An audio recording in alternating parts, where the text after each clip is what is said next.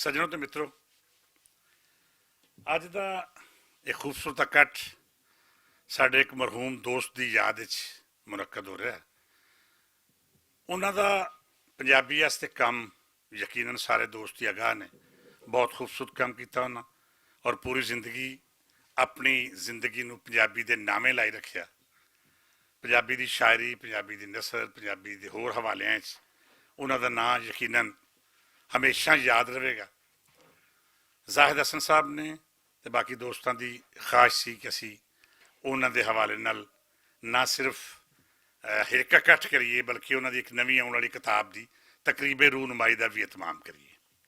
सो असी बड़े हंगामी हालात बड़े जल्दी दोस्तों ने बुलाया। यकीनन उन्होंने याद तकारीब का सिलसिला जारी रहेगा। असी उन्होंने याद रखते रहेंगे, उन्होंने हवाले नाल गुफ्तगू भी होती रहेगी। तो अज के इस हंगामी प्रोग्राम साडे सद्दे ते यानी एक दो दिन के नोटिस के सद्दे ते दोस्तां तशरीफ लियाए। मैं उनका बहुत मशहूर तो ममनून हाँ कि उन्हें साड़ी दावत से इत्थे आन की जामत फरमाई। यकीनी गल है, बिलखसूस गुजरात तो डॉक्टर साहब की आमद, स्वीडन तो शाहकार साहब की आमद, ये इस गल की अलामत है कि ये दोस्त उन्होंने प्यार करने वाले ने। राय साहब ने एक मुशायरे से जाना सी तो ये मुशायरा कभी नहीं छड्डदे, तो मुशायरा छड्ड के साढ़े को तशरीफ ले आए ने। असी तमाम दोस्तों को जी आया नूं आखने और तवक्को करने कि पंजाब हाउस का यह इदारा तुहानूं आइंदा भी पंजाबी के हवाले नाल तकारीब सद्दे दिंदा रहेगा और असी मशकूर होवांगे कि तुसी पंजाबी के हवाले नाल साडी रहनुमाई भी करो, साडे काम नूं वेखो भी, उत्ते तनकीद भी करो और सानू दसो कि असी कित्थे बेहतर कर रहे हैं, कित्थे माड़ा कर रहे हैं। मैं बहुत मशकूर हाँ रियाज घुम्मण साहब का और सच्ची गल है कि मैं अगे भी यदा बरमला इजहार करना कि असी कम अज़ कम मैं अपनी जात की गल करना कि पंजाबी नाल टुरन का रस्ता मैं घुम्मण साहब के पैरों तो अडाप्ट किया है। असी घुम्मण साहब नूं पंजाबी वाल टुरदियां वेख के पंजाबी वाले पासे आए और फिर उस तहरीक का हिस्सा बन गया जिहड़ी यकीनन कामयाबी वाल वध रही है। मेरा ईमान है कि पंजाबी अज तो 30 साल पहला उहदा जिहड़ा हाल सी अज तो असी बहुत अगे खलोते हैं और इंशाअल्लाह आने वाले दिन पंजाबी की कामयाबी के दिन होंगे। असी बिल्कुल पूरी उम्मीद हाँ कि पंजाबी के हवाले नाल साडी स्ट्रगल या साडे वड्डियां दी स्ट्रगल कामयाबी नाल अगे वध रही है। कुछ लोग मायूसी का इजहार करते हैं, मैं समझदा हरगिज़ नहीं। असी बिल्कुल काम क्योंकि बाजी प्रवीण तो इस गल तो आगाह ने कि अज तो 30 साल पहला पंजाबी की गल करना गद्दारी के जुमरे च आउंदा सी ते अज तो असी पंजाबी नूं और साडू बाकी लोग भी पंजाबी नाल जुड़ते नज़र आउंदे ने। पंजाबी का सरकारी इदारे भी मौजूद ने।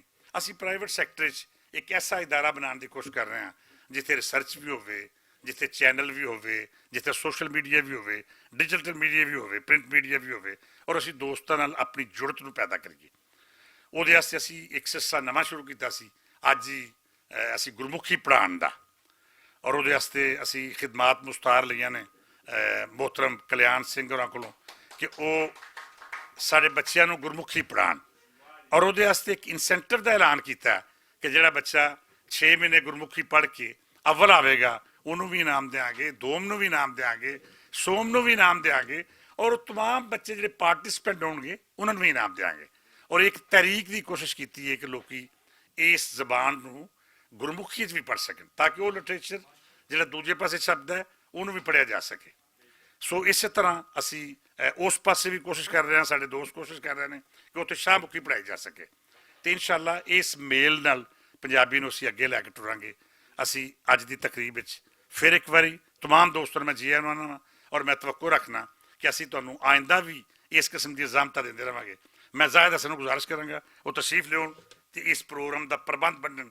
इक्को गुजारिश है कि कल्याण नूं पहलां सुन लेना।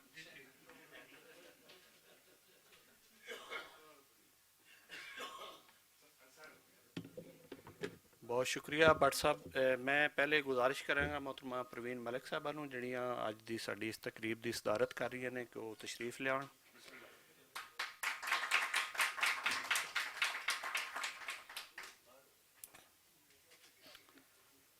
मैं नाल कोई नां दे कोई लकब शकब इसलिए नहीं बोलांगा कि सारे दोस्त जिहड़े ने एक दूसरे नूं जानते हैं और बहुत अच्छी तरह जानते हैं। असी सारे पंजाबी लिखण वाले हैं, पंजाबी पढ़न वाले हैं। तो हुण मैं गुजारिश करांगा जनाबे इलियास घुमण होरां नूं कि वो भी तशरीफ लियाण।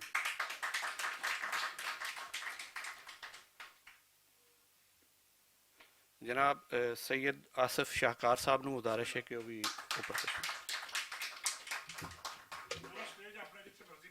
ਨਹੀਂ ਕੁਰਸੀ ਤੇ ਬੈਠੋ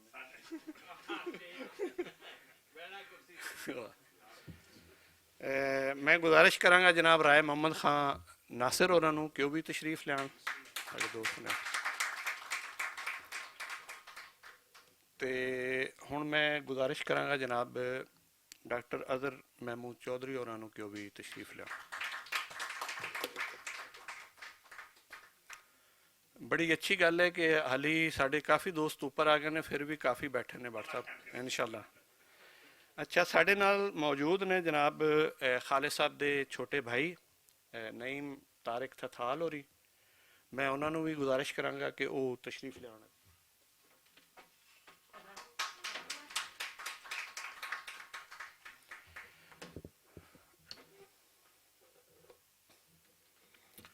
असल ਹੁਣੇ ਜਿਹੜੀ ਭੱਟ ਸਾਹਿਬ ਨੇ ਗੱਲ ਕੀਤੀ ਕਿ ਮੈਂ ਤਵੱਕੋ ਨਹੀਂ ਕਰ ਰਿਹਾ ਸੀ ਮੈਂ ਥੋੜੀ ਜੀ ਗੱਲ ਕਰਾਂਗਾ ਉਸ ਤੋਂ ਬਾਅਦ ਸਾਰੇ ਦੋਸਤ ਜਿਹੜੇ ਨੇ ਉਹ ਇਹਦੇ ਤੇ ਗੱਲ ਕਰਨਗੇ ਕਿ ਖਾਲਿਦ ਸਾਹਿਬ ਦੀ ਜਿਹੜੀ ਇਹ ਕਿਤਾਬ ਆਏਗੀ ਔਰ ਉਹ ਅਸੀਂ ਉਹਨਾਂ ਦੀ ਗੈਰ ਮੌਜੂਦਗੀ 'ਚ ਉਹਦੀ ਤਕਰੀਬ ਕਰਾਂਗੇ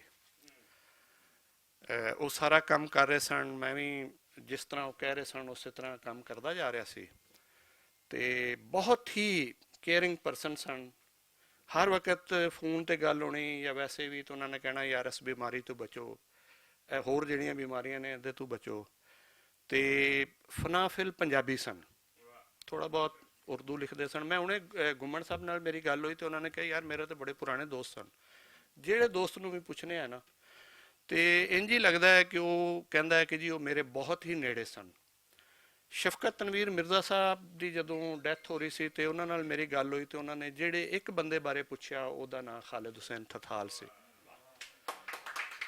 सो पंजाबी दे नाल उन्हां दी एक जिहड़ी लगन सी एक कमिटमेंट सी जिहड़ी वो बहुत और मेरे नाल वैसे उन्हां दा एक इस तरह दा इत्थे भी काफ़ी दोस्त मौजूद ने कि जदों उन्होंने पाकिस्तान आना तो लाहौर आना तो फिर वो 3-4 साढ़े दोस्तों की मंडली होंदी सी पुरानी अनारकली बैठा रहना इधर उधर जिथे भी पंजाबी का कोई फंक्शन होना उधर चले जाना इधर चले जाना लेकिन ये बड़ी जी उन्होंने डैथ है असी पिछले 1-2 सालों बेशुमार जोड़े साढ़े पंजाबी के हीरे सन जोड़े बहुत अहम लिखारी सन वो साढ़े तो चले गए ने तो उहदे चों एक मेरे लिए जोड़ा है ज़ाती तौर पर मैं समझना कि सब तो जोड़ा नुकसान होया कि वो हाली बहुत काम कर रहे सन और उन्हां दियां उमंगां उन्हां दियां सदरां उन्हां दियां ख्वाहिशां बिल्कुल जवान सन ते इंशाअल्लाह जिस वक्त उन्हां दी मैनूं मतलब डैथ की खबर मिली तो उस तो बाद मैं काफ़ी यानी कन्फ्यूजन का शिकार हो गया कि उन्हां दा जिहड़ा काम सी और वो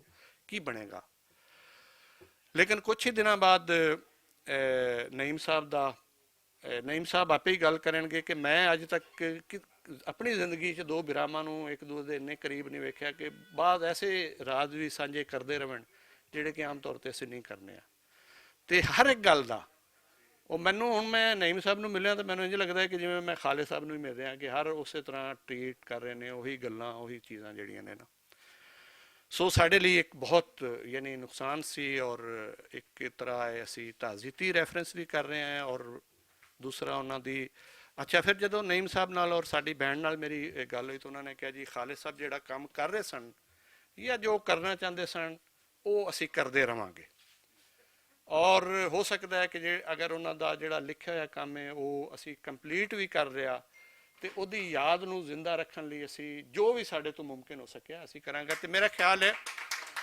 किसी भी पंजाबी राइटर और उहदी फैमिली नूं इस तरह का जिहड़ा एक बिहेव करना या बिहेवियर है वो बहुत पॉजिटिव गल है सो बेशुमार मेरे को तो बहुत यादां ने बहुत गल्लां ने अगर मैं करना शुरू करा तो शायद ना मुकन तो मैं दूसरा जिहड़ा शुक्रगुजार हाँ वो भट्ट साहब का वैसे जिस तरह खालिद साहब मेरे वड्डे भरा सन भट्ट साहब भी वड्डे भरा ने और बड़े माण नाल इन्हां नूं जिहड़ा भी काम कहीदा है वो कर देंदे ने जिस तरह भी और इन्हां ने जितनी जल्दी इस अरेंज किया इस प्रोग्राम नूं और उन्होंने कहा जी ये बिल्कुल तुहाडा अपना दफ्तर है जो मर्जी आओ करो मेरा तो मकसद ही है ना सो इन्हां दा भी असी बहुत यानी धन्यवाद है शुक्र और इन्होंने इन्नी जल्दी कल देखो तुसी दोस्तों नूं हुणे मिल भी जाएगा ਕਿ ਖਾਲਿਦ ਸਾਹਿਬ ਦੇ ਹਵਾਲੇ ਨਾਲ ਇੱਕ ਸਪਲੀਮੈਂਟ ਵੀ ਛਾਪ ਦਿੱਤਾ ਹੈ ਔਰ ਪਿਛਲਾ ਪੂਰਾ ਹਫਤਾ ਇੱਕ ਯਾਨੀ ਸਫਾ ਉਹਨਾਂ ਦਾ ਇਸ਼ਤਿਹਾਰ ਅੱਧੇ ਤੋਂ ਘੱਟ ਸਫੇ ਦਾ ਉਹ ਛਾਪਦੇ ਰਹੇ ਨੇ ਪੂਰੇ ਹਫਤੇ ਤੋਂ। ਸੋ ਜ਼ਾਹਿਰ ਹੈ ਕੱਲ ਵੀ ਆਉਣਾ ਜਿਹੜਾ ਪ੍ਰੋਗਰਾਮ ਹੋ ਰਿਹਾ ਹੈ ਵੀ ਚੱਲਦਾ ਰਹੇਗਾ। ਤੇ ਇੱਕ ਇਹੀ ਚੀਜ਼ ਹੁੰਦੀ ਹੈ, ਅਸੀਂ ਕਿਸੇ ਨੂੰ ਕੀ ਦੇ ਸਕਦੇ ਹਾਂ, ਲੇਕਿਨ ਇਹ ਕਿ ਜਿਹੜੇ ਦੋਸਤ ਇੱਕ ਕਾਜ਼ ਦੇ ਨਾਲ ਇੱਕ ਆਪਣੀ ਜ਼ਬਾਨ ਦੇ ਨਾਲ ਜੁੜੇ ਹੋਏ ਸਨ, ਫਿਰ ਜਿਹੜਾ ਬਾਕੀ ਰਹਿ ਜਾਂਦੇ ਨੇ ਸਾਡੇ ਵਰਗੇ, ਉਹਨਾਂ ਦਾ ਇਹੀ ਬਣਦਾ ਹੈ ਕਿ ਅਸੀਂ ਉਹਨੂੰ ਹਰ ਮੁਮਕਿਨ ਤਰੀਕੇ ਨਾਲ ਪੂਰਾ ਕਰਨ ਦੀ ਕੋਸ਼ਿਸ਼ ਕਰੀਏ। ਸੋ ਮੈਨੂੰ ਹੁਕਮ ਕੀਤਾ ਸੀ ਭੱਟ ਸਾਹਿਬ ਨੇ ਕਿ ਕਲਿਆਣ ਸਾਹਿਬ ਨੇ, ਔਰ ਮੇਰੇ ਵੀ ਇਲਮ ਵਿੱਚ ਹੈ ਕਿ ਉਹਨਾਂ ਨੇ ਇੱਕ ਕਲਾਸ ਪੜ੍ਹਾਉਣ ਜਾਣੀ ਹੈ, ਉਹ ਥੋੜ੍ਹੀ ਜਿਹੀ ਗੱਲ ਜੋ ਵੀ ਸਾਡੇ ਨਾਲ ਸਾਂਝੀ ਕਰਨ ਉਹ ਕਰਨ, ਔਰ ਉਸ ਤੋਂ ਬਾਅਦ ਫਿਰ ਬਾਕੀ ਦੱਸਣ।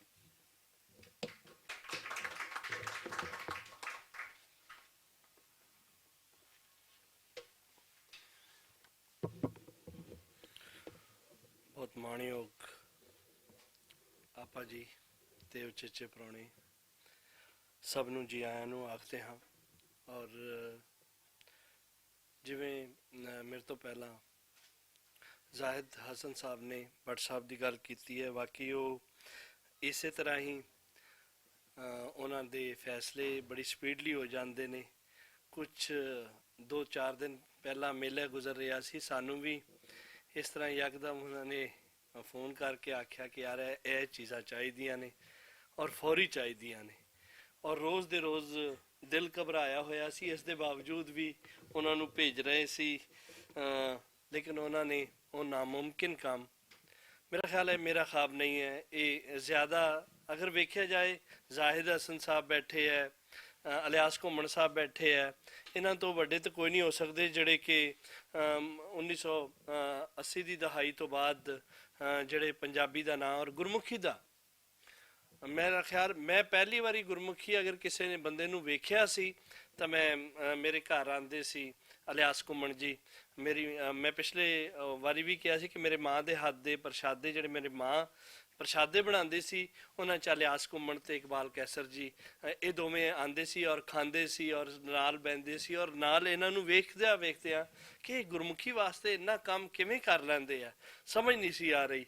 ਕਿਉਂਕਿ ਸਮਾਜੀ ਤੌਰ ਤੇ ਬਹਰਹਾਲ ਡਿਸਕ੍ਰਿਮੀਨੇਸ਼ਨ, ਇੱਕ ਨਫ਼ਰਤ ਬਹਰਹਾਲ ਮੌਜੂਦ ਸੀ, ਲੇਕਿਨ ਇਹਨਾਂ ਦਾ ਕੰਮ ਜਿਹੜਾ ਸੀ ਉਹ ਕੋਈ ਹੋਰ ਕਰ ਵੀ ਨਹੀਂ ਸਕਦਾ ਸੀ। ਇਤਿਹਾਸ ਪੂਰਾ ਇਹਨਾਂ ਨੇ ਕੰਗਾਲਿਆ ਔਰ ਪੰਜਾਬੀ ਦੀ ਗੱਲ ਕਰਨੀ, ਔਰ ਬਹੁਤ ਸਾਰਾ ਮੈਨੂੰ ਯਾਦ ਹੈ ਕਿ ਬਹੁਤ ਸਾਰਾ ਨੁਕਸਾਨ ਵੀ ਉਹਨਾਂ ਨੇ ਚੁੱਕਿਆ ਹੈ, ਪਰ ਗਰੀਬਾਂ ਨੇ ਹਿੰਮਤ ਨਹੀਂ ਹਾਰੀ ਔਰ ਕੰਮ ਕਰਦੇ ਰਹੇ।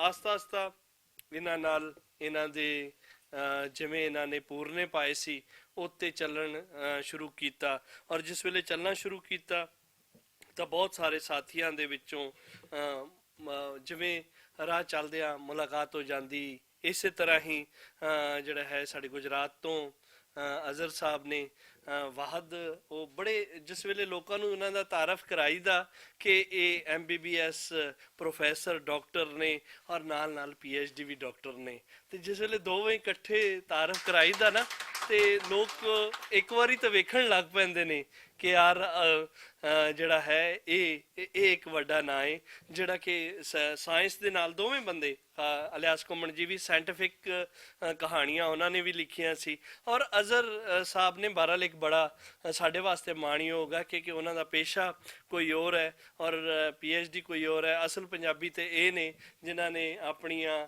ਸਾਰੀ ਉਮਰ ਪੰਜਾਬੀ ਜ਼ੁਬਾਨੋਂ ਅਦਬ ਵਾਸਤੇ ਗਾਲ ਦਿੱਤੀਆਂ। ਔਰ ਖਾਲਿਦ ਸਾਹਿਬ ਨੂੰ ਸਹੀ ਪੁੱਛੋ ਤਾਂ ਮੈਂ ਜਿਹੜਾ ਹੈ ਇਹਨਾਂ ਮਹਾਨ ਬੰਦਿਆਂ ਨੂੰ ਵੇਖ ਹੁਣ ਪੜ੍ਹਨਾ ਪੈ ਰਿਹਾ ਸਾਨੂੰ, ਤੇ ਉਹਨਾਂ 'ਚ ਇੱਕ ਇਹ ਨਾਮ ਹੀ ਹੈ ਕਿ ਉਹਨਾਂ ਦੀ ਜਿਹੜੀ ਅਗਰ ਤੁਸੀਂ ਵੇਖੋ ਪਹਿਲੀ ਨਜ਼ਮ ਹੀ ਵੇਖ ਲਓ, ਉਹਨਾਂ ਨੇ ਕੀ ਲਿਖ ਛੱਡਿਆ ਏ, ਮਾਂ ਬੋਲੀ ਮਰਨ ਨਾ ਦਿਆਂਗੇ, ਮਾਂ ਬੋਲੀ ਨਾ ਮਰਨ ਦਿਆਂਗੇ, ਇਹ ਧੱਕਾ ਨਾ ਕਰਨ ਦਿਆਂਗੇ, ਮਾਂ ਬੋਲੀ ਨਾ ਮਰਨ ਦਿਆਂਗੇ, ਇਹ ਧੱਕਾ ਨਾ ਕਰਨ ਦਿਆਂਗੇ, ਜਾਨ ਵੀ ਆਪਣੀ ਵਾਰ ਕੇ ਮਿੱਤਰੋ, ਜਾਨ ਵੀ ਆਪਣੀ ਵਾਰ ਕੇ ਮਿੱਤਰੋ, ਇਹ ਬਾਜ਼ੀ ਨਾ ਹਰਨ ਦਿਆਂਗੇ। ਸ਼ੁਰੂਆਤ ਤੌਰ ਤੇ ਜਿੱਥੇ ਲੋਕ ਮੈਂ ਕਹਿਣਾ ਪਿਆ ਕਿ ਕੋਈ ਉਹ ਹਰਜ ਨਹੀਂ ਹੈ, ਰੱਬ ਦਾ ਨਾਂ ਲੈਂਦੇ, ਉੱਥੇ ਉਹਨਾਂ ਨੇ ਮਾਂ ਬੋਲੀ ਦੀ ਇੱਕ ਇਨਕਲਾਬੀ ਨਜ਼ਮ ਲਿਖ ਛੱਡੀ ਹੈ। ਇਹ ਇੱਕ ਵੱਡੀ ਗੱਲ ਹੈ ਇਹਨਾਂ ਲੋਕਾਂ ਦੀ ਕਿ ਇਹਨਾਂ ਨੇ ਨਾ ਸਿਰਫ ਪੰਜਾਬੀ ਜ਼ੁਬਾਨੋ ਅਦਬ ਲਈ ਕੰਮ ਕੀਤਾ ਹੈ ਔਰ ਦੇਖੋ ਕਿ ਅਮਲੀ ਰੂਪ ਦੇ ਵਿੱਚ ਇਹ ਉਹਨਾਂ ਦੀਆਂ ਗੱਲਾਂ ਸਾਹਮਣੇ ਆ ਰਹੀਆਂ ਨੇ ਔਰ ਬਹੁਤ ਸਾਰੀਆਂ। ਇੱਕ ਇਹਨਾਂ ਦੀ ਨਜ਼ਮ ਜਿਹੜੀ ਮੈਨੂੰ ਬਹੁਤ ਪਿਆਰੀ ਲੱਗਦੀ ਹੈ, ਚੰਗਾ ਹੁੰਦਾ ਏ ਆਪਣੀ ਖਲ ਦੇ ਅੰਦਰ ਰਹਿਣਾ, ਆਪਣੀ ਖਲ ਦੇ ਅੰਦਰ ਰਹਿਣਾ, ਆਪਣੀ ਗੱਲ ਦਾ ਪਹਿਰਾ ਦੇਣਾ, ਆਪਣੀ ਪੀੜ ਨੂੰ ਆਪੇ ਸਹਿਣਾ, ਆਪਣੀ ਅੱਖ ਨਾਲ ਆਪੇ ਖਹਿਣਾ, ਹਰ ਕਿਸੇ ਦੇ ਸੁਣਦਿਆਂ ਰਹਿਣਾ, ਨਿਰੇ ਬਕਾਰੇ ਕਰਨੇ ਨਾਲੋਂ ਚੰਗਾ ਹੁੰਦਾ ਏ ਚੁੱਪ ਹੀ ਰਹਿਣਾ। ਇਹ ਮੈਨੂੰ ਬਹੁਤ ਹੀ ਪਿਆਰੀ ਲੱਗਦੀ ਸੀ ਔਰ ਮੈਂ ਆਖਰ ਦੇ ਵਿੱਚ ਫਿਰ ਭੱਟ ਸਾਹਿਬ ਦਾ ਧੰਨਵਾਦੀ ਹਾਂ ਕਿ ਉਹਨਾਂ ਨੇ ਅੱਜ ਪਹਿਲੀ ਕਲਾਸ ਸੀ ਗੁਰਮੁਖੀ ਦੀ ਵੀ, ਉਹ ਵੀ ਸ਼ੁਰੂ ਕਰਾਈ ਔਰ ਅੱਜ ਹੀ ਦਿਨ ਉਹਨਾਂ ਨੇ ਇੱਕ ਮਹਾਨ ਪੰਜਾਬੀ ਦੀ ਜਿਹੜਾ ਉਹਨਾਂ ਵਾਸਤੇ ਵੀ ਜਿਹੜਾ ਹੈ ਦਿਹਾੜਾ ਰੱਖਿਆ ਹੋਇਆ। ਔਰ ਜ਼ਾਹਿਦ ਹਸਨ ਦਾ ਬਹੁਤ ਧੰਨਵਾਦੀ ਹਾਂ ਕਿ ਕਿਤਾਬਾਂ ਯਾਰ ਸਾਰੇ ਛਾਪਦੇ ਨੇ। ਮੈਂ ਪਹਿਲੀ ਵਾਰੀ ਪੁੱਛਣ ਲੱਗਾ ਸੀ ਭੱਟ ਸਾਹਿਬ ਨੂੰ ਕਿ ਇਹ ਇੰਨੀ ਵਧੀਆ ਕਿਤਾਬ ਛਾਪੀ ਹੈ, ਇਹਨੇ ਵਧੀਆ ਗ੍ਰਾਮ ਲਾ ਕੇ ਕਿਤਾਬ ਛਾਪੀ ਹੈ। ਜ਼ਾਹਿਦ ਹਸਨ ਦੀਆਂ ਸਾਰੀਆਂ ਕਿਤਾਬਾਂ ਜਿਹੜੀਆਂ ਨੇ ਬਹੁਤ ਸੋਹਣੀਆਂ ਹੁੰਦੀਆਂ, ਉਹਦੇ ਟਾਈਟਲ ਬਹੁਤ ਸੋਹਣੇ ਹੁੰਦੇ, ਇੰਨੇ ਪਿਆਰੇ ਹੁੰਦੇ ਆ। ਸੋ ਉਹ ਵੀ ਵਧਾਈ ਦੇ ਪਾਤਰ ਹਨ ਕਿ ਉਹਨਾਂ ਨੇ ਇਹ ਸੋਚੀ ਔਰ ਇਹ ਪ੍ਰੋਗਰਾਮ ਕਰਾਇਆ। ਸਭ ਦਾ ਸ਼ੁਕਰੀਆ, ਸਭ ਦਾ ਧੰਨਵਾਦ।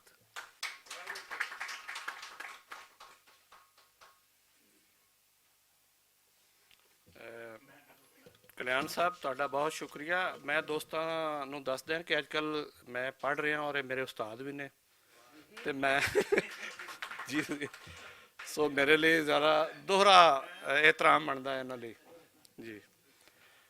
ਤੇ ਜਿਸ ਤਰ੍ਹਾਂ ਕਿ ਉਹਨੇ ਦੋਸਤ ਕਹਿ ਰਹੇ ਸਨ, ਉਹ ਬਾਬਾ ਨਜਮੀ ਸਾਹਿਬ ਦੀ ਨਾ ਇੱਕ ਕੋਈ ਰਿਕਾਰਡਿੰਗ ਹੈ, ਉਹ ਕਹਿੰਦੇ ਨੇ ਮੈਂ ਉਹ ਕਰਕੇ ਤੇ ਹਾਜ਼ਰ ਹੋਣਾ ਇੱਧਰ, ਉਹ ਕੋਈ ਪ੍ਰੋਗਰਾਮ ਹੈ ਉਹਨਾਂ ਦਾ।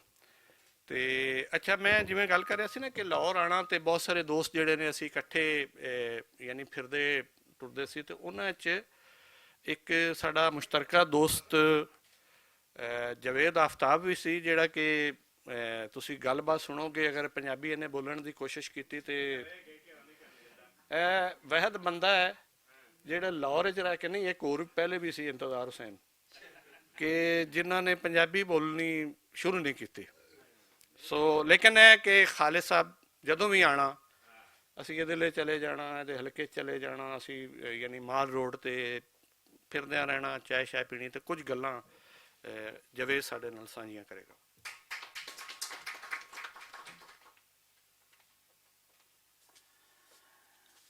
सबको सलाम। मेरे मोहतरम स्टेज पे बैठे सीनियर्स उन्होंने भी सलाम।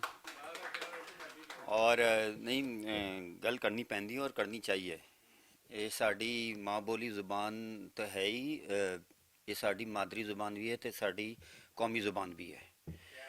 ये जड़ा उर्दू दा सी कहते हैं कि जे राबते दी ज़ुबान तुसी कह लो, असी जी डिवीजन की है ना, जड़ा सारा तुसी दोस्त काम कर, मेरी बदकिस्मती है कि ज़ाहिर मेरा बड़ा प्यारा दोस्त है और ਜਿਹੜਾ ਪੰਜਾਬੀ ਨੁਕੇਲ ਨੂੰ ਮੈਂ ਸਮਝਣ ਦੀ ਕੋਸ਼ਿਸ਼ ਕੀਤੀ ਨਾ, ਇਹਦੇ ਵਿੱਚ ਇਹਦਾ ਬੜਾ ਹੱਥ ਹੈਗਾ।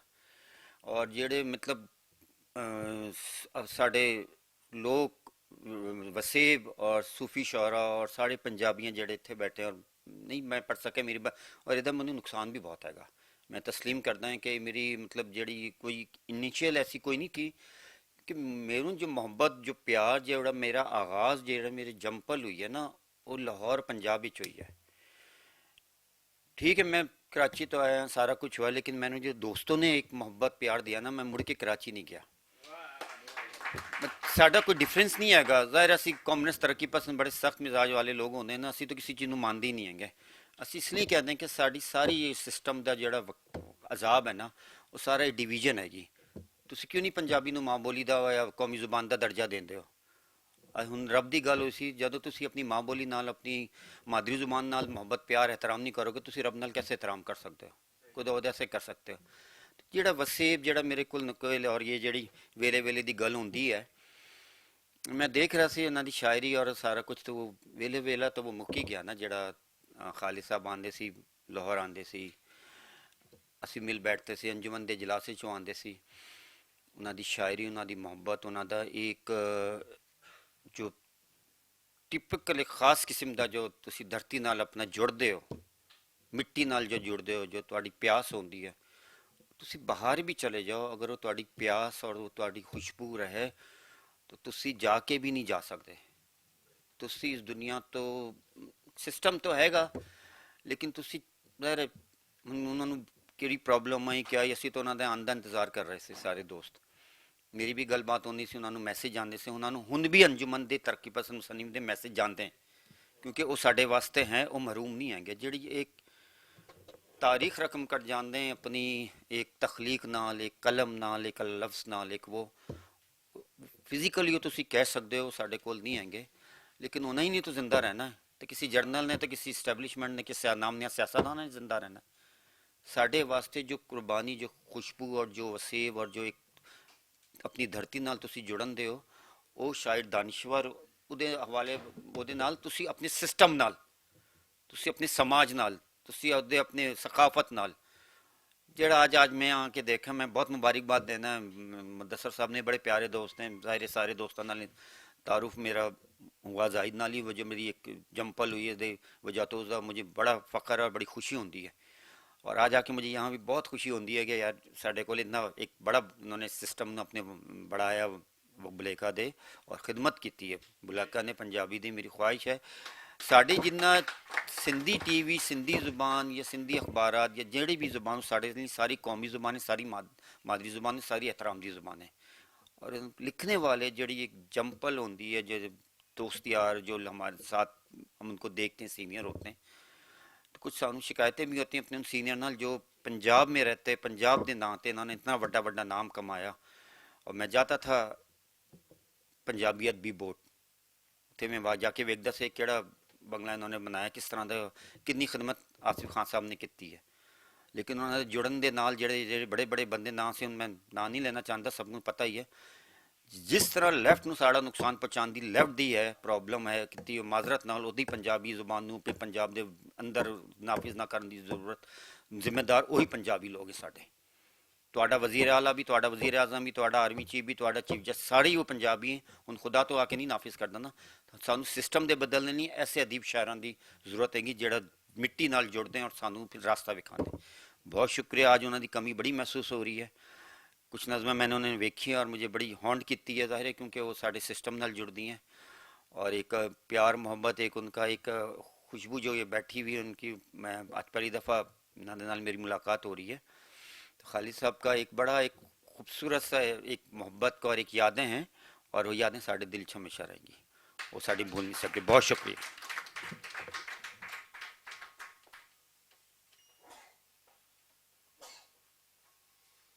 जी बहुत शुक्रिया जवेद आफ्ताब साहब।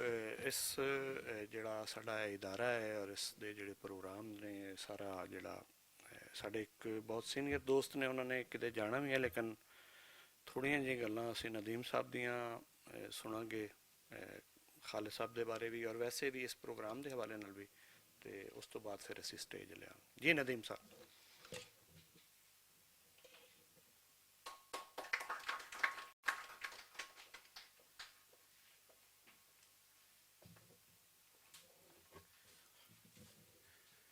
मेरे लिए सब तो कीमती चीज़ मैं समझना किताब है। ਤੇ ਪਿਛਲੇ ਦਿਨਾਂ ਦੇ ਵਿੱਚ ਜ਼ਾਹਿਦ ਸਾਹਿਬ ਨੇ ਜਦ ਕੁਝ ਕਿਤਾਬਾਂ ਪੰਜਾਬ ਹਾਊਸ ਪੇਸ਼ ਕੀਤੀਆਂ ਤੇ ਇੱਕ ਕਿਤਾਬ ਮੁਦੱਸਰ ਇਕਬਾਲ ਭੱਟ ਸਾਹਿਬ ਦੀ ਟੇਬਲ ਤੋਂ ਮੈਂ ਵੀ ਲੈ ਗਿਆ। ਉਹ ਇਹਨਾਂ ਦੀ ਕਿਤਾਬ ਸੀ ਤੇ ਉਹ ਪੜ੍ਹੀ ਸ਼ੁਰੂ ਤੋਂ ਲੱਗ ਕੇ ਅਖੀਰ ਤੱਕ, ਦੋ ਨਸ਼ਿਸਤਾਂ ਦੇ ਵਿੱਚ ਹੀ ਪੜ੍ਹ ਲਈ, ਜਿਹਦਾ ਅੱਜ ਮੁੱਖ ਵਿਖਾਲੀ ਇਕੱਠ खालिद हुसैन तथाल साहब नाल पहला तारुफ सी। और मैं समझना कि मेरे समेत साढ़े हर पंजाबी दी या हर उस शख्स की जिहड़ा अदब पढ़ना चाहता है, अदब सीखना चाहता है या अदब समझना चाहता है या अपनी धरती की रहतल नाल जुड़ना चाहता है, उसकी वड्डी बदकिस्मती है कि किताब उदों आई है जो खालिद हुसैन साहब साढ़े विच नहीं है। किताब दे नाल नाल उन्हां नाल मुलाकातां हुंदियां, होर वड्डी गल हुंदी।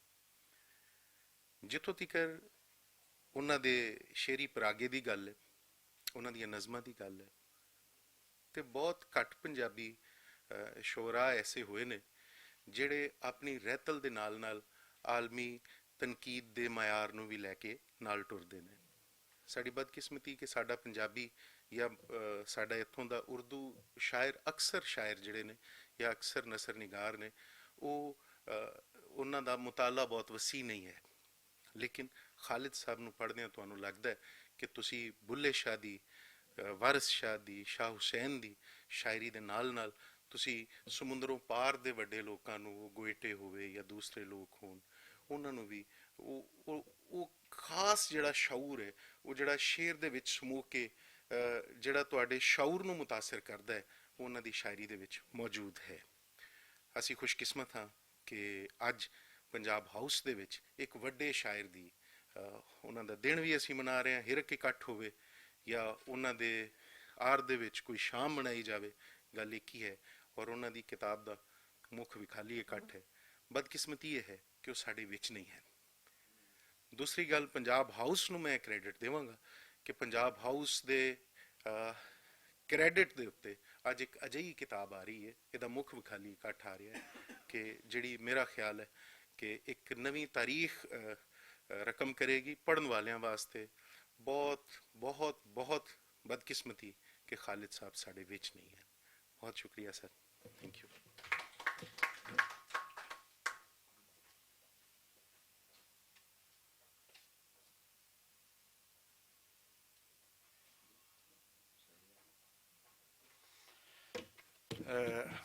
ਖਾਨ ਸਾਹਿਬ, ਮੈਂ ਨਾ ਥੋੜ੍ਹਾ ਜਿਹਾ ਚਾਹੁੰਦਾ ਕਿ ਅਸੀਂ ਉਹਨਾਂ ਦੇ, ਸਾਡੇ ਕੋਲ ਮੌਜੂਦ ਨੇ ਨਈਮ ਸਾਹਿਬ, ਉਹਨਾਂ ਦੀਆਂ ਇੱਕ ਭਾਈ ਦੇ ਤੌਰ ਤੇ ਜਿਹੜੀਆਂ ਯਾਦਾਂ ਨੇ ਜਾਂ ਗੱਲਾਂ ਨੇ ਉਹ ਸੁਣ ਲਈਏ, ਫਿਰ ਤੁਹਾਨੂੰ 5-7 ਮਿੰਟ ਬਸ, ਤੇ ਉਸ ਤੋਂ ਬਾਅਦ ਫਿਰ ਤੁਹਾਨੂੰ ਤਕਲੀਫ ਦਿਆਂਗੇ। ਸਾਡੇ ਨਾਲ ਮੌਜੂਦ ਨੇ ਨਈਮ ਸਾਹਿਬ, ਤੇ ਉਹ ਮੈਂ ਜਦੋਂ ਇਹਨਾਂ ਨੂੰ ਕਹਿਣਾ ਨਾ ਕਿ ਥੋੜ੍ਹਾ ਜਿਹਾ ਕੰਮ ਅੱਗੇ ਚੱਲਿਆ ਜਾਏਗਾ ਜਾਂ ਇਸ ਤਰ੍ਹਾਂ, ਤੇ ਇਹਨਾਂ ਨੇ 30 ਨੂੰ ਵਾਪਸ ਜਾਣਾ ਸੀ, ਤੇ ਕਹਿੰਦੇ ਨੇ ਯਾਰ ਮੈਂ ਤੇ ਬਸ ਆਇਆ ਹੀ ਇਸ ਵਾਰੀ ਬਾਈਜਾਨ ਦੀਆਂ ਚੀਜ਼ਾਂ ਜਿਹੜੀਆਂ ਨੇ ਸੰਭਾਲਣ ਆਇਆ, ਕੰਮ ਕਰਨ, ਤੇ ਲੇਟ ਹੋਵੇ ਜਾਂ ਜਲਦੀ ਹੋਵੇ ਮੈਂ ਇਹ ਕਰਕੇ ਹੀ ਜਾਣਾ ਹੈ। ਬਾਕੀ ਬੇਸ਼ੁਮਾਰ ਚੀਜ਼ਾਂ ਨੇ, ਤੇ ਅਸੀਂ ਚਾਹੁੰਦੇ ਹਾਂ ਕਿ ਕੁਛ, ਮੈਂ ਇਹ ਚਾਹੁੰਦਾ ਕਿ ਕੁਛ ਜ਼ਾਤੀ ਗੱਲਾਂ ਵੀ ਥੋੜ੍ਹੀਆਂ ਬਹੁਤ ਸਾਡੇ ਨਾਲ ਸਾਂਝੀਆਂ ਕਰਨ, ਔਰ ਬਾਕੀ ਜੋ ਉਹਨਾਂ ਦੇ ਮਨ 'ਚ ਆਉਂਦੀ ਹੈ। ਜੀ ਨਈਮ ਸਾਹਿਬ, ਨਈਮ ਤਾਰਿਕ ਠਠਾਲ। शुक्रिया जी। सब सजना मित्रां दी खिदमत ते बाजियां दी खिदमत इस्लाम अर्ज करना जी। ते मैं भाईजान हालत होरां दी याद विच ते उन्हां दे नवें शेरी मजमूए जीवन जोबन रुत बहार दे मुख वकाली इकट्ठ करन ते पंजाबी यूनियन दे आगू मुदस्सर इकबाल भट्ट होरां दा खास तौर ते शुक्रगुजार हां ते भाईजान होरां दी शायरी ते शख्सियत बारे एडे सोहने परवें ख्यालात दा इज़हार करन ते इस महफिल विच शामिल होन ते परवीन मलिक होरां दा, बाबा नजमी होरां दा, इलियास घुम्मन, राय मोहम्मद खान नासर होरां दा, डॉक्टर अजहर महमूद चौधरी, एजाज साहब, जावेद आफ्ताब, रफीक चौधरी, रमज़ान शाहिद, जस्टिस आसिफ शाहकार, गजाला निज़ाम होरां दा ते और लोकां दा मैं दिलो शुक्रगुजार हां। मैं इस काबिल ते नहीं है, मैनू जाहिद साहब ने धक्के नाल स्टेज ते बहा दिता। उंज मैं इन्हां की रिक्वेस्ट की है कि मैंने इत्थे बायो, एडे वड्डियां हस्तियां दे होंदियां मैं नहीं इत्थे बहना चाहता है। बहरहाल इन्हां दा वेला लंघ जांदा है, गल्लां रह जांदियां ने। भाई खालिद हुसैन ठठाल होरां दियां यादां ते बेशुमार ने। जदों उन्हां दे बारे कोई गलबात शुरू करी दीए ते अंदर दियां तारां हिल जांदियां ने, गलबात जारी रखनी मुश्किल हो जाती है। ते नाले इत्थे बैठे होए अहले इलम, दानश, वारस, सौजवान लोकां अगे गलबात करनी मेरी की मजाल हो सकती है जी। ते खालिद साहब नू अपनी माँ बोली, अपने देश ते वसेब नाल बड़ी प्रीत है। उन्हां अपनी माँ बोली नाल प्यार ही नहीं इश्क कीता। खालिद साहब ने अपनी मिट्टी दी खिच ते सिक नू बड़ा डाढा महसूस कीता है। ते एक दफा वो कहन लगे, माँ दी झोली ते बंदे नू छड्डनी पैंदी है। ते जिवें माँ दी झोली विच बंदा एक खास निंग, प्यार ते संभाल नू मानदा है, इस दा कोई बदल नहीं हुंदा। इंज जेड़ा सुख सकून अपनी धरती ते रहिंदियां लभदा है, वो जान दी किसे नुकरे नहीं लभदा। यही वजह है कि वो एक दफा उसलो नू छड्ड के ते अपने देश पाकिस्तान अबाई जू ते आ वसे ते कोई 6-7 वरे इत्थे रहे। वो कहंदे ने ਇਸ ਮਿੱਟੀ ਦੀ ਖਿੱਚ ਦੇ ਕਾਰਨ ਹੀ ਮੈਂ ਇੱਥੇ ਵਾਪਸ ਪਰਤਿਆ। ਹਾਲਤ ਸਾਹਿਬ ਕਹਿੰਦੇ ਪਈ ਭਾਵੇਂ ਮੇਰੇ ਬੀਵੀ ਤੇ ਬੱਚਿਆਂ ਨੂੰ ਇਹ ਗੱਲ ਭਾਉਂਦੀ ਤੇ ਨਹੀਂ ਆਈ, ਪਰ ਮੈਂ ਉਹਨਾਂ ਨੂੰ ਇੱਥੇ ਦੀ ਆਜ਼ਾਦੀ ਦੇ ਰਫੜਾਂ ਔਕੜਾਂ ਤੇ ਘਾਟਿਆਂ ਦੇ ਵਿਰੋਧ ਇਹੀ ਦਲੀਲ ਦਿੰਦਾ ਰਿਹਾ ਵੀ ਮਿੱਟੀ ਦਾ ਕੋਈ ਕਸੂਰ ਨਹੀਂ, ਮਿੱਟੀ ਤੇ ਬੜੀ ਪੁੱਤਰ ਹੈ। ਬਸ 21 ਤੇ ਸੱਦਰ ਏ ਜੇ ਦੇਸ਼ ਦੇ ਸਾਰੇ ਵਸਨੀਕ ਬਸ 21 ਤੇ ਸੱਦਰ ਏ ਜੇ ਦੇਸ਼ ਦੇ ਸਾਰੇ ਵਸਨੀਕ ਸੁਖ ਤੇ ਚੈਨ ਨਾਲ ਪੰਧ ਪੂਰਨ। ਉਹਨਾਂ ਦੀ ਗਜ਼ਲ ਦੇ ਕੁਝ ਸ਼ੇਰ ਨੇ ਸਮੇਂ ਦੇ ਸੌਣ ਨੂੰ ਸੇਮਕਾਂ ਤੇ ਸੁੰਡੀਆਂ ਨੇ ਖਾ ਲਿਆ, ਸਮੇਂ ਦੇ ਸੌਣ ਨੂੰ ਸੇਮਕਾਂ ਤੇ ਸੁੰਡੀਆਂ ਨੇ ਖਾ ਲਿਆ, ਕੋਇਲਾਂ ਦੇ ਘਰ ਤੇ ਗਿਰਜਾ ਨੇ ਡੇਰਾ ਲਾ ਲਿਆ।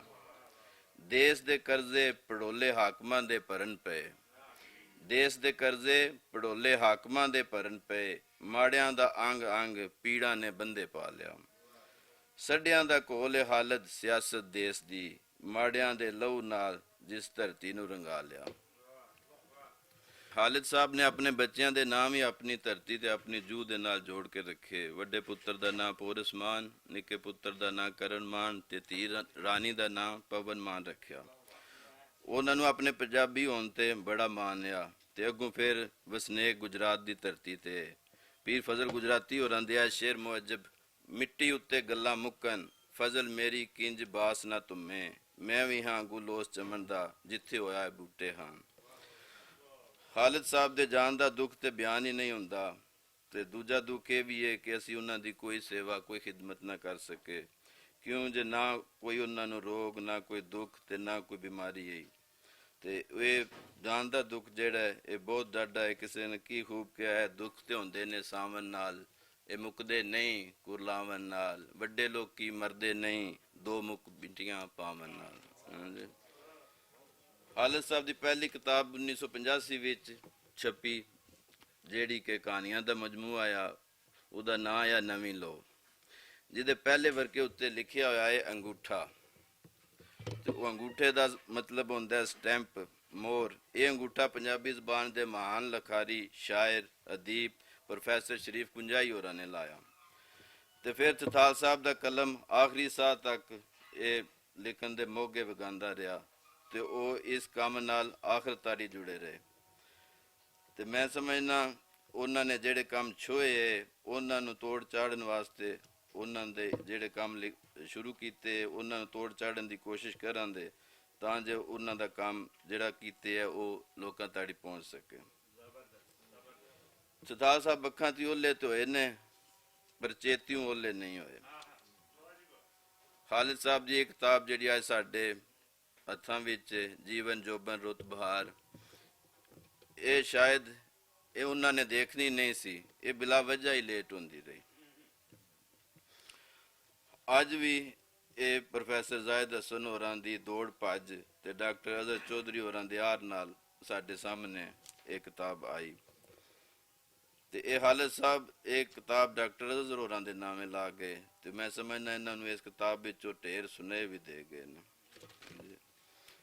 ਤੇ ਖਾਲਿਦ ਸਾਹਿਬ ਦੇ ਸੱਜਣਾਂ ਦਾ ਮੈਂ ਬਹੁਤ ਸ਼ੁਕਰਗੁਜ਼ਾਰ ਹਾਂ ਜਿਨ੍ਹਾਂ ਨੇ ਇੱਥੇ ਉਹਨਾਂ ਵਾਸਤੇ ਹਿਰਕ ਇਕੱਠ ਰੱਖਿਆ ਤੇ ਉਹ ਹਮੇਸ਼ਾ ਯਾਦ ਰਹਿਣ ਦੇ ਤੇ ਅਸੀਂ ਉਹਨਾਂ ਦੇ ਸੱਜਣਾ ਬੇਲੀਆਂ ਨੂੰ ਯਾਦ ਕਰਦੇ ਰਵਾਂਗੇ। ਸ਼ੁਕਰੀਆ, ਰੱਬ ਰੱਖਾ।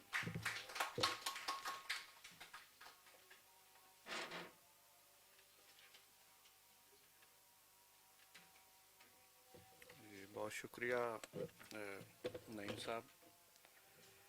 ਤੇ ਸਾਡੀ ਤੇ ਖੈਰ ਸੀ ਕਿ ਰਾਏ ਸਾਹਿਬ ਅਖੀਰ ਤੱਕ ਸਾਡੇ ਨਾਲ ਇੱਥੇ ਮੌਜੂਦ ਰਹਿੰਦੇ, ਲੇਕਿਨ ਉਹਨਾਂ ਨੇ ਜ਼ਰਾ ਪੈਂਡਾ ਹਰ ਵੇਲੇ ਹੀ ਪੈਰ 'ਚ ਪਾਇਆ ਹੁੰਦਾ ਹੈ। ਸਾਡੇ ਮੈਂ ਸਮਝਣਾ ਕਿ ਇਸ ਅਹਿਦ ਦੇ ਹੋਰ ਵੀ, ਵੈਸੇ ਤੇ ਪੰਜਾਬੀ ਜਿਹੜਾ ਵੀ ਲਿਖ ਰਿਹਾ ਹੋਵੇ ਸਾਡੇ ਲਈ ਬਹੁਤ ਹੀ ਮਾਣਯੋਗ ਹੁੰਦਾ ਹੈ, ਲੇਕਿਨ ਇਹ ਕਿ ਇੱਕ ਹਮੇਸ਼ਾ ਇੱਕ ਨਵੇਕਲੀ ਆਵਾਜ਼ ਪੰਜਾਬ ਵਿੱਚ ਆਉਂਦੀ ਰਹਿੰਦੀ ਹੈ। ਤੇ ਮੈਂ ਸਮਝਣਾ ਕਿ ਇਸ ਵਕਤ ਜਿਹੜੀ ਸ਼ਾਇਰੀ ਦੀ ਸਭ ਤੋਂ ਉਭਰਵੀਂ ਤੇ ਭਰਵੀਂ ਆਵਾਜ਼ ਹੈ ਉਹ ਰਾਏ ਮੁਹੰਮਦ ਖਾਨ ਨਾਸਿਰ ਹੋਰਾਂ ਦੀ ਹੈ। ਤੇ ਸਾਡੇ ਲਈ ਵੈਸੇ ਮਾਣ ਦੀ ਗੱਲ ਹੈ ਕਿ ਅਸੀਂ ਖਾਲਿਦ ਸਾਹਿਬ ਦੇ ਵੀ ਦੋਸਤ ਸੀ, ਔਰ ਹੁਣ ਇਸ ਵਕਤ ਕੋਈ ਐਸਾ ਬੰਦਾ ਨਹੀਂ ਜਿਹੜਾ ਪੰਜਾਬੀ ਨਾਲ ਜੁੜਿਆ ਹੋਵੇ ਔਰ ਵੱਡਾ ਨਾ ਹੋਵੇ ਔਰ ਇਸ ਪ੍ਰੋਗਰਾਮ ਵਿੱਚ ਮੌਜੂਦ ਨਾ ਹੋਵੇ। ਤੇ ਰਾਏ ਸਾਹਿਬ ਤੁਸੀਂ ਜੀ ਬਿਸਮਿਲ੍ਲਾ।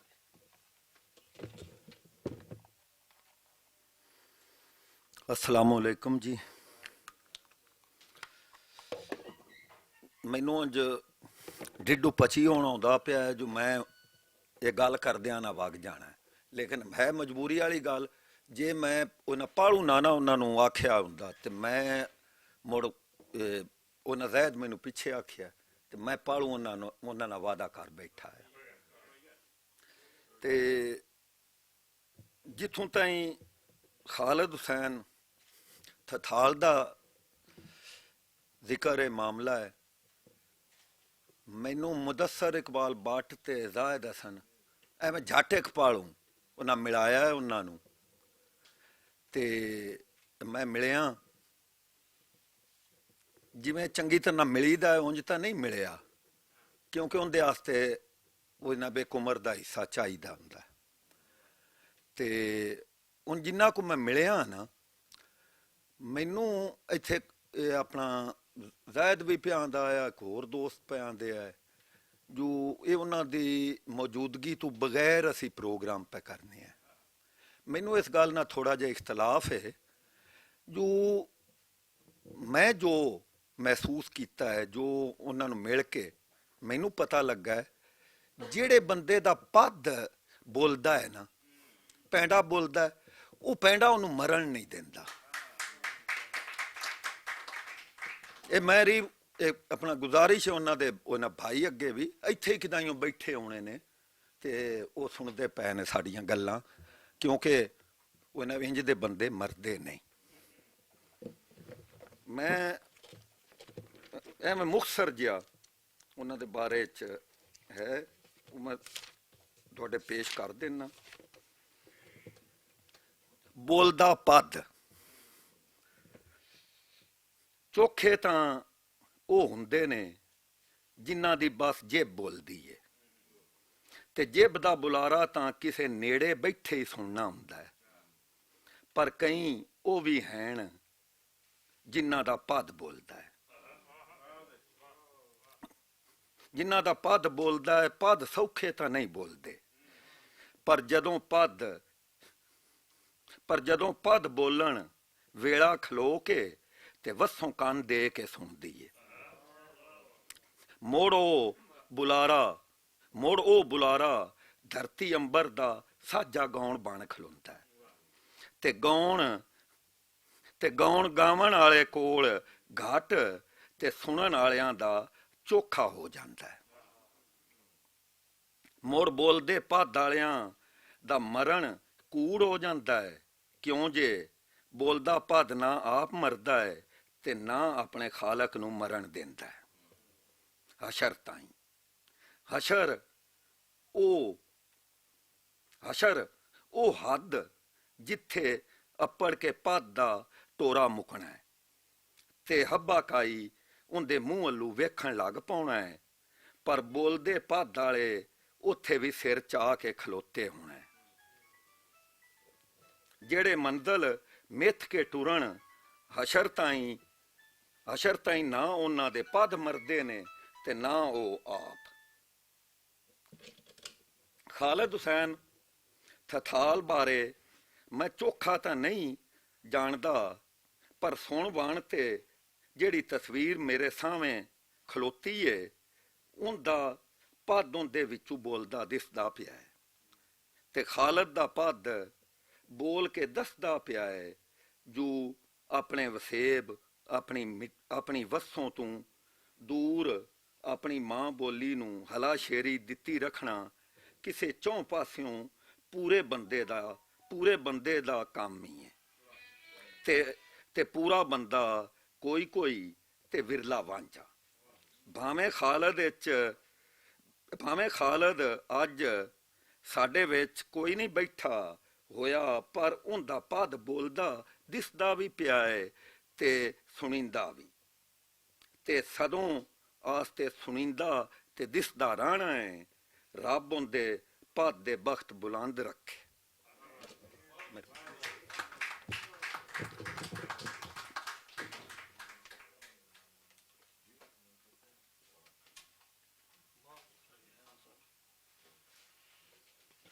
ਸਾਡੇ ਇਸ ਪ੍ਰੋਗਰਾਮ ਵਿੱਚ ਸਾਡੇ ਬਹੁਤ ਸਾਰੇ ਅੱਛੇ ਦੋਸਤ ਜਨਾਬ ਜਮਾਤ ਗਰੇਵਾਲ ਸਾਹਿਬ, ਗੁਲਾਮ ਮੁਸਤਫਾ ਸਾਹਿਬ, ਸਾਜਿਦ ਯਜ਼ਦਾਨੀ ਸਾਹਿਬ, ਖਾਲਿਦ ਸਾਹਿਬ ਤਸ਼ਰੀਫ ਰੱਖਦੇ ਨੇ, मोहतरमा रज़ाला निज़ाम ਸਾਹਿਬਾ ਨੇ, ਉਹ ਵੀ ਸਾਡੇ ਨਾਲ ਸ਼ੇਅਰ ਕਰਨਗੇ ਆਪਣੇ ਖਿਆਲਾਤ। ਮੈਂ ਇੱਕ ਬਹੁਤ ਹੀ ਯਾਨੀ ਉਹਨਾਂ ਦੇ ਦਰੀਨਾ ਔਰ ਪੁਰਾਣੇ ਦੋਸਤ, ਬੜਾ ਅੱਛਾ ਤੁਸੀਂ ਲਿਖਿਆ ਖਾਨ ਸਾਹਿਬ, ਔਰ ਇਨਸ਼ਾਅੱਲਾ ਅਸੀਂ ਖਾਲਿਦ ਸਾਹਿਬ ਦੀ ਯਾਦ ਵਿੱਚ ਕੋਈ ਪ੍ਰੋਗਰਾਮ ਹੋਰ ਰੱਖਾਂਗੇ ਤਾਂ ਉਹਦੇ 'ਚ ਹੋਰ ਹਾਂਜੀ ਬਿਲਕੁਲ। ਬਹੁਤ ਮਿਹਰਬਾਨੀ, ਬਹੁਤ ਸ਼ੁਕਰੀਆ ਤੁਹਾਡਾ। ਤੇ ਇੱਕ ਬਹੁਤ ਹੀ ਪੁਰਾਣੇ ਉਹਨਾਂ ਦੇ ਮਿੱਤਰ ਸਾਡੇ ਨਾਲ ਮੌਜੂਦ ਨੇ ਇਸ ਪ੍ਰੋਗਰਾਮ ਦੇ ਵਿੱਚ। ਉਹਨਾਂ ਦਾ ਸਾਥ ਜਿਹੜਾ ਹੈ ਲਾਹੌਰ ਵਿੱਚ ਵੀ ਰਿਹਾ, ਮਹਿਮਦ ਚੱਕ 'ਚ ਵੀ ਰਿਹਾ ਔਰ ਨਾਰਵੇ 'ਚ ਵੀ ਰਿਹਾ, ਤੇ ਖੁਦ ਵੀ ਲਿਖਣ ਨਾਲ ਉਹਨਾਂ ਦਾ ਬਹੁਤ ਗਹਿਰਾ ਤਾਲੁਕ ਹੈ, ਜਨਾਬ ਰਫੀਕ ਚੌਧਰੀ ਸਾਹਿਬ।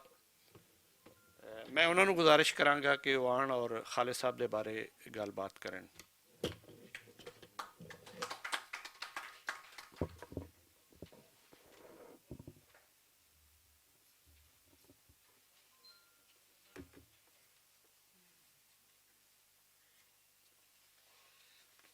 बहुत शुक्रिया जी।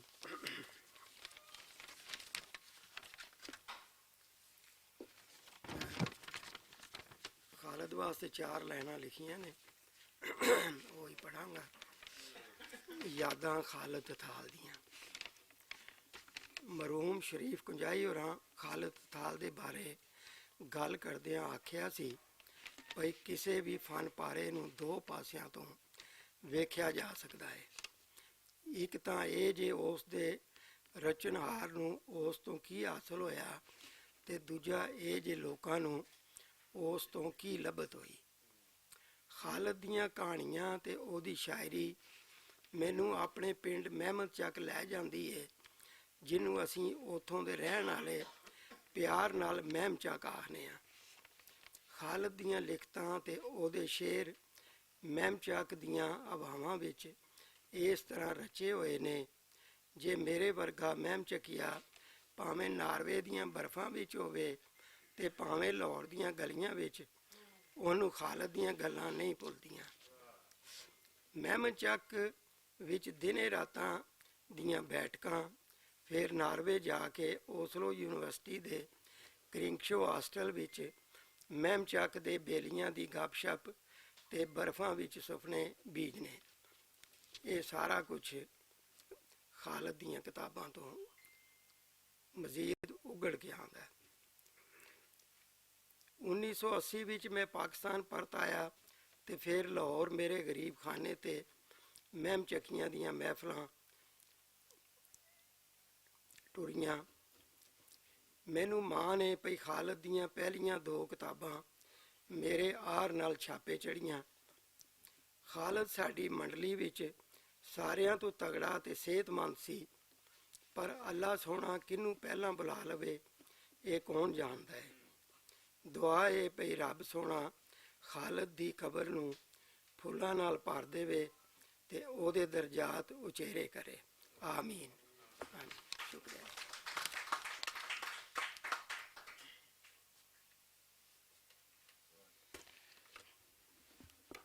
ਹਮੇਸ਼ ਉਹ ਲੋਕ ਹੀ ਅਜ਼ੀਮ ਹੁੰਦੇ ਨੇ ਜਿਨ੍ਹਾਂ ਦੀ ਜੋ ਤੁਸੀਂ ਲਿਖਦੇ ਹੋ, ਜੋ ਲਫ਼ਜ਼ ਲਿਖਦੇ ਹੋ ਨਾ, ਤੇ ਉਹਦੇ ਬਾਰੇ ਦੁਨੀਆ ਦੇ ਵਿੱਚ ਦੂਰ ਦਰਾਜ਼ ਦੀ ਜ਼ਬਾਨ ਵਾਲਾ ਵੀ ਅਗਰ ਲਿਖ ਰਿਹਾ ਹੋਵੇ ਤੇ ਉਹਦੀ ਉਹ ਅਹਿਮੀਅਤ ਜਾਂ ਹੈਸੀਅਤ ਨਹੀਂ ਹੁੰਦੀ ਜਿਹੜੀ ਕਿ ਉਹਦੇ ਘਰ ਦੇ ਅੰਦਰ ਦੇ ਲੋਕ, ਉਹਦੇ ਮਹੱਲੇ ਦੇ ਅੰਦਰ ਦੇ ਲੋਕ, ਉਹਦੇ ਸ਼ਹਿਰ ਦੇ ਲੋਕ ਜਾਂ ਉਹਦੀ ਜ਼ਬਾਨ ਦੇ ਲੋਕ ਉਹਦੇ ਬਾਰੇ ਜੋ ਨੁਕਤਾ ਨਜ਼ਰ ਰੱਖਦੇ ਨੇ। ਤੇ ਖਾਲਿਦ ਵੀ ਉਹਨਾਂ ਜੀਆਂ 'ਚੋਂ ਮੇਰੇ ਖਿਆਲ ਘੱਟ ਜੀਆਂ 'ਚੋਂ ਸੀ ਜਿਹਦੇ ਬਾਰੇ ਸਾਨੂੰ ਹਰ ਤਰ੍ਹਾਂ ਦੀ ਬਹੁਤ ਮੁਸਬਤ ਜਿਹੜੀ ਹੈ ਰਾਏ ਮਿਲਦੀ ਹੈ। ਉਹਨਾਂ ਦੇ ਬਹੁਤ ਹੀ ਜਿਹੜੇ 2-4 ਕਰੀਬੀ ਦੋਸਤ ਸਨ ਨਾ, ਉਹਨਾਂ 'ਚ ਇੱਕ ਪਰਵੇਜ਼ ਹੋਰੀ ਨੇ ਔਰ ਉਹਨਾਂ ਦੇ ਭਾਈ ਵੀ ਸਾਡੇ ਕੋਲ ਇੱਥੇ ਉਹਨਾਂ ਦੇ ਪਿੰਡ ਦੇ ਯਾਨੀ ਬਚਪਨ ਦੇ ਦੋਸਤ ਮੌਜੂਦ ਨੇ। ਤੇ ਮੈਂ ਉਹਨਾਂ ਨੂੰ ਹੀ ਰਿਕੁਐਸਟ ਕੀਤੀ ਸੀ, ਲੇਕਿਨ ਉਹ ਕਹਿੰਦੇ ਨੇ ਮੈਂ ਇਸ ਕੈਫੀਅਤ 'ਚ ਨਹੀਂ ਆ ਕਿ ਗੱਲ ਕਰਾਂ। ਮੈਂ ਮੁਹਤਰਮਾ ਗਜ਼ਾਲਾ ਨਿਜ਼ਾਮ ਹੋਰਾਂ ਨੂੰ ਕਹਾਂਗਾ, ਬਹੁਤ ਸਾਡੀ ਪੰਜਾਬੀ ਤਾਰੀਖ ਦੇ ਅਹਿਮ ਰੁਕਨ ਨੇ ਤੇ ਖਾਸ ਤੌਰ ਤੇ ਇੱਕ ਸਵਾਣੀਆਂ ਦੀ ਬਹੁਤ ਅਹਿਮ ਨੁਮਾਇੰਦਗੀ ਕਰਦੀਆਂ ਨੇ, ਉਹ ਥੋੜੀ ਜਿਹੀ ਗੱਲ ਖਾਲਿਦ ਸਾਹਿਬ ਦੇ ਵੱਲੋਂ।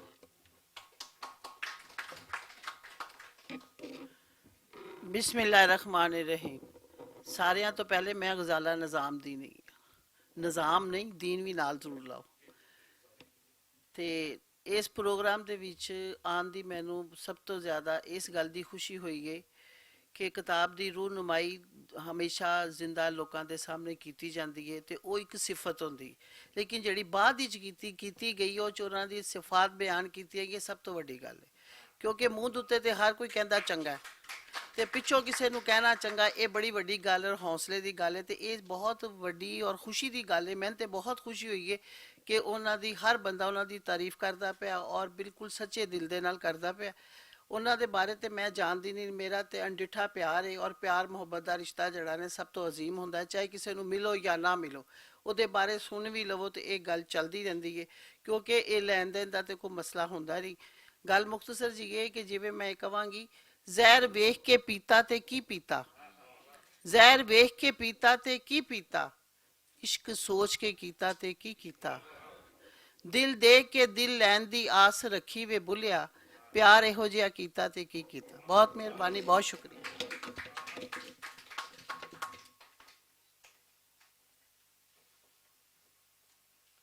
बहुत शुक्रिया मोहतरमा गजाला निज़ामुद्दीन साहबा। मैं माजरत चाहना आइंदा मैं जिथे भी बोलांगा पूरा नाम बोलांगा तुहाडा।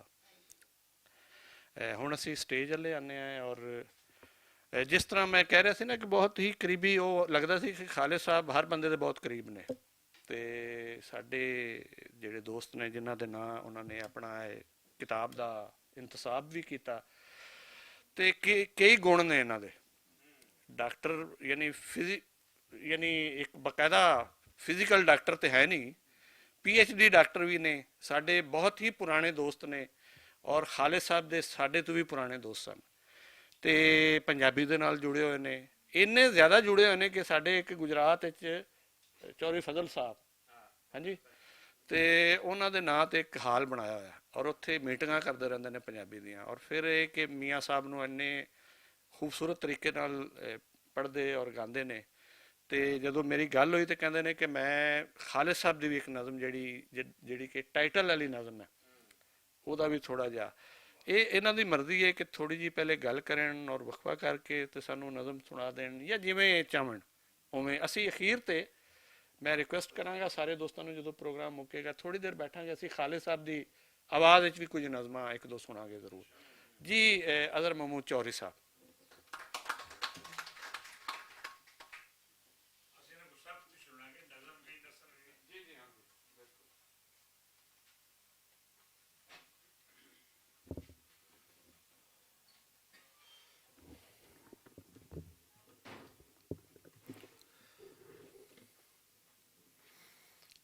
रब सोने दे सच्चे ते सुचे ना तू स्टेज ते तशरीफ फरमा बड़ियां मोहतरम ते आदरयोग शख्सियात जनाब सैयद आसिफ शाहकार साहब, जनाब लियास कुम्मन जी, प्रवीण आपा जी और सारे पंजाबी प्यारिओ, असी अज खालिद साहब की गल करने वास्ते इत्थे इकट्ठे होए हैं। बहुत सारिया गल्लां दोस्तां कीतियां ने, वो हुण अज समझ नहीं आती कि उन्हां दे बारे किहड़ियां गल्लां करिए। उन्हां दियां गल्लां जिस तरह नईम ने आख्या कि जदों शुरू करने तो गल्लां तो उन्हां दियां मुकदियां ही नहीं। वो इन्नियां सोहणियां यादां छड्ड गए। वो जिस वेले उन्हां दे पूरियां होण दी खबर सुनी तो सच्ची तो गल है कि लक ही टुट गया एक बारी कि साडा एक बड़ा ही प्यारा सज्जन टुट गया और एक हनेरा ही हो गया। वो फिर जदों नईमरान ने इन्होंने उत्थों फोन किया जी उत्थे एक ताजीती रैफरेंस हो रहा ओस्लो ते कुछ अपना उहदे वास्ते कोई लिख के कर लो। वो खैर जो लिखिया वो सारा तो हुण इस वेले ਉਹਨੂੰ पेश करन वापस छप जाएगा। फिलहाल उन्हां ਦੀਆਂ ਗੱਲਾਂ ਹੀ ਕਰਨੀਆਂ ਚਾਹੀਦੀਆਂ ਨੇ। ਉਸ ਲਿਖੇ ਵਿੱਚ ਲਿਖ ਕੇ ਕੱਲੇ ਵਿੱਚ ਇੱਕ ਨਜ਼ਮ ਆਈ, ਹਾਂ, ਜਿਹੜੀ ਉਹ ਉਹਨਾਂ ਵਾਸਤੇ ਉਸ ਵੇਲੇ ਆਈ ਜੀ ਜ਼ਹਿਨ 'ਚ ਕਿ ਰੋਸ਼ਨ ਤਾਰਾ ਨਾਲ ਕਿ ਸੂਝ ਸਿਆਣਪ ਕਲਾ ਇਲਮ ਤੇ ਅਦਬ ਦਾ ਨੂਰ ਮਨਾਰਾ। ਸੂਝ ਸਿਆਣਪ ਕਲਾ ਇਲਮ ਤੇ ਅਦਬ ਦਾ ਨੂਰ ਮਨਾਰਾ, ਪੰਜਾਬੀ ਸਾਹਿਤ ਦੇ ਅੰਬਰ ਦਾ ਇੱਕ ਰੋਸ਼ਨ ਤਾਰਾ। ਟੁੱਟ ਕੇ ਡਿੱਗਾ ਤੇ ਇੱਕ ਵਾਰੀ ਛਾਇਆ ਕੋ ਪਨੇਰਾ, ਸਾਰੇ ਤਲੀਆਂ ਮਲਦੇ ਰਹਿ ਗਏ ਕੋਈ ਨਾ ਚੱਲਿਆ ਚਾਰਾ। ਬਰਫ਼ ਵਿੱਚ ਉਹਨੇ ਸੁਪਨੇ ਬੀਜੇ ਜੱਗ ਵਿੱਚ ਚਾਨਣ ਵੰਡਿਆ, ਬਰਫ਼ ਵਿੱਚ ਉਹਨੇ ਸੁਪਨੇ ਬੀਜੇ ਜੱਗ ਵਿੱਚ ਚਾਨਣ ਵੰਡਿਆ। ਕਲਾਉਦੀ ਦੀ ਲੋ ਸਲਾਮਤ ਹਨੇਰੇ ਨੂੰ ਜਿਸ ਭੰਡਿਆ, ਤੇ ਸੰਗਤਾਂ ਸੁੰਝੀਆਂ ਕਰਕੇ ਕਿਵੇਂ ਭਰਿਆ ਮੇਲਾ ਛੱਡਿਆ। ਚੁੱਪ ਚਪੀਤਾ ਕਿਹੜੇ ਪਾਸੇ ਟੁਰਿਓ ਖਾਲਦ ਯਾਰਾ।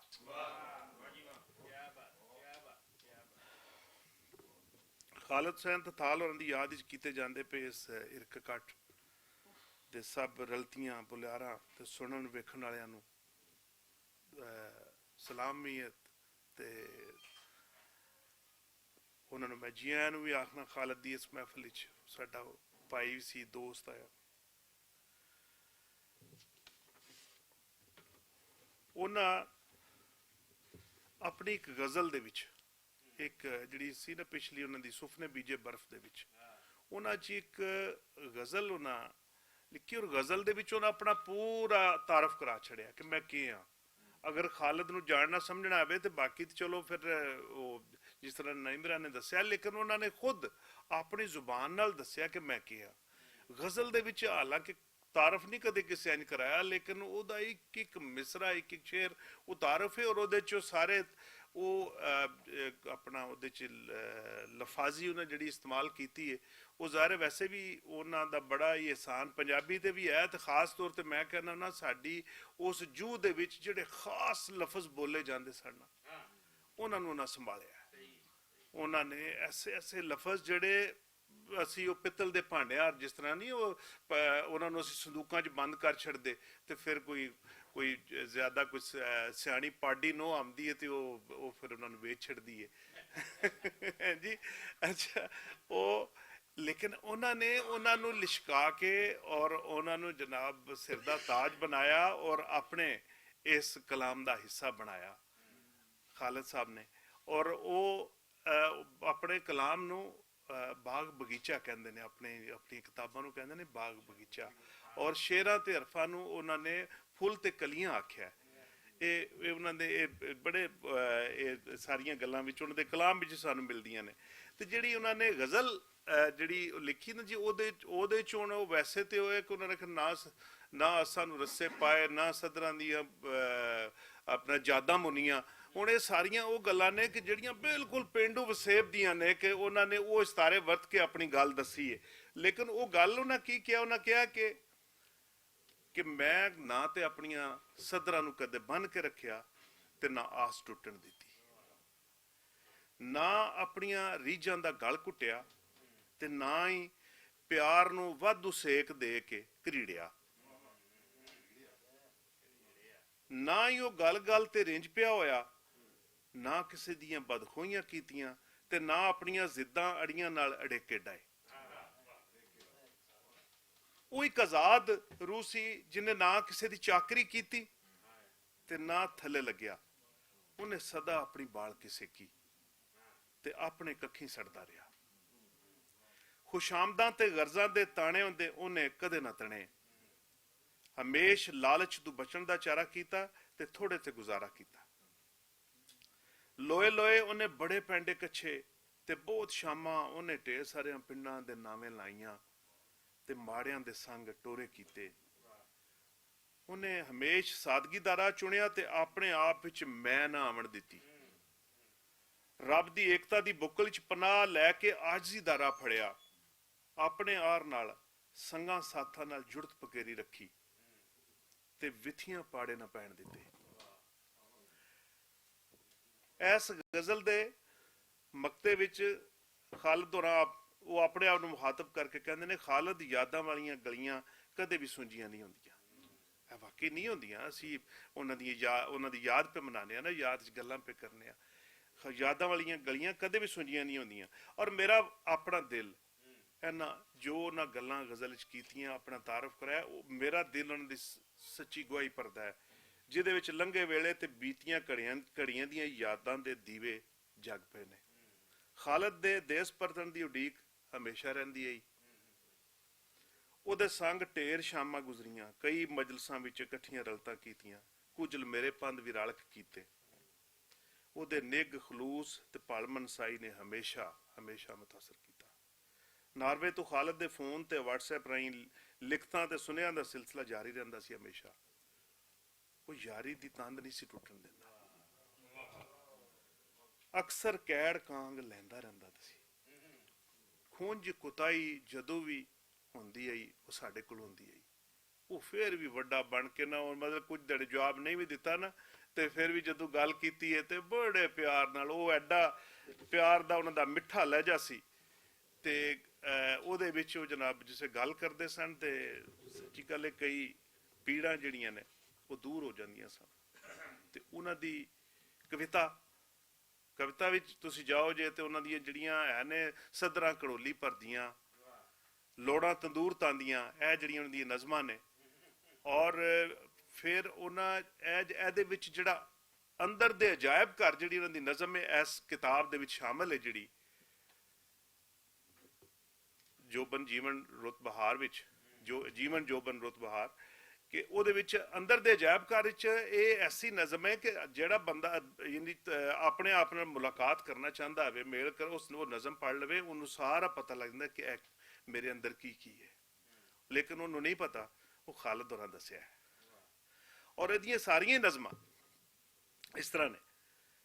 ਔਰ ਫਿਰ ਇਹ ਕਿ ਉਹਨਾਂ ਦੀ ਕੁਝ ਨਜ਼ਮਾਂ ਐਸੀਆਂ ਨੇ, ਇਹ ਮੈਂ ਗਾਲਬਨ ਕਿਸੇ ਪਿਛਲੀ ਉਹਨਾਂ ਦੀ ਕਿਤਾਬ ਦੇ ਵਿੱਚ ਆਈ ਉਹ ਇੱਕ, ਕਿ ਵੇਖੀ ਕਿਧਰੇ ਦੇਰ ਨਾ ਹੋ ਜਾਏ, ਵੇਖੀ ਕਿਧਰੇ ਦੇਰ ਨਾ ਹੋ ਜਾਏ। ਗੁਣਗੁਣਾਉਣ ਤੇ ਦਿਲ ਕਰਦਾ ਹੁੰਦਾ ਸੀ ਹਮੇਸ਼ਾ, ਵੇਖੀ ਕਿਧਰੇ ਦੇਰ ਨਾ ਹੋ ਜਾਏ, ਸਾਡੇ ਵਿੱਚ ਕੋਈ ਵਿੱਥੀ ਪਾੜਾ ਫੇਰ ਨਾ ਹੋ ਜਾਏ।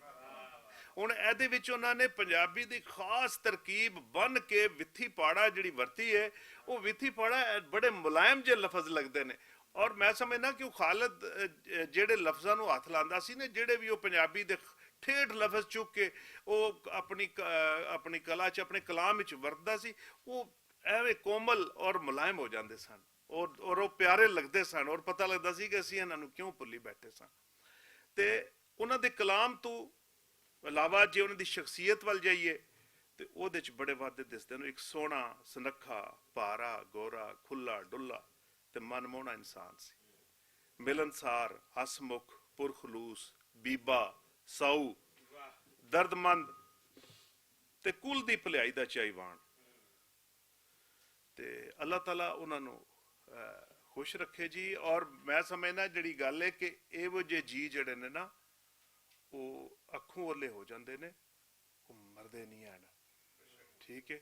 ਔਰ ਵੈਸੇ ਵੀ ਸਾਡੇ ਕੋ ਕਰਨਲ ਇਲਿਆਸ ਸਾਹਿਬ ਦੀ ਇੱਕ ਨਜ਼ਮ ਹੈ ਕਿ ਮੋਇਆ ਬੰਦਾ ਮਰਦਾ ਨਹੀਂ, ਜਦ ਤੱਕ ਉਹਦੇ ਸੰਗੀ ਸਾਥੀ, ਜਦ ਤੱਕ ਉਸਦੇ ਲੱਗਦੇ ਲਾਣੇ, ਜਦ ਤੱਕ ਉਹਦੇ ਭੈਣਾਂ ਪਾਈ ਉਹਨੂੰ ਚੇਤੇ ਰੱਖਦੇ ਨੇ।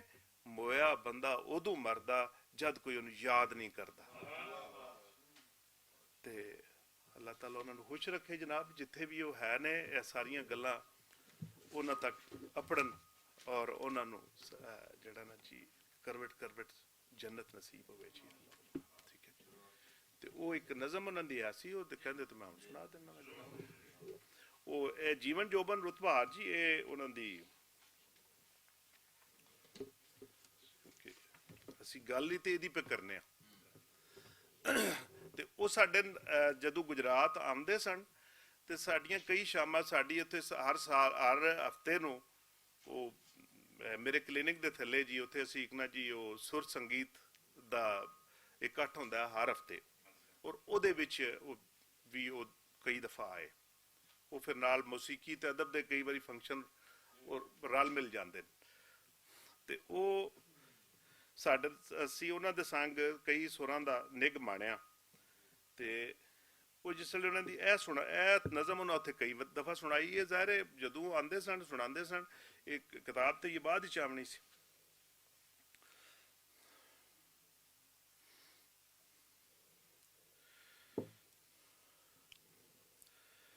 ਜੀਵਨ ਜੋਬਨ ਰੁੱਤ ਬਹਾਰ, ਜੋਬਨ ਲੋ ਵਿੱਚ ਖੁਮਾਰ।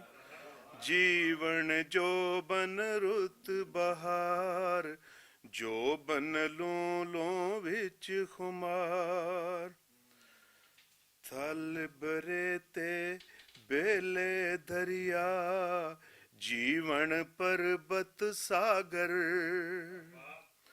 ਜੀਵਨ ਛੱਪਰ ਕੁੱਲੀ ਝੁੱਗੀ, ਮੰਨੇ ਮੰਡਪ ਮਾੜੀ ਮਹਿਲ। ਸੋਕੇ ਸੀਆਂ ਲੂਆਂ ਕਾਂਗਾ, ਝੱਖੜ ਗੜ ਮੀ ਫਵਾਰ।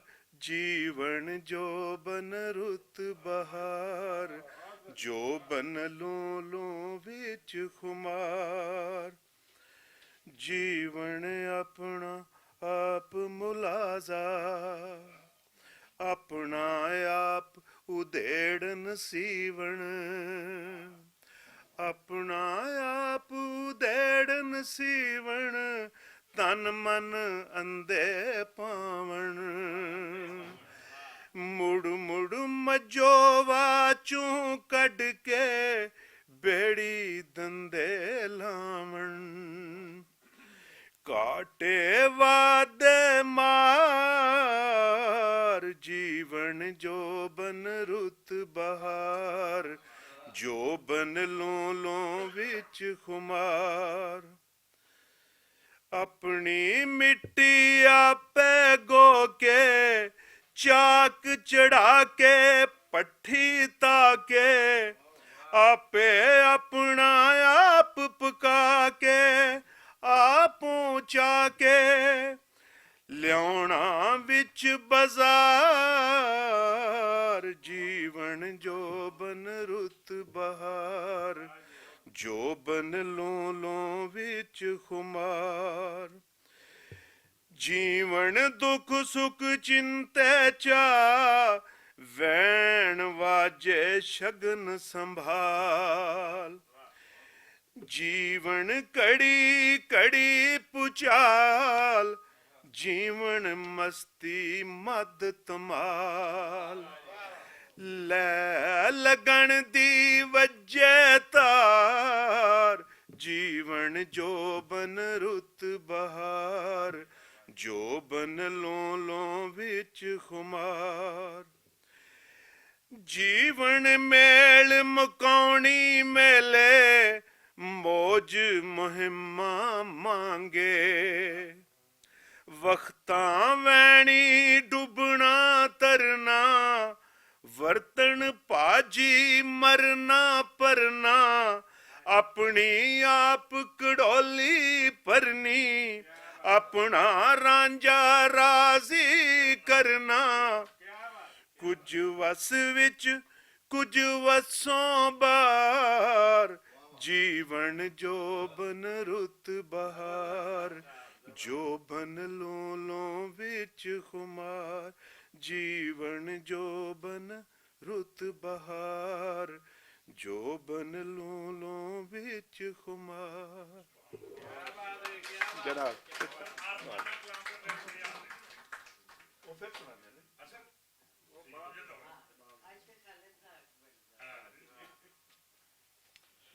ਉਹ ਸਾਨੂੰ ਉਸਤਾਦ ਦੱਸਦੇ ਹੁੰਦੇ ਸਨ ਕਿ ਅੱਛੇ ਰਮਜ਼ ਸਮਝਣ ਨਾਲ ਰਮਜ਼ਾਂ ਕਰਨ ਵਾਲਾ ਜਿਹੜਾ ਬੰਦਾ ਹੁੰਦਾ, ਅੱਛਾ ਗਾਇਕ ਜਿਹੜਾ ਹੁੰਦਾ ਨਾ, ਉਹ ਤੁਹਾਨੂੰ ਸਹੀ ਲਫ਼ਜ਼ਾਂ ਦੇ ਮਾਅਨੇ ਵੀ ਦੱਸ ਕੇ ਜਾਂਦਾ ਹੈ। ਅਸੀਂ ਅਗਰ ਇਹ ਆਪ ਪੜ੍ਹਦੇ ਤਾਂ ਸ਼ਾਇਦ ਕਈ ਲਫ਼ਜ਼ ਸਾਡੇ ਤੇ ਖੁੱਲ੍ਹਦੇ ਹੀ ਨਾ। ਸੋ ਬੜੀਆਂ ਅੱਛੀਆਂ ਗੱਲਾਂ ਵੀ ਕੀਤੀਆਂ ਡਾਕਟਰ ਸਾਹਿਬ ਨੇ, ਔਰ ਐਸੀ ਜ਼ਬਰਦਸਤ ਇੱਕ ਆਜ਼ਾਦ ਔਰ ਅੱਛੀ ਨਜ਼ਮ ਸੀ ਜਿਹਨੂੰ ਉਹਨਾਂ ਨੇ ਬੜਾ ਸਮਾਂ ਬੰਨ੍ਹ ਦਿੱਤਾ ਹੈ।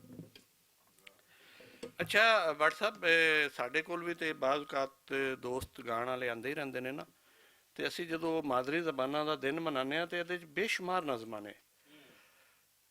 ਮੇਰੀ ਯਾਨੀ ਹੋ ਸਕਦਾ ਹੈ ਹਰ ਦੋਸਤ ਦਾ ਇਹ ਮਸਲਾ ਹੋ ਜਾਂਦਾ ਵੇ ਕਿ ਜਦੋਂ ਖਾਲਿਦ ਮਿਲਦਾ ਸੀ ਉਹਦੇ ਕੋਲੋਂ ਨਜ਼ਮਾਂ ਵੀ ਸੁਣਨੀਆਂ, ਕਦੀ ਕਦੀ ਉਹਨੇ ਫੋਨ ਤੇ ਵੀ ਸੁਣਾ ਦੇਣੀ ਕਿ ਇਹ ਯਾਰ ਮੈਂ ਲਿਖ ਰਿਹਾ ਅੱਜ ਕੱਲ੍ਹ।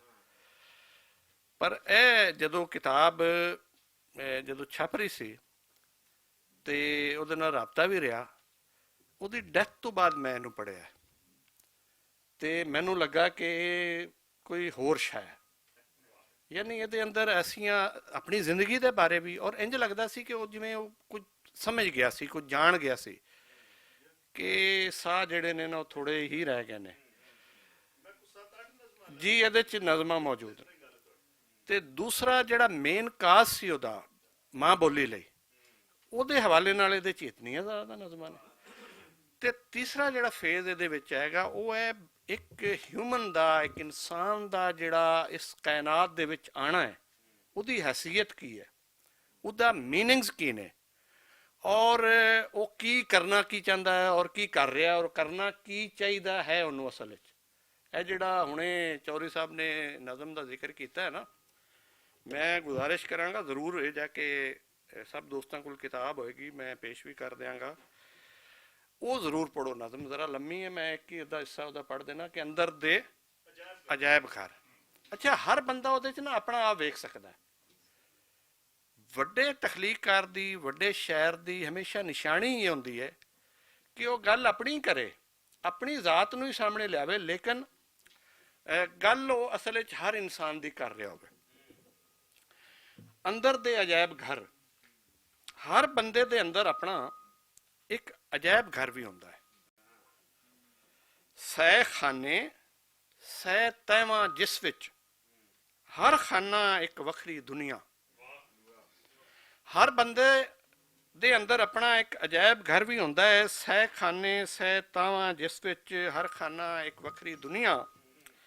ਹਰ ਤਹਿ ਵੱਖਰਾ ਇੱਕ ਜਹਾਨ, ਕਿਸੇ ਵਿੱਚ ਨਿੱਕੇ ਹੁੰਦਿਆਂ ਦੇ ਲਾਡ ਪਿਆਰ ਤੇ ਝਾਕੇ ਸ਼ਰਮਾ। ਪੁੱਛਣ ਮੰਗਣ ਚੋਲਾਂ, ਮਤ ਨਸੀਤਾਂ ਝੜਕਾਂ ਝਿੜਕਾਂ ਜੰਭਾਂ, ਹੱਸਣਾ ਰੁਸਣਾ ਰੋਣਾ। ਸੋ ਇਹ ਜਿਹੜੀ ਹੈ ਕਿ ਉਹ ਬਚਪਨ ਤੋਂ ਲੈ ਕੇ ਤੇ ਅਖੀਰ ਤੱਕ ਇਨਸਾਨ ਦਾ ਜਿਹੜਾ ਇੱਕ ਪੈਂਡਾ ਜਾਂ ਸਫ਼ਰ ਹੈ ਨਾ, ਉਸ ਨੂੰ ਉਹਦੇ 'ਚ ਬਿਆਨ ਕਰ ਰਹੇ ਨੇ। ਤੇ ਅਸੀਂ ਵੈਸੇ ਕਾਫੀ ਇੱਕ ਦੋ ਨਜ਼ਮਾਂ ਖਾਲਿਦ ਸਾਹਿਬ ਦੀ ਆਪਣੀ ਜ਼ਬਾਨ ਵਿੱਚ ਵੀ ਸੁਣਾਂਗੇ, ਲੇਕਿਨ ਇੱਕ ਨਜ਼ਮ ਜਿਹਦੇ ਬਾਰੇ ਮੈਂ ਨਾ ਇਸ਼ਾਰਾ ਕਰ ਰਿਹਾ ਸੀ ਨਾ ਭੱਟ ਸਾਹਿਬ ਨੂੰ ਕਿ ਅਸੀਂ ਇਹਦਾ ਕੁਝ ਕਰਨਾ ਹੈ, ਬਾਰ-ਬਾਰ ਇਹਨੂੰ ਅਸੀਂ ਛਾਪੀਏ, ਹਾਂਜੀ, ਔਰ ਇਹਨੂੰ ਉਹਦੇ 'ਚ ਪ੍ਰਿੰਟ ਵੀ ਕੀਤਾ ਜਾਵੇ ਕਿ ਬੋਲ ਪੰਜਾਬੀ ਬੋਲ। ਅੱਛਾ, ਇਹਦੇ ਅਖੀਰ ਤੇ ਜਾ ਕੇ ਇੱਕ ਅਜੀਬ ਜਿਹਾ ਉਹਨੇ ਬਣਾ ਦਿੱਤਾ ਹੈ, ਬਿਲਕੁਲ, ਕਿ ਬੋਲ ਪੰਜਾਬੀ ਬੋਲ ਪੰਜਾਬੀ ਬੋਲ ਪੰਜਾਬੀ ਬੋਲ। ਸਾਡੇ ਅੰਦਰ ਵੱਜਦਾ ਢੋਲ ਪੰਜਾਬੀ, ਅੰਦਰ ਵੱਜਦਾ ਢੋਲ। ਬੋਲ ਪੰਜਾਬੀ ਬੋਲ ਪੰਜਾਬੀ ਬੋਲ ਪੰਜਾਬੀ ਬੋਲ। ਸਾਡੇ ਅੰਦਰ ਵੱਜਦਾ ਢੋਲ ਪੰਜਾਬੀ, ਅੰਦਰ ਵੱਜਦਾ ਢੋਲ। ਬੋਲ ਪੰਜਾਬੀ ਬੋਲ ਪੰਜਾਬੀ ਬੋਲ ਪੰਜਾਬੀ ਬੋਲ। ਗੰਢ ਅੰਦਰ ਦੀ ਖੋਲ ਪੰਜਾਬੀ, ਗੰਢ ਅੰਦਰ ਦੀ ਖੋਲ। ਬੋਲ ਪੰਜਾਬੀ ਬੋਲ ਪੰਜਾਬੀ ਬੋਲ ਪੰਜਾਬੀ ਬੋਲ। ਗੰਢ ਅੰਦਰ ਦੀ ਖੋਲ ਪੰਜਾਬੀ, ਗੰਢ ਅੰਦਰ ਦੀ ਖੋਲ। ਪੰਜਾਬੀ ਗੰਢ ਅੰਦਰ ਦੀ ਖੋਲ। ਸਾਡੇ ਅੰਦਰ ਵੱਜਦਾ ਢੋਲ ਪੰਜਾਬੀ, ਅੰਦਰ ਵੱਜਦਾ ਢੋਲ, ਉਹ ਵੱਜਦਾ ਢੋਲ। ਹਾਲਾਂਕਿ ਸਾਨੂੰ ਲੱਗ ਰਿਹਾ ਕਿ ਬਾਰ-ਬਾਰ ਉਹਦੀ ਨਾ ਹੋ ਰਹੀ ਹੈ ਰੈਪੀਟੀਸ਼ਨ, ਲੇਕਿਨ ਇਹ ਇੱਕ ਅਜੀਬ ਇਹਦੇ ਅੰਦਰ ਚੀਜ਼ ਹੈਗੀ। ਆਹੋ ਵੱਜਦਾ ਢੋਲ, ਆਹੋ ਵੱਜਦਾ ਢੋਲ, ਉਹ ਵੱਜਦਾ ਢੋਲ ਪੰਜਾਬੀ, ਢੋਲ ਪੰਜਾਬੀ ਢੋਲ, ਢੋਲ ਪੰਜਾਬੀ ਢੋਲ ਪੰਜਾਬੀ ਬੋਲ ਪੰਜਾਬੀ ਬੋਲ ਪੰਜਾਬੀ। ਅੱਗੇ ਹੁਣ ਉਹਨੇ ਇੱਕ ਹੋਰ ਇਹਦਾ ਇੱਕ ਨਵਾਂ ਸਿਲਸਿਲਾ ਕਿ ਡੰਡੀ ਮਾਰਨੀ ਛੱਡ ਪੰਜਾਬੀ, ਸੁੱਚਾ ਸੌਦਾ ਤੋਲ। ਡੰਡੀ ਮਾਰਨੀ ਛੱਡ ਪੰਜਾਬੀ, ਸੁੱਚਾ ਸੌਦਾ ਤੋਲ। ਸੁੱਚਾ ਸੌਦਾ ਤੋਲ ਪੰਜਾਬੀ, ਸੁੱਚਾ ਸੌਦਾ ਤੋਲ। ਪੰਜਾਬੀ ਬੋਲ ਪੰਜਾਬੀ ਬੋਲ ਪੰਜਾਬੀ ਬੋਲ। ਸਾਡੇ ਅੰਦਰ ਵੱਜਦਾ ਢੋਲ ਪੰਜਾਬੀ, ਅੰਦਰ ਵੱਜਦਾ ਢੋਲ। ਬਸ ਇੱਕ ਪੈਰਾਗ੍ਰਾਫ ਰਹਿ ਗਿਆ, ਵੀ ਮੈਂ ਪੜ੍ਹ ਦੇਣਾ। ਅੰਦਰ ਵੱਜਦਾ ਢੋਲ, ਉਹ ਵੱਜਦਾ ਢੋਲ, ਵੱਜਦਾ ਢੋਲ ਪੰਜਾਬੀ, ਵੱਜਦਾ ਢੋਲ। ਮਿੱਠੇ ਸ਼ਰਬਤ ਦੇ ਵਿੱਚ ਨਾ ਤੂੰ ਖੱਟੀ ਲੱਸੀ ਘੋਲ। ਮਿੱਠੇ ਸ਼ਰਬਤ ਦੇ ਵਿੱਚ ਨਾ ਤੂੰ ਖੱਟੀ ਲੱਸੀ ਘੋਲ। ਨਾ ਗੋਲ ਨਾ ਗੋਲ ਨਾ ਗੋਲ। ਢੋਲ ਪੰਜਾਬੀ ਢੋਲ ਪੰਜਾਬੀ ਬੋਲ ਪੰਜਾਬੀ ਬੋਲ ਪੰਜਾਬੀ। ਘਰ ਦੀ ਵਸਤ ਗਵਾਚੀ ਨੂੰ ਤੂੰ ਘਰ ਦੇ ਅੰਦਰ ਟੋਲ। ਘਰ ਦੀ ਵਸਤ ਗਵਾਚੀ ਨੂੰ ਤੂੰ ਘਰ ਦੇ ਅੰਦਰ ਟੋਲ। ਪੰਜਾਬੀ ਢੋਲ ਪੰਜਾਬੀ ਬੋਲ। ਨਾ ਡੋਲ ਪੰਜਾਬੀ ਨਾ ਡੋਲ। ਬੋਲ ਪੰਜਾਬੀ ਬੋਲ ਪੰਜਾਬੀ ਬੋਲ। ਬੋਲ ਪੰਜਾਬੀ ਬੋਲ ਪੰਜਾਬੀ ਬੋਲ। ਬੋਲ ਪੰਜਾਬੀ ਬੋਲ ਪੰਜਾਬੀ ਬੋਲ। ਪੰਜਾਬੀ ਬੋਲ ਪੰਜਾਬੀ ਬੋਲ ਪੰਜਾਬੀ ਬੋਲ। ਪੰਜਾਬੀ ਬੋਲ ਪੰਜਾਬੀ ਬੋਲ ਪੰਜਾਬੀ ਬੋਲ। ਪੰਜਾਬੀ ਬੋਲ ਪੰਜਾਬੀ ਬੋਲ ਪੰਜਾਬੀ ਬੋਲ। ਸੋ ਅਖੀਰ ਤੱਕ ਜਦੋਂ ਅਸੀਂ ਪੜ੍ਹਦੇ ਹਾਂ ਤੇ ਲੱਗਦਾ ਹੈ ਕਿ ਇੱਕ ਬਿਲਕੁਲ ਜਿਵੇਂ ਉਹ ਰਟਾਉਣਾ ਚਾਹੁੰਦੇ ਨੇ ਕਿ ਇਹਦੇ ਤੋਂ ਹੱਲਣਾ ਜੁਲਣਾ ਨਹੀਂ ਤੁਸੀਂ। ਔਰ ਜਿਹੜੀ ਡਾਕਟਰ ਸਾਹਿਬ ਨੇ ਗੱਲ ਕੀਤੀ ਹੈ ਨਾ, ਬਿਲਕੁਲ ਦਗਾ ਮਾਰ ਕੇ ਹੈ, ਜ਼ਬਰਦਸਤ, ਬਹੁਤ ਅੱਛਾ। ਸੋ ਅਸੀਂ ਇਸ ਗੱਲ ਤੇ ਯਕੀਨ ਰੱਖਦੇ ਹਾਂ ਕਿ ਖਾਲਿਦ ਜਿਹੜਾ ਹੈ ਉਹ ਇਹ ਸਾਡੀਆਂ ਗੱਲਾਂ ਸੁਣ ਰਿਹਾ ਹੋਏਗਾ, ਸਾਡੇ ਨਾਲ ਮੌਜੂਦ ਹੈ। ਔਰ ਹੁਣ ਮੈਂ ਅਗਰ ਤੁਸੀਂ ਕਹੋ ਤੇ ਇੱਥੇ ਰੱਖ ਦਿਆਂ ਜਾਂ ਖੜੇ ਹੋ ਕੇ ਗੱਲ ਕਰ ਲੋਗੇ ਆਸਾ ਸਾਹਿਬ? ਹਾਂ, ਤੇ ਬਹੁਤ ਉਮਦਾ, ਬਹੁਤ ਜ਼ਬਰਦਸਤ, ਬਹੁਤ ਸੀਨੀਅਰ ਸਾਡੇ ਸ਼ਾਇਰ ਨੇ, ਕਈ ਪੰਜਾਬੀ ਦੀਆਂ ਕਿਤਾਬਾਂ ਛਪ ਚੁੱਕੀਆਂ ਨੇ ਸ਼ਾਇਰੀ ਵਿੱਚ, ਤੇ ਬੜੇ ਅਰਸੇ ਤੋਂ ਬਾਹਰ ਹੀ ਰਹਿ ਰਹੇ ਨੇ। ਖਾਲਿਦ ਸਾਹਿਬ ਨਾਲ ਵੀ ਇੱਕ ਇਹਨਾਂ ਦਾ ਬਹੁਤ ਗਹਿਰਾ ਤਾਲੁਕ ਸੀ। ਤੇ ਮੈਂ ਗੁਜ਼ਾਰਿਸ਼ ਕਰਨਾ ਸੈਯਦ ਆਸਿਫ ਸ਼ਾਹਕਾਰ ਸਾਹਿਬ।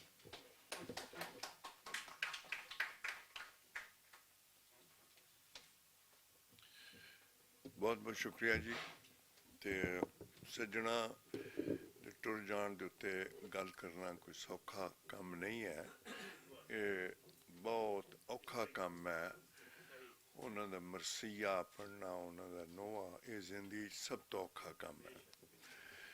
ਖਾਲਿਦ ਸਾਹਿਬ ਦੇ ਬਾਰੇ 'ਚ ਬਹੁਤ ਸਾਰੀਆਂ ਗੱਲਾਂ ਹੋਈਆਂ, ਉਹ ਹੁੰਦੀਆਂ ਰਹਿਣਗੀਆਂ, ਮੈਨੂੰ ਇਸ ਗੱਲ 'ਤੇ ਉਮੀਦ ਹੈ, ਕਿਉਂਕਿ ਖਾਲਿਦ ਦੇ ਵਿੱਚ ਜੋ ਜੋ ਗੁਣ ਸਨ ਉਹ ਗੁਣ ਇਹੋ ਜਿਹੇ ਸਨ ਕਿ ਜਿਹਨੂੰ ਤੁਸੀਂ ਨਜ਼ਰ ਅੰਦਾਜ਼ ਕਰ ਹੀ ਨਹੀਂ ਸਕਦੇ, ਭਾਵੇਂ ਜ਼ੋਰ ਵੀ ਲਾ ਲਓ।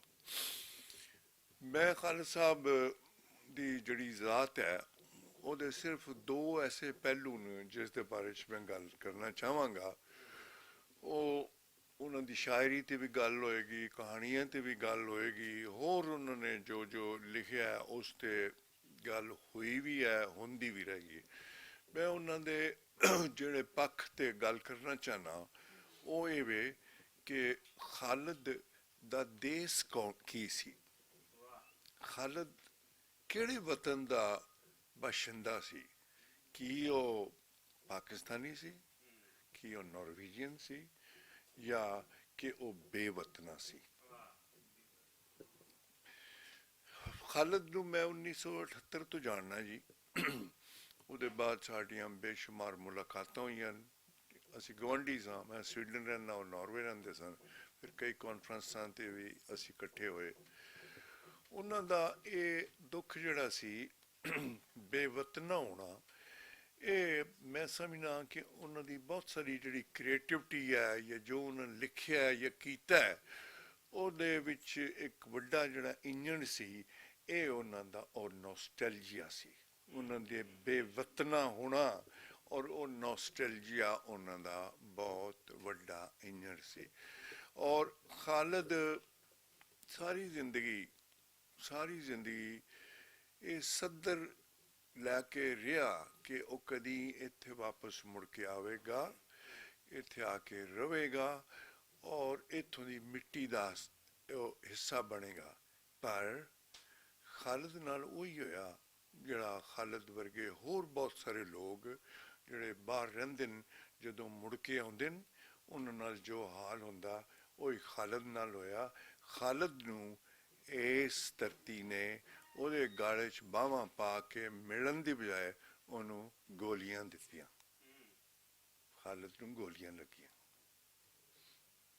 ਉਹ ਇਸ ਮੁਲਕ ਨੂੰ ਉਹਨਾਂ ਗੋਲੀਆਂ ਦੇ ਨਾਲ ਇੱਥੇ ਦਫਨ ਕਰਕੇ ਤੁਰ ਗਿਆ, ਤੇ ਇਸ ਦਫਨ ਨੂੰ ਉਹਨੇ ਆਪਣੇ ਦਿਲ ਵਿੱਚ, ਆਪਣੀਆਂ ਯਾਦਾਂ ਤੇ ਆਪਣੇ ਜਜ਼ਬਾਤ ਵਿੱਚ ਵਸਾ ਕੇ ਉਹ ਜਿੰਦਾ ਰਿਹਾ।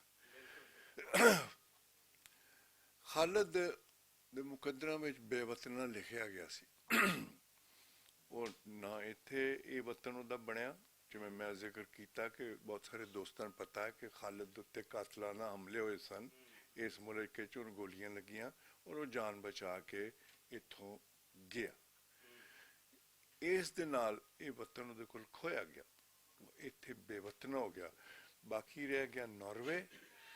ਨਾਰਵੇ ਵਿੱਚ ਮੈਨੂੰ 44 ਸਾਲ ਹੋ ਗਏ, ਸਵੀਡਨ ਵਿੱਚ ਗਿਆ, ਮੈਂ ਉੱਥੇ ਪੜ੍ਹਿਆ, ਉੱਥੇ ਜ਼ਬਾਨ ਸਿੱਖੀ, ਉਹਨਾਂ ਦੇ ਕੰਮ ਕੀਤੇ, ਉਹਨਾਂ ਦੇ ਹਾਈ ਕੋਰਟ 'ਚ ਬੈਠਾ, ਲੇਕਿਨ ਮੈਂ ਸਵੀਡਿਸ਼ ਨਹੀਂ ਬਣ ਸਕਿਆ। ਮੈਂ ਸਵੀਡਿਸ਼ ਨਹੀਂ ਬਣ ਸਕਿਆ। ਇਹੋ ਹਾਲ ਖਾਲਿਦ ਦਾ ਸੀ। ਖਾਲਿਦ ਬਿਲਕੁਲ ਉਹੀ ਕੀਤਾ ਜਿਸ ਤਰ੍ਹਾਂ ਮੈਂ ਕੀਤਾ। ਉਹਨੇ ਯੂਨੀਵਰਸਿਟੀਆਂ 'ਚ ਪੜ੍ਹਿਆ, ਡਿਗਰੀਆਂ ਲਈਆਂ, ਉਹਨਾਂ ਦੇ ਸੁਸਾਇਟੀ ਦਾ ਇੱਕ ਇੰਤਹਾਈ ਐਕਟਿਵ ਹਿੱਸਾ ਰਿਹਾ। ਪਰ ਖਾਲਦ ਨਾਰਵੇਜੀਅਨ ਨਹੀਂ ਬਣ ਸਕਿਆ, ਨਹੀਂ ਬਣਿਆ ਤੇ ਨਾ ਬਣ ਸਕਿਆ। ਸੋ ਜਦੋਂ ਮੈਂ ਕਹਿਣਾ ਕਿ ਖਾਲਦ ਦੇ ਮੁਕੱਦਰਾਂ ਵਿੱਚ ਇੱਕ ਬੇਵਤਨਾ ਹੋਣਾ ਲਿਖਿਆ ਗਿਆ ਸੀ, ਉਹਨੂੰ ਹੀ ਖਾਲਦ ਹੰਡਾ ਕੇ ਟੁਰ ਗਿਆ, ਉਹਨੂੰ ਹੰਡਾ ਕੇ ਟੁਰ ਗਿਆ। ਤੇ ਖਾਲਦ ਦੀ ਗੱਲ ਜਦੋਂ ਮੈਂ ਬੇਵਤਨੇ ਦੀ ਕਰਨਾ ਘੁੰਮਣ ਸਾਹਿਬ, ਤੇ ਇਸ ਲਾਈਨ ਵਿੱਚ ਸਿਰਫ ਖਾਲਦ ਨਹੀਂ ਸੀ ਲੱਗਾ ਹੋਇਆ, ਇਸ ਲਾਈਨ ਵਿੱਚ ਹੋਰ ਵੀ ਲੱਗੇ ਹੋਏ ਨੇ, ਇਸ ਲਾਈਨ ਵਿੱਚ ਹੋਰ ਵੀ ਲੱਗੇ ਨੇ ਕਿ ਜਿਨ੍ਹਾਂ ਦਾ ਦੇਸ਼ ਕੋਈ ਨਹੀਂ, ਦੇਸ਼ ਕੋਈ ਨਹੀਂ, ਇੱਥੋਂ ਗਏ ਉੱਥੇ ਸਾਰੀ ਜ਼ਿੰਦਗੀ ਬੇਦੇਸੇ ਰਹੇ, ਜਦੋਂ ਮੁੜ ਕੇ ਆਏ ਤੇ ਇਹ ਦੇਸ਼ ਸਾਡਾ ਦੇਸ਼ ਨਹੀਂ ਬਣਿਆ, ਇਹ ਦੇਸ਼ ਸਾਡਾ ਨਹੀਂ ਬਣਿਆ। ਅਸੀਂ ਸਾਮੀਆਂ ਰਹੇ, ਅਸੀਂ ਨਿਸ਼ਾਨਾ ਰਹੇ, ਇੱਥੇ ਹਸਦ ਦਾ ਨਿਸ਼ਾਨਾ ਬਣੇ, ਲਾਲਚ ਦਾ ਨਿਸ਼ਾਨਾ ਬਣੇ, ਧੋਖਿਆਂ ਦਾ ਨਿਸ਼ਾਨਾ ਬਣੇ। ਸਾਡਾ ਕਸੂਰ ਕੀ ਹੈ? ਸਾਡਾ ਕਸੂਰ ਕੀ ਹੈ? ਇਹ ਦੇਸ਼ ਸਾਡਾ ਵੀ ਦੇਸ਼ ਹੈ, ਇਸ ਮਿੱਟੀ 'ਚੋਂ ਅਸੀਂ ਵੀ ਜੰਮੇ ਆ। ਸਾਡਾ ਕਸੂਰ ਕੀ ਹੈ ਕਿ ਅਸੀਂ ਇਸ ਦੇਸ਼ ਦੇ ਗਲ ਵਿੱਚ ਆਪਣੀਆਂ ਬਾਹਾਂ ਨਹੀਂ ਪਾ ਸਕਦੇ? ਸਾਨੂੰ ਸਾਡੀਆਂ ਬਾਹਾਂ ਲਾ ਕੇ ਤੇ ਸਾਨੂੰ ਗੋਲੀਆਂ ਮਾਰੀਆਂ ਜਾਂਦੀਆਂ, ਕਿਉਂ? ਕਿਉਂ? ਇੱਕ ਤੇ ਮੈਂ ਖਾਲਦ ਸਾਹਿਬ ਦੀ ਇਸ ਹਿੱਸੇ ਦੇ ਬਾਰੇ 'ਚ ਗੱਲ ਕਰਨਾ ਚਾਹੁੰਦਾ ਸਾਂ। ਇੱਕ ਹਿੱਸਾ ਉਹਨਾਂ ਦਾ ਹੋਰ ਵੀ ਹੈ, ਉਹ ਇਹ ਵੇ ਕਿ ਮੈਂ ਖਾਲਦ ਨੂੰ ਹੀਰੋ ਗਿਣਨਾ, ਹੀਰੋ ਗਿਣਨਾ ਇਸ ਵਾਸਤੇ ਹੀਰੋ ਗਿਣਨਾ ਕਿ ਸਾਡੇ ਬੰਦੇ ਬਾਹਰ ਜਾਂਦੇ ਨੇ ਸਾਇੰਸਦਾਨ, ਉੱਥੋਂ ਫਾਰਮੂਲੇ ਲੈ ਕੇ ਆਉਂਦੇ ਨੇ, ਉਹਦੇ ਬਾਅਦ ਉਹ ਇੱਥੇ ਆ ਕੇ ਹੀਰੋ ਬਣ ਜਾਂਦੇ ਨੇ, ਹੀਰੋ ਬਣ ਜਾਂਦੇ। ਖਾਲਦ ਵੀ ਉਂਡੇ ਵੱਡਾ ਬੰਦਾ ਸੀ ਜਿਹੜੇ ਉਹ ਫਾਰਮੂਲਿਆਂ ਲਿਆਉਣ ਵਾਲੇ ਬੰਦੇ ਹਨ, ਲੇਕਿਨ ਉਹਦਾ ਕਸੂਰ ਸਿਰਫ ਇਹ ਸੀ ਕਿ ਉਹ ਪੰਜਾਬੀ ਸੀ ਔਰ ਉਹਦੀ ਜ਼ਬਾਨ ਜਿਹੜੀ ਸੀ ਪੰਜਾਬੀ ਸੀ। ਖਾਲਦ ਇੰਤਹਾਈ ਇੰਟੈਲੀਜੈਂਟ ਐਂਥਰੋਪੋਲੋਜਿਸਟ ਸੀ, ਇੰਤਹਾਈ ਇੰਟੈਲੀਜੈਂਟ ਪੜ੍ਹਿਆ ਲਿਖਿਆ ਐਂਥਰੋਪੋਲੋਜਿਸਟ ਸੀ, ਲੇਕਿਨ ਉਹਦੇ ਐਂਥਰੋਪੋਲੋਜੀ ਦੇ ਇਲਮ ਨੂੰ ਇਸ ਮੁਲਕ ਨੇ ਨਹੀਂ ਲਿਆ, ਉਹਨੂੰ ਸ਼ਾਇਰ ਬਣਾ ਦਿੱਤਾ। ਸ਼ਾਇਰ ਉਹ ਹੈ ਸੀ, ਲੇਕਿਨ ਉਸ ਦੇ ਅੰਦਰ ਜਿਹੜਾ ਇੱਕ ਐਂਥਰੋਪੋਲੋਜਿਸਟ ਸੀ, ਇੱਕ ਜਿਹੜਾ ਆਲਮ ਸੀ, ਉਸ ਆਲਮ ਨੂੰ ਇਸ ਮੁਲਕ ਨੇ ਕਦੀ ਵੀ ਗੱਲ ਨਹੀਂ ਲਾਇਆ।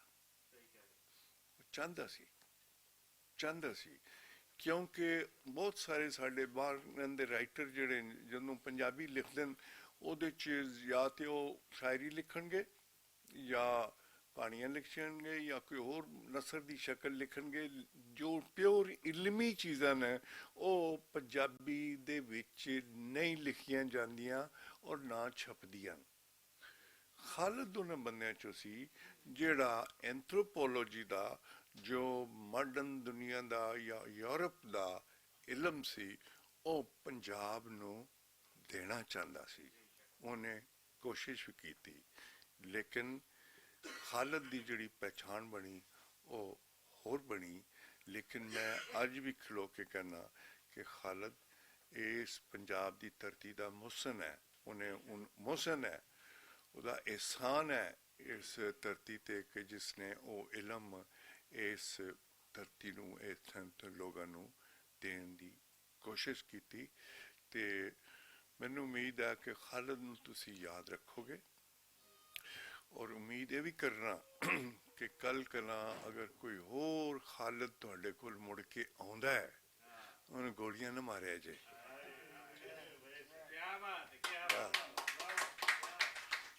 ਉਹਨੂੰ ਗੋਲੀਆਂ ਨਾ ਮਾਰਿਆ ਜੇ, ਉਹਨੂੰ ਪਿਆਰ ਦਿਆ ਜੇ, ਉਹਦੇ ਗਲ ਵਿੱਚ ਬਾਹਾਂ ਪਾਇਆ ਜੇ। ਉਹ ਵੀ ਤੁਹਾਡਾ ਪੁੱਤਰ ਹੈ, ਉਹ ਵੀ ਇਸ ਧਰਤੀ ਦਾ ਪੁੱਤਰ ਹੈ ਜਿਵੇਂ ਤੁਸੀਂ ਪੁੱਤਰ ਹੋ। ਉਹਦਾ ਵੀ ਹੱਕ ਹੈ ਇਸ ਮਾਂ ਉੱਤੇ ਜਿਵੇਂ ਦੂਜਿਆਂ ਦਾ ਹੱਕ ਹੁੰਦਾ। ਬਸ ਇਹਨਾਂ ਗੱਲਾਂ ਨਾਲ ਮੈਂ ਆਪਣੀ ਗੱਲ ਖਤਮ ਕਰਨਾ।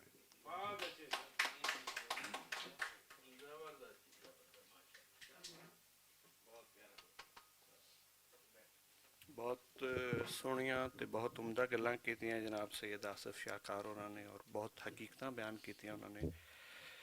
ਮੈਂ ਜਿਸ ਤਰ੍ਹਾਂ ਕਿ ਹੁਣੇ ਭੱਟ ਸਾਹਿਬ ਨੇ ਕਿਹਾ ਨਾ ਕਿ ਇੱਕ ਤਾਰੀਖ ਜਿਹੜੀ ਹੈ ਪੰਜਾਬੀ ਦੀ ਉਹ ਮੁxtਲਿਫ ਫੇਜ਼ਸ ਵਿੱਚ ਚੱਲਦੀ ਰਹੀ ਹੈ। 50 ਦੀ ਦਹਾਕੇ 'ਚ ਵੀ ਚੱਲੀ, ਫਿਰ 60 ਦੇ ਦਹਾਕੇ 'ਚ ਵੀ ਚੱਲੀ ਹੈ। ਅੱਛਾ, ਜ਼ਬਾਨਾਂ ਦੀ ਇੱਕ ਆਪਣੀ ਸਿਆਸਤ ਹੁੰਦੀ ਹੈ ਔਰ ਉਹਦੇ 'ਚ ਕਈ ਮਾਰ ਖਾ ਜਾਂਦੀਆਂ ਨੇ ਤੇ ਕਈ ਬਚ ਵੀ ਜਾਂਦੀਆਂ ਨੇ। ਹਮੇਸ਼ਾ ਉਹ ਬਚ ਜਾਂਦੀਆਂ ਨੇ ਜਿਹੜੀਆਂ ਲੋਕਾਂ ਦੇ ਨਾਲ, ਲੋਕਾਂ ਦੇ ਵਿੱਚ ਸਰਵਾਈਵ ਕਰ ਰਹੀਆਂ ਹੁੰਦੀਆਂ ਨੇ। ਤੇ ਪੰਜਾਬੀ ਜਿਹੜੀ ਹੈ ਉਹ ਵੈਸੇ ਇਹਦੇ ਬਾਰੇ ਸ਼ਾਇਰੀ ਵੀ ਬਹੁਤ ਸਾਰੀ ਕੀਤੀ ਗਈ ਕਿ ਇਸਨੇ ਮਰਨਾ ਨਹੀਂ ਹੈ। ਤੇ ਇਹ ਚੂੰਕਿ ਮਾਸਸ ਦੀ ਜ਼ਬਾਨ ਹੈ, ਲੋਕਾਂ ਦੀ ਜ਼ਬਾਨ ਹੈ, ਸੂਫੀਆਂ ਸੰਤਾਂ ਦੀ ਜ਼ਬਾਨ ਹੈ, ਤੇ ਇਹਦੇ 'ਚ ਹੀਰ ਵਾਰਿਸ ਸ਼ਾਹ ਲਿਖੀ ਗਈ, ਇਹਦੇ 'ਚ ਗ੍ਰੰਥ ਸਾਹਿਬ ਮੌਜੂਦ ਹੈ, ਇਹਦੇ 'ਚ ਬਾਬਾ ਫਰੀਦ ਦਾ ਕਲਾਮ ਮੌਜੂਦ ਹੈ, ਇਹਦੇ 'ਚ ਬੇਸ਼ੁਮਾਰ ਚੀਜ਼ਾਂ ਨੇ। ਜਿਹੜੀ ਸਾਡੀ ਥੋੜ ਸੀ ਖਾਸ ਤੌਰ 'ਤੇ ਪਾਕਿਸਤਾਨੀ ਪੰਜਾਬ ਦੀ, ਉਹਨੂੰ ਹੀ ਪੂਰਾ ਕਰਦੇ ਕਰਦੇ ਸਾਡੇ ਦੋਸਤ ਜਿਹੜੇ ਨੇ ਉਹ ਆਪਣਾ ਸਫ਼ਰ ਜ਼ਿੰਦਗੀ ਦਾ ਉਹਨਾਂ ਨੇ ਜਾਰੀ ਰੱਖਿਆ, ਜਿਹਦੇ 'ਚ ਖਾਲਿਦ ਸਾਹਿਬ ਵੀ ਸਨ। ਤੇ ਮੈਂ ਗੱਲ ਕਰ ਰਿਹਾ ਘੁੰਮਣ ਸਾਹਿਬ ਦੀ ਕਿ ਬਿਲਾਲਗੰਜ ਦੇ ਵਿੱਚ ਇਹਨਾਂ ਨੇ, ਉਸ ਤੋਂ ਪਹਿਲੇ ਕਰਾਚੀ, ਤੇ ਮੈਨੂੰ ਯਾਦ ਹੈ ਕਿ ਅਸੀਂ ਕਈ ਵਾਰੀ ਜੂਨ ਦੀਆਂ ਗਰਮੀਆਂ 'ਚ ਖਾਲਿਦ ਸਾਹਿਬ ਤੇ ਮੈਂ ਉੱਥੇ ਪਹੁੰਚਦੇ ਸੀ। ਇਹਨਾਂ ਨੇ ਰਵੇਲ ਇੱਕ ਰਿਸਾਲਾ ਸ਼ੁਰੂ ਕੀਤਾ ਹੋਇਆ ਸੀ, ਸਾਹਤ ਸ਼ੁਰੂ ਕੀਤਾ ਹੋਇਆ ਸੀ, ਕਈ ਹੋਰ ਰਿਸਾਲੇ ਸਨ, ਤੇ ਉਹਦੇ 'ਚ ਉਹ ਖਾਲਿਦ ਸਾਹਿਬ ਛਪਦੇ ਵੀ ਰਹੇ। ਹੋਰ ਵੀ ਮਤਲਬ ਕਿ ਉੱਥੇ ਬੈਠਕਾਂ ਵੀ ਹੁੰਦੀਆਂ ਸਨ, ਜਿਹੜਾ ਵੀ ਬਾਹਰੋਂ ਬੰਦਾ ਆਉਂਦਾ ਸੀ ਉਹਦੇ ਨਾਲ। ਫਿਰ ਇੱਕਦਮ ਪਤਾ ਚੱਲਿਆ ਕਿ ਘੁੰਮਣ ਸਾਹਿਬ ਜਿਹੜੇ ਨੇ ਨਾ ਉਹ ਲੁਕ ਗਏ ਨੇ, ਤੇ ਉਹ ਜਿਹੜਾ ਇਹਨਾਂ ਦਾ ਲੁਕਣਾ ਹੈ ਉਹ ਵੀ ਸਾਡੇ ਲਈ ਫਾਇਦੇਮੰਦ ਸਾਬਿਤ ਹੋਇਆ ਕਿ ਇਹਨਾਂ ਨੂੰ ਅਹਿਸਾਸ ਹੋ ਗਿਆ ਬਿਲ ਆਖਿਰ ਹੁਣ ਥੋੜੇ ਦਿਨ ਪਹਿਲੇ ਕਿ ਨਹੀਂ, ਇਹ ਲੁਕੇ ਤਾਂ ਕਦੀ ਵੀ ਨਹੀਂ ਸਨ ਵੈਸੇ, ਲੇਕਿਨ ਇਹ ਕਿ ਹੁਣ ਫਿਰ ਉਸੇ ਹੀ ਤਮਨ ਆਇਆ ਸੀ ਤੇ ਬਜ਼ੁਰਗ ਹੋ ਗਏ ਇਹਨਾਂ ਦੇ ਹੱਥਾਂ 'ਚ ਹੀ, ਤੇ ਇਹ ਸਾਡੇ ਹੱਥਾਂ 'ਚ ਜਵਾਨ ਹੋ ਗਏ ਨੇ। ਤੇ ਮੈਂ ਚਾਹੁੰਦਾ ਕਿ ਬਹੁਤ ਸਾਰੀਆਂ ਘੁੰਮਣ ਸਾਹਿਬ ਆਪਣੀ ਤਾਰੀਖ, ਇੱਕ ਮੈਂ ਸਿਰਫ ਨਜ਼ਮ ਮੇਰੀ ਵੈਸੇ ਮੈਨੂੰ ਬੜੀਆਂ ਪਸੰਦ ਨੇ, ਲੇਕਿਨ ਇੱਕ ਨਜ਼ਮ ਮੈਂ ਪੜ੍ਹਨਾ ਚਾਹੁੰਦਾ, ਤੇ ਉਸ ਤੋਂ ਬਾਅਦ ਫਿਰ ਕਾਫੀ ਗੱਲਾਂ ਅਸੀਂ ਚਾਹੁੰਦੇ ਹਾਂ ਕਿ ਘੁੰਮਣ ਸਾਹਿਬ ਜਿਹੜੇ ਨੇ ਨੂੰ ਜੋ ਵੀ ਯਾਦਾਂ ਨੇ। ਔਰ ਜੋ ਇਹ ਨਜ਼ਮ ਦਾ ਸਰਨਾਮਾ ਹੈ ਅੱਖਾਂ। ਅੱਖਾਂ ਤੱਕਦੀਆਂ, ਅੱਖਾਂ ਦੱਸਦੀਆਂ ਨੇ, ਅੱਖਾਂ ਹੱਸਦੀਆਂ, ਵੈਸੇ ਦਿਸਦੀਆਂ ਵੀ ਹੋ ਸਕਦਾ ਹੈ ਜਾਂ ਦੱਸਦੀਆਂ, ਜ਼ੇਰ ਜ਼ਬਰ ਨਹੀਂ ਪਾਈ ਹੋਈ। ਅੱਖਾਂ ਤੱਕਦੀਆਂ, ਅੱਖਾਂ ਦੱਸਦੀਆਂ ਨੇ, ਅੱਖਾਂ ਹੱਸਦੀਆਂ, ਅੱਖਾਂ ਬੋਲਦੀਆਂ, ਅੱਖਾਂ ਤੋਲਦੀਆਂ ਨੇ, ਅੱਖਾਂ ਰੋਲਦੀਆਂ ਨੇ, ਅੱਖਾਂ ਰੋਂਦੀਆਂ ਨੇ, ਅੱਖਾਂ ਜਾਗਦੀਆਂ, ਅੱਖਾਂ ਸੌਂਦੀਆਂ ਨੇ, ਅੱਖਾਂ ਫੜਕਦੀਆਂ, ਅੱਖਾਂ ਰੜਕਦੀਆਂ ਨੇ, ਅੱਖਾਂ ਫੜਕਦੀਆਂ, ਅੱਖਾਂ ਰੜਕਦੀਆਂ ਨੇ, ਅੱਖਾਂ ਦੋ ਹੁੰਦੀਆਂ, ਅੱਖਾਂ ਚਾਰ ਹੁੰਦੀਆਂ ਨੇ, ਅੱਖਾਂ ਦੋ ਹੁੰਦੀਆਂ, ਅੱਖਾਂ ਚਾਰ ਹੁੰਦੀਆਂ ਨੇ, ਅੱਖਾਂ ਆਉਂਦੀਆਂ, ਅੱਖਾਂ ਦੁਖਦੀਆਂ ਨੇ, ਅੱਖਾਂ ਲੱਗਦੀਆਂ, ਅੱਖਾਂ ਲੜਦੀਆਂ ਨੇ, ਅੱਖਾਂ ਖੁੱਲਦੀਆਂ, ਅੱਖਾਂ ਉਗੜਦੀਆਂ ਨੇ, ਅੱਖਾਂ ਰੱਜਦੀਆਂ ਨਹੀਂ। ਅੱਖਾਂ ਦੁਖਦੀਆਂ ਨੇ, ਅੱਖਾਂ ਲੱਗਦੀਆਂ, ਅੱਖਾਂ ਲੜਦੀਆਂ ਨੇ, ਅੱਖਾਂ ਖੁੱਲਦੀਆਂ, ਅੱਖਾਂ ਉਗੜਦੀਆਂ ਨੇ, ਅੱਖਾਂ ਰੱਜਦੀਆਂ ਨਹੀਂ। ਅੱਖਾਂ ਵਿੱਚ ਹਯਾ ਹੁੰਦੀ ਹੈ, ਅੱਖਾਂ ਵਿੱਚ ਹਯਾ ਹੁੰਦੀ ਹੈ, ਅੱਖਾਂ ਵਿੱਚ ਸ਼ਰਮ ਹੁੰਦੀ ਹੈ। ਸਿਆਣੇ ਸੱਚ ਹੀ ਆਖਦੇ ਨੇ, ਅੱਖਾਂ ਨਾਲ ਜਹਾਨ ਹੈ, ਅੱਖ ਨਹੀਂ ਤੇ ਜਹਾਨ ਨਹੀਂ। ਸੋ ਜਿਹੜੀ ਵੀ ਅਸੀਂ ਨਜ਼ਮ ਪੜ੍ਹੀਏ, ਜਿੱਥੇ ਵੀ ਸਾਡਾ ਮਤਲਬ ਹੈ ਕਿ ਬਿਲਕੁਲ ਉਹ ਜਿਵੇਂ ਅਸੀਂ ਸੁਪਨਿਆਂ ਦੀ ਹੁੰਦੀ ਸੀ ਨਾ ਖਾਬਨਾਮਾ ਯੂਸਫੀ, ਤੇ ਅੱਖਾਂ ਬੰਦ ਕਰਕੇ ਖਾਲਿਦ ਸਾਹਿਬ ਜਿੱਥੇ ਵੀ ਅਸੀਂ ਉਂਗਲ ਧਰ ਕੇ ਪੜ੍ਹਨਾ ਸ਼ੁਰੂ, ਲੱਗਦਾ ਕਿ ਸਾਡੀ ਜ਼ਿੰਦਗੀ ਦੇ ਜਿਹੜੇ ਸੁਪਨੇ ਨੇ ਉਹਨਾਂ ਦੀਆਂ ਤਾਬੀਰਾਂ ਦੇ ਵਿੱਚ ਮੌਜੂਦ ਨੇ। ਸੋ ਮੈਂ ਹੁਣ ਗੁਜ਼ਾਰਿਸ਼ ਕਰਾਂਗਾ ਜਨਾਬ ਇਲਿਆਸ ਘੁੰਮਣ ਹੋਰਾਂ ਨੂੰ ਕਿ ਉਹ ਤਸ਼ਰੀਫ ਲਿਆਉਣ।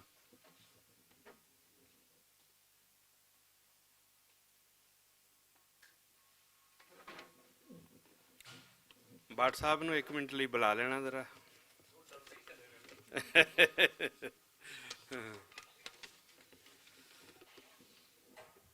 ਇਹ ਜਿਵੇਂ ਸੈਯਦ ਆਸਫ ਸ਼ਾਹਕਾਰ ਨੇ ਗੱਲ ਦੱਸੀ ਏ, ਮੇਰਾ ਵੀ ਥਥਾਲ ਸਾਹਿਬ ਨਾਲ ਤਲਕ ਕੋਈ 42-43 ਸਾਲ ਦਾ ਹੈ। ਇਹ ਵਕਤ ਸੀ 1979 ਦਾ। ਭੱਟੋ ਨੂੰ ਫਾਂਸੀ ਤੋਂ ਬਾਅਦ ਹਾਲਾਤ ਮੁਲਕ ਦੇ ਕਾਫੀ ਵਿਗੜ ਗਏ ਸਨ। ਕਰਾਚੀ ਵਿੱਚ ਟ੍ਰੇਨਾਂ ਨੂੰ ਅੱਗ ਲੱਗ ਰਹੀ ਹੈ ਜਿਹੜੀਆਂ ਇੱਧਰੋਂ ਜਾ ਰਹੀਆਂ ਨੇ। ਹੋਰ ਪੰਜਾਬੀ ਬੋਲਣ ਵਾਲੇ ਖਾਸ ਤੌਰ ਤੇ ਨਿਸ਼ਾਨੇ ਤੇ ਸਨ। ਤੇ ਮੈਨੂੰ ਐਨ ਉਸ ਦੌਰ ਵਿੱਚ ਕਰਾਚੀ ਵਿੱਚ ਦਾਖਲਾ ਮਿਲ ਗਿਆ ਇੰਜੀਨੀਅਰਿੰਗ ਯੂਨੀਵਰਸਿਟੀ ਵਿੱਚ। ਤਲਕ ਚੁੰਗੇ ਪੰਜਾਬ ਔਰ ਫਿਰ ਗੌਰਮੈਂਟ ਕਾਲਜ ਲਾਹੌਰ ਤੋਂ ਇੱਥੇ ਜਿਹੜੀ ਪੰਜਾਬੀ ਮਜਲਿਸ ਬੜੀ ਜ਼ਬਰਦਸਤ, ਬੜੇ ਬੜੇ ਵੱਡੇ ਲਿਖਾਰੀ ਉਸਤਾਈ ਸਾਰੇ ਨੇ ਜਿਨ੍ਹਾਂ ਨੂੰ ਸਾਰੇ ਜਾਣਦੇ ਨੇ, ਹਸਤੀਆਂ ਬੜੀਆਂ ਬੜੀਆਂ ਵੱਡੀਆਂ ਜਿਹੜੀਆਂ ਭਾਵੇਂ ਉਧਰ ਵੀ ਚਲੀਆਂ ਗਈਆਂ ਲੇਕਿਨ ਨਾਂ ਉਹਨਾਂ ਦੇ ਸਾਰੀ ਦੁਨੀਆ ਜਾਣਦੀ ਹੈ। ਤੇ ਹਾਲਤ ਨਾਲ ਤਲਕ ਉਦੋਂ ਦਾ ਸੀ। ਉਹ ਜਿਵੇਂ ਯਾਰਾਂ ਦੋਸਤਾਂ 'ਚ ਬੰਦਾ ਗੱਲ ਕਰਦਾ, ਲੈ ਭਾਈ ਕੰਮ ਬੜਾ ਪੁੱਠਾ ਜਿਹਾ ਹੋ ਗਿਆ, ਉਧਰੋਂ ਸਿੰਧ ਸੜਦਾ ਪਿਆ ਤੇ ਉਧਰੋਂ ਕਹਿ ਰਹੇ ਨੇ ਜਾ ਭਾਈ ਤੇਰਾ ਦਾਖਲਾ ਉੱਤੇ ਵੇ, ਤੂੰ ਅਗਰ ਪੜ੍ਹਨਾ ਹੈ ਤਾਂ ਉੱਥੇ ਜਾ ਕੇ ਇੰਜੀਨੀਅਰਿੰਗ ਕਰ। ਤੇ ਹੋਰ ਵੀ ਕਈਆਂ ਨਾਲ ਗੱਲ ਹੋਈ। ਹਾਲਤ ਆਂਦਾ ਇਹ ਕਿਹੜੀ ਗੱਲ ਹੈ, ਮਜ਼ਾ ਹੀ ਤੇ ਬੁਤਾਨੇ 'ਚ ਜਾਣ ਦੇਣ ਦਾ ਹੁੰਦਾ। ਦੇਖੋ ਨਾ, ਇੱਕ ਬੰਦਾ ਇੱਕ ਲਫ਼ਜ਼ ਨਾਲ, ਇੱਕ ਫਿਕਰੇ ਨਾਲ ਤੁਹਾਡੀ ਹਿੰਮਤ ਵਧਾ ਦਿੰਦਾ। ਮੈਂ ਕਿਹਾ ਹਾਲਤ ਇੰਜੇ ਤੇ ਫਿਰ ਇੰਜੇ ਹੀ ਸਹੀ। ਅਸੀਂ ਜਿਹੜਾ ਪਹਿਲਾ ਯਾਨੀ ਪੰਜਾਬੀ ਦਾ ਰਸਾਲਾ ਕੱਢਿਆ ਉਹ ਕਰਾਚੀ ਤੋਂ ਕੱਢਿਆ। ਪਹਿਲੀ ਜਿਹੜੀ ਪੰਜਾਬੀ ਦੀ ਤਨਜ਼ੀਮ ਬਣਾਈ, ਬਾਬਾ ਕਿੱਥੇ ਗਿਆ? ਬਾਬਾ ਇਹ ਵੀ ਲੁਕੇ ਹੈ। ਬਾਬੇ ਨੇ ਮੁਸ਼ਾਰਾ ਕਿੱਥੇ ਫਿਰ ਛੱਡਣਾ? ਇਹ ਸਾਰਾ ਸਾਡਾ ਗਰੁੱਪ ਸੀ ਜਿਹੜਾ ਕਰਾਚੀ ਵਾਲੇ ਦੇ ਪਿੱਛੇ ਦੇ ਦਿਨਾਂ ਕੋਟ ਵੀ ਆਏ ਅਸੀਂ, ਤੇ ਅਸੀਂ ਕਰਾਚੀ ਤੋਂ ਉਹ ਕੰਮ ਸ਼ੁਰੂ ਕੀਤਾ। ਤੇ ਇਹ ਜਿਹੜੇ ਸਨ ਸਾਡੀਆਂ ਉਮੀਦਾਂ ਸਨ। ਆਸਫ ਸ਼ਾਹਕਾਰ ਹੋ ਗਿਆ ਜਾਂ ਹਾਲਤ ਤਥਾਲ ਹੋ ਗਿਆ, ਯਾਨੀ ਇਹ 1970 ਦੀਆਂ ਮੈਂ ਗੱਲਾਂ ਪਿਆ ਕਰਨਾ, ਉਸ ਦਹਾਕੇ ਦੀਆਂ ਗੱਲਾਂ ਪਿਆ ਕਰਨਾ। ਸਾਡਾ ਪਹਿਲਾ ਰਸਾਲਾ ਉੱਥੋਂ ਇੱਕ ਮਹੀਨਾਵਾਰ ਸਹਿਰ ਜਿਹੜਾ ਵਿੱਚ ਕੁਝ ਉਰਦੂ ਵੀ ਹੁੰਦਾ ਸੀ, ਫਿਰ ਪੰਜਾਬੀ ਉਹ ਹੁੰਦਾ ਗਿਆ, ਫਿਰ ਪੂਰਾ ਪੰਜਾਬੀ ਹੋ ਗਿਆ। ਫਿਰ ਜਿਵੇਂ ਸਾਹਤ ਉੱਤੇ ਪਏ ਹੈ ਇਸੇ ਤਰ੍ਹਾਂ ਦਾ ਉੱਥੋਂ ਹੀ ਅਸੀਂ ਪਹਿਲੀ ਸ਼ਕਲ ਕਹਿ ਲਓ ਕਿ ਸਾਹਤ ਦੀ ਸੋਹਣੀ ਧਰਤੀ ਦੇ ਨਾਲ ਕੱਢੀ। ਉਹ ਵੀ ਪੂਰੀ ਦੁਨੀਆ ਦੇ ਇਸੇ ਤਰ੍ਹਾਂ ਹੀ, ਜਿਵੇਂ ਇਹਦੇ ਵਿੱਚ ਵੀ ਅਸੀਂ ਰੱਖਿਆ ਹੁੰਦਾ ਸੀ ਕਿ ਲਹਿੰਦਾ ਪੰਜਾਬ, ਚੜ੍ਹਦਾ ਪੰਜਾਬ ਤੇ ਇੱਕ ਤੀਜਾ ਪੰਜਾਬ, ਯਾਨੀ ਇਹ ਜਿਹੜੇ ਬਾਹਰ ਬੈਠੇ ਨੇ ਸਾਡੇ ਵੀਰ। ਸ਼ਾਹ ਸਾਹਿਬ, ਇਹ ਵਾਕਈ ਤੁਸੀਂ ਹੱਕ ਸੱਚ ਦੀਆਂ ਗੱਲਾਂ ਕਰਕੇ ਗਏ ਹੋ। ਉਹਦੇ ਉੱਤੇ ਵੀ ਗੋਲੀਆਂ ਔਰ ਤੁਹਾਡੇ ਉੱਤੇ ਵੀ ਜੋ ਹੋਇਆ ਸਾਡੇ ਤੱਕ ਉਹਦਾ ਸੇਕ ਪਹੁੰਚਿਆ, ਵਾਕਈ ਹਕੀਕਤ ਦੀ ਗੱਲ ਹੈ। ਸਾਡੇ ਤੇ ਇਹਨਾਂ ਦਾ ਬੜਾ ਹੀ ਹੱਕ ਬਣਦਾ ਹੈ। ਔਰ ਮੈਂ ਹਾਲਤ ਦੀ ਸਾਰੀ ਉਮਰ ਜ਼ਾਹਿਰ ਉਹਨੂੰ ਛਾਪਿਆ ਵੀ ਬੇਸ਼ੁਮਾਰ ਹੈ, ਮੈਂ ਆਪਣੇ ਸਾਰੇ ਰਸਾਲਿਆਂ ਵਿੱਚ ਹੀ। ਨਸਟੈਲਜੀਆ ਬਹੁਤ ਜ਼ਿਆਦਾ ਸੀ ਉਹਦੇ ਵਿੱਚ, ਯਾਨੀ ਕਿ ਹਰ ਵੇਲੇ ਆਪਣੀ ਮਾਂ ਧਰਤੀ ਨੂੰ, ਮਾਂ ਬੋਲੀ ਨੂੰ ਯਾਦ ਕਰਨ ਨਾਲ ਬੰਦਾ ਕਿੱਥੇ ਭੁੱਲਦਾ ਉਹ ਗੱਲਾਂ। ਫਿਰ ਇੱਕ ਇੱਕ ਲਫ਼ਜ਼ ਜਿਹੜੇ ਇੱਥੇ ਦੇ ਪੰਜਾਬੀ ਨਹੀਂ ਪੇ ਲਿਖਦੇ, ਉਹ ਉੱਥੇ ਬੈਠ ਕੇ ਉਹ ਭੁੱਲਿਆ ਹੀ ਨਹੀਂ ਇੱਕ ਲਫ਼ਜ਼ ਨੂੰ ਵੀ। ਯਾਨੀ ਉਹਦੀ ਇੱਕ ਤੇ ਇਹਨੇ ਨਈਮ ਵੀਰ ਨੇ ਸੁਣਾ ਦਿੱਤੀ ਹੈ ਨਾ ਉਹ ਨਜ਼ਮ ਜਿਹੜੀ ਸੀਮਕਾਂ ਵਾਲੀ, ਇਹ ਮੈਂ ਅਸਲ ਵਿੱਚ ਛਾਪੀ ਸੀ ਸਫਾ 328 ਤੇ ਸਾਹਤ 1996 ਵਿੱਚ ਨਾ, ਜਿਹੜਾ ਸਾਡਾ ਤੀਜਾ ਪੰਜਾਬ ਦਾ, ਉਹਦੇ ਵਿੱਚ ਇੱਕ ਪੂਰਾ ਪੋਰਸ਼ਨ ਹੁੰਦਾ ਸੀ। ਫਿਰ ਇੱਕ ਹੋਰ ਉਹਨੇ ਇਹ ਗਜ਼ਲ ਸੀ ਤੇ ਇੱਕ ਨਜ਼ਮ ਹੀ ਉਹਨੇ ਜਿਹੜੀ ਮੈਨੂੰ ਲਿਖ ਕੇ ਘੱਲੀ ਸੀ, ਉਹ ਸੀ ਲੱਕੜੀ। ਯਾਨੀ ਉਹਦਾ ਅੰਦਾਜ਼ ਵੇਖੋ ਕਿ ਲਿਖਦਾ ਕਿਸ ਤਰ੍ਹਾਂ ਦਾ। ਬੈਠਾ ਹੁਣ ਬੰਦਾ ਨਾਰਵੇ ਵਿੱਚ ਤੇ ਇੰਜ ਲੱਗਦਾ ਪਿਆ ਜਿਵੇਂ ਕਿਸੇ ਮੇਲੇ 'ਚ ਬਹਿ ਕੇ ਕੋਈ ਬੰਦਾ ਉੱਥੇ ਦੀ ਮੰਜ਼ਰਕਸ਼ੀ ਕਰਦਾ ਪਿਆ ਕਿ ਲੱਕੜੀ ਖਲੋਤਾ ਹੈ। ਤੋ ਚੰਦ ਲੈਣਾ ਉਹਦੀਆਂ ਮੈਂ ਸੁਣਾ ਦੇਣਾ ਕਿ ਘੋਲ ਕਬੱਡੀ ਜਿੱਥੇ ਹੋਵੇ, ਸ਼ਮਲਾ ਬਨ ਕੇ ਵਿੱਚ ਖਲੋਵੇ। ਯਾਨੀ ਲੱਕੜੀ ਦਾ ਰੂਪ ਪਿਆ ਦੱਸਦਾ ਹੈ। ਰੰਗ ਬਰੰਗੇ ਸਵਾਂਗ ਇਸ ਤੇ, ਹੱਥ ਵਿੱਚ ਲੰਮੀ ਡਾਂਗ ਇਸ ਦੇ, ਪਿੰਡ ਵਿੱਚ ਲੰਮੀ ਡਾਂਗ ਇਸ ਤੇ, ਨਿੱਕੇ ਵੱਡੇ ਪਿਛਾਂ ਹਟਾਵੇ। ਇਹ ਉਹ ਲੱਕੜੀ ਦਾ ਰੂਪ ਦਿੰਦੇ ਨੇ, ਦੱਸਦੇ ਨੇ ਪਏ ਸਾਨੂੰ। ਫਿਰ 97 ਦਾ ਜਦੋਂ ਸਾਥ ਛਪੇ ਨਾ, ਹਰ ਵਾਰੀ ਮੈਂ ਸਪੈਸ਼ਲ ਉਹਨੂੰ ਆਖ ਕੇ, ਕਿਉਂਕਿ ਪਿਆਰ ਦੀ ਗੱਲ ਦੇ ਵਿੱਚ ਅਸੀਂ ਜ਼ਾਹਿਰ ਰਵੇਲ ਵੀ ਛਪ ਰਿਹਾ ਸੀ, ਮੀਟੀ ਵੀ, ਮੁਖਤਲਿਫ ਰਸਾਲੇ ਜਿਹੜੇ ਆ ਰਹੇ ਸਨ ਉਹਨਾਂ ਵਿੱਚ ਤੇ ਰੈਗੂਲਰ ਉਹਦੀਆਂ ਛਪ ਰਹੀਆਂ ਹੁੰਦੀਆਂ ਸਨ। ਲੇਕਿਨ ਜਿਹੜਾ ਅਸੀਂ ਸਾਲਨਾਮਾ ਛਾਪਣਾ ਹੁੰਦਾ ਸੀ, ਉਹ ਹਕੀਕਤਨ ਅਸੀਂ ਉਹਨੂੰ ਜਿਹੜਾ ਨਾ ਕਹਿ ਕੇ ਵੀ ਔਰ ਤਰਲਾ ਕਰਕੇ ਵੀ ਕਈ ਵਾਰੀ ਨਾ। ਤੇ ਭੱਟ ਸਾਹਿਬ ਤੁਹਾਡੇ ਸੁਣਨ ਵਾਲੀ ਗੱਲ ਹੈ, ਇਹ ਜਿਹੜਾ ਸੀ ਨਾ 1980 81 ਵਾਲਾ ਦੌਰ ਜਿਹੜਾ ਸਾਡਾ, ਯਾਨੀ ਸਟਾਰਟ ਸੀ ਜਿਹਦੇ ਵਿੱਚ ਲੜਾਈ ਝਗੜੇ, ਉਹਨਾਂ ਵਿੱਚ ਨਾ ਤੁਸੀਂ ਵੀ ਸ਼ਾਇਦ ਜ਼ਾਹਿਰ ਸਾਫਤ ਦੀ ਦੁਨੀਆ 'ਚ ਆ ਚੁੱਕੇ ਸੋ। ਇੱਕ ਤਰੰਡਾ ਸੀ ਉਰਦੂ ਸ਼ਾਇਰਾਂ ਦਾ, ਉਹ ਜਿਵੇਂ ਉਹ ਕਿਧਰੇ ਕਾਕਾ ਕੋਈ ਜੰਮ ਪਏ ਤੇ ਉਹ ਵਧਾਈ ਮੰਗਣ ਨਹੀਂ ਜਾਂਦੇ, ਉਹ ਮੁਸ਼ਾਇਰੇ ਮੰਗਣ ਜਾਂਦੇ ਹੁੰਦੇ ਸਨ। ਯਾਨੀ ਉਹ ਨਾ ਯੂਰਪ ਦਾ ਕੋਈ ਮੁਲਕ ਛੱਡਿਆ ਹੀ ਨਹੀਂ। ਇੱਕ ਦੋ ਵਾਰੀ ਮੈਂ ਨਾ ਹਾਲਤ ਨੂੰ ਕਿਹਾ, ਮੈਂ ਕਿਹਾ ਯਾਰ ਤੂੰ ਪੰਜਾਬੀ ਹੋ ਕੇ ਤੇ ਇਹਨਾਂ ਦੇ ਮਸ਼ਾਰੇ ਤੂੰ ਪਿਆ ਕਰਵਾਨਾ ਹੈ। ਇਹ ਤੇ ਚਲੋ ਕਿਸੇ ਠੀਕ ਹੈ ਹੱਕ ਇਨਸਾਫ ਦੀ ਕੋਈ ਗੱਲ ਕਰਨ ਨਾਲੋਂ ਇਹ ਤੇ ਜਿਹੜੇ ਪ੍ਰੋਫੈਸ਼ਨਲ ਨੇ ਉਸਨੇ ਇਸ ਗੱਲ ਨੂੰ ਬੜਾ ਹੀ ਮਹਿਸੂਸ ਕੀਤਾ। ਯਾਨੀ ਉਹਨੇ ਬਾਅਦ ਵਿੱਚ ਫਿਰ ਪੰਜਾਬੀ ਦੇ ਬੰਦੇ ਬੁਲਾਏ, ਉੱਥੇ ਪੰਜਾਬੀ ਦੇ ਪ੍ਰੋਗਰਾਮ ਬਕਾਇਦਾ ਕਰਵਾਏ।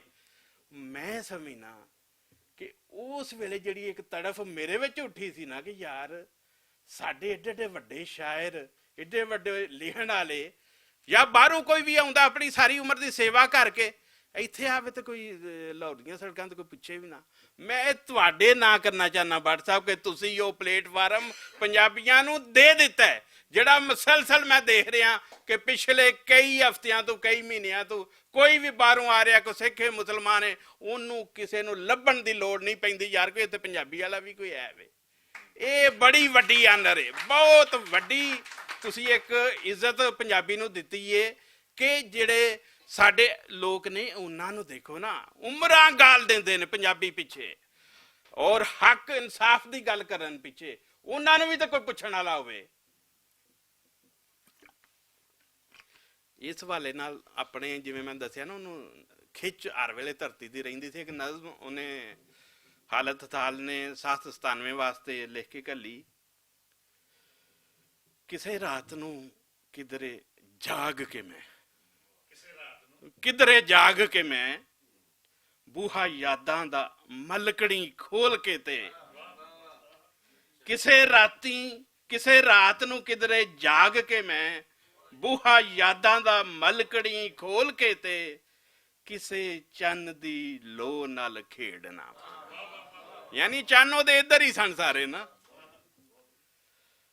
ਕਿਸੇ ਰਾਤ ਨੂੰ ਕਿਧਰੇ ਜਾਗ ਕੇ ਮੈਂ ਬੂਹਾ ਯਾਦਾਂ ਦਾ ਮਲਕੜੀ ਖੋਲ ਕੇ ਤੇ, ਕਿਸੇ ਚੰਨ ਦੀ ਲੋ ਨਾਲ ਖੇਡਣਾ ਵਾਂ, ਕਿਸੇ ਹੋਰ ਸਿਤਾਰੇ ਦੀ ਲੋ ਜਦੋਂ। ਯਾਨੀ ਹੁਣ ਹੋਰ ਸਿਤਾਰੇ ਜਿਹੜੀ ਪੇ ਗੱਲ ਸੈਯਦ ਸਾਹਿਬ ਕਰ ਰਹੇ ਸਨ ਨਾ, ਬੇਵਤਨੀ ਵਾਲੀ ਕੈਫੀਅਤ ਆ ਗਈ ਉਹਦੇ ਵਿੱਚ।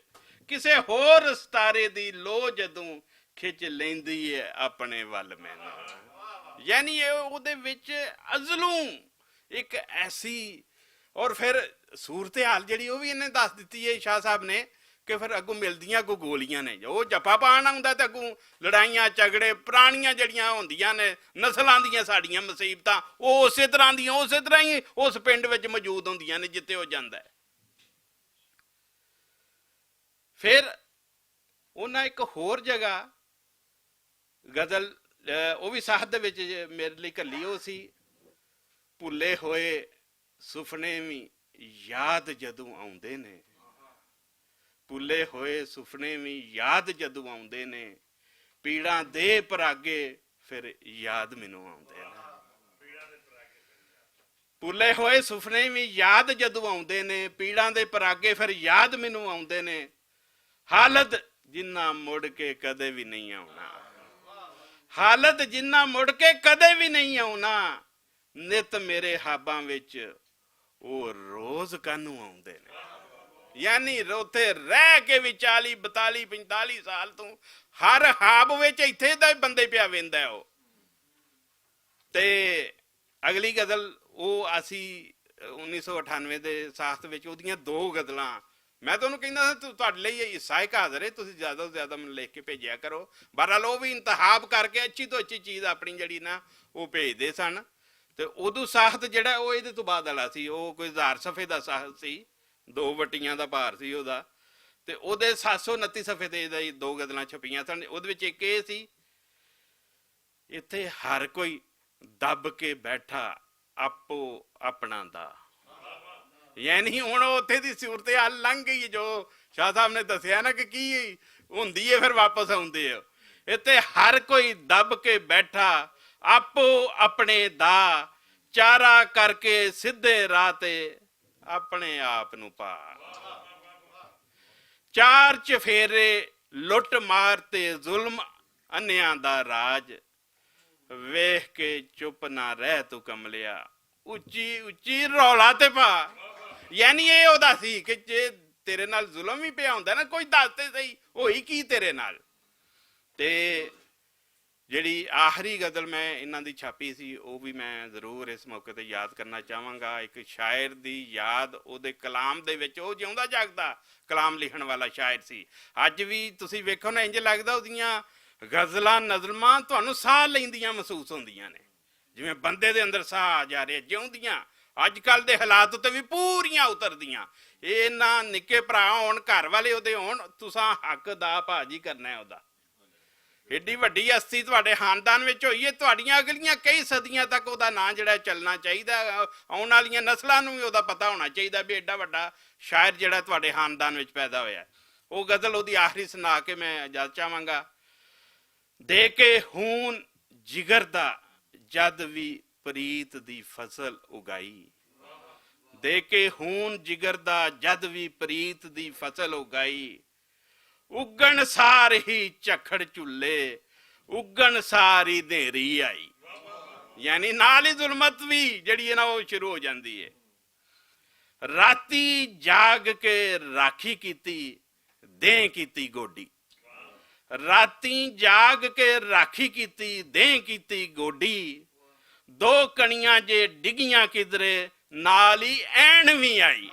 ਯਾਨੀ ਉਹਦੀ ਖੂਬਸੂਰਤੀ ਅਲਫਾਜ਼ ਦੀ ਵੇਖੋ। ਇਹ ਭੱਟ ਸਾਹਿਬ ਤੁਹਾਡੇ ਵੀ ਔਰ ਮੇਰੇ ਇਲਾਕੇ ਦਾ ਸਾਂਝਾ ਲਫ਼ਜ਼ ਹੈ, ਔਰ ਜਨਾਬ ਡਾਕਟਰ ਸਾਹਿਬ ਵੀ ਜਾਣਦੇ ਨੇ, ਐਣ ਯਾਨੀ ਗੜੇ। ਔਰ ਮੈਂ ਸਮਝਣਾ ਕਿ ਕਿੰਨਾ ਉਹ ਆਦਮੀ, ਇਹ ਸਾਡਾ ਇਲਾਕਾ ਸੇਮ ਹੈ, ਯਾਨੀ ਵਜ਼ੀਰਾਬਾਦ ਤਹਿਸੀਲ ਤੱਕ ਗੁਜਰਾਤ ਵੀ ਇੱਕ ਹੀ ਇਲਾਕਾ ਹੈ, ਤੇ ਅਸੀਂ ਉਹਦੀ ਯਾਦ ਨੂੰ ਹਮੇਸ਼ਾ ਸਜਰੇ ਰੱਖਾਂਗੇ। ਇਹ ਬੜਾ ਬਰ ਵਕਤ ਭੱਟ ਸਾਹਿਬ ਨੇ ਪ੍ਰੋਗਰਾਮ ਕੀਤਾ, ਇਹਦੇ ਤੋਂ ਵੱਡੇ ਪ੍ਰੋਗਰਾਮ ਦੀ ਲੋੜ ਸੀ। ਉਹਦੀ ਜ਼ਿੰਦਗੀ ਦੇ ਬਾਰੇ ਲੋਕਾਂ ਦੀਆਂ ਯਾਦਾਂ ਬੇਸ਼ੁਮਾਰ ਨੇ, ਉਹਨਾਂ ਨੂੰ ਤਹਿਰੀਰ ਵਿੱਚ ਲੈ ਆ ਕੇ ਜ਼ਾਹਿਦ ਪ੍ਰੋਫੈਸਰ ਸਾਹਿਬ ਜਿਹੜਾ ਇਹ ਇਹਨਾਂ ਨੂੰ ਤਰਤੀਬ ਦੇਣ, ਔਰ ਘਰਦਿਆਂ ਕੋਲ ਵੀ ਉਹਦੀਆਂ ਤਸਵੀਰਾਂ ਵੀ। ਯਾਨੀ ਅਸੀਂ ਅਗਰ ਰਲ ਕੇ ਆਪਣੇ ਵੀਰਾਂ ਨੂੰ ਉਹਨਾਂ ਦੀਆਂ ਯਾਦਾਂ ਤਾਜ਼ਾ ਕਰਨੀਆਂ ਨੇ, ਉਹਨਾਂ ਬਾਰੇ ਜ਼ਿਆਦਾ ਤੋਂ ਜ਼ਿਆਦਾ ਕਲਾਮ ਜਿਹੜਾ ਹੈ ਉਹ ਔਰ ਉਹਦੀ ਜ਼ਿੰਦਗੀ ਬਾਰੇ ਚੀਜ਼ਾਂ ਛਾਪਣੀਆਂ ਚਾਹੀਦੀਆਂ ਨੇ। ਬਹੁਤ ਸ਼ੁਕਰੀਆ ਜਨਾਬ ਭੱਟ ਸਾਹਿਬ, ਤੁਸੀਂ ਬਹੁਤ ਅੱਛਾ ਕੀਤਾ।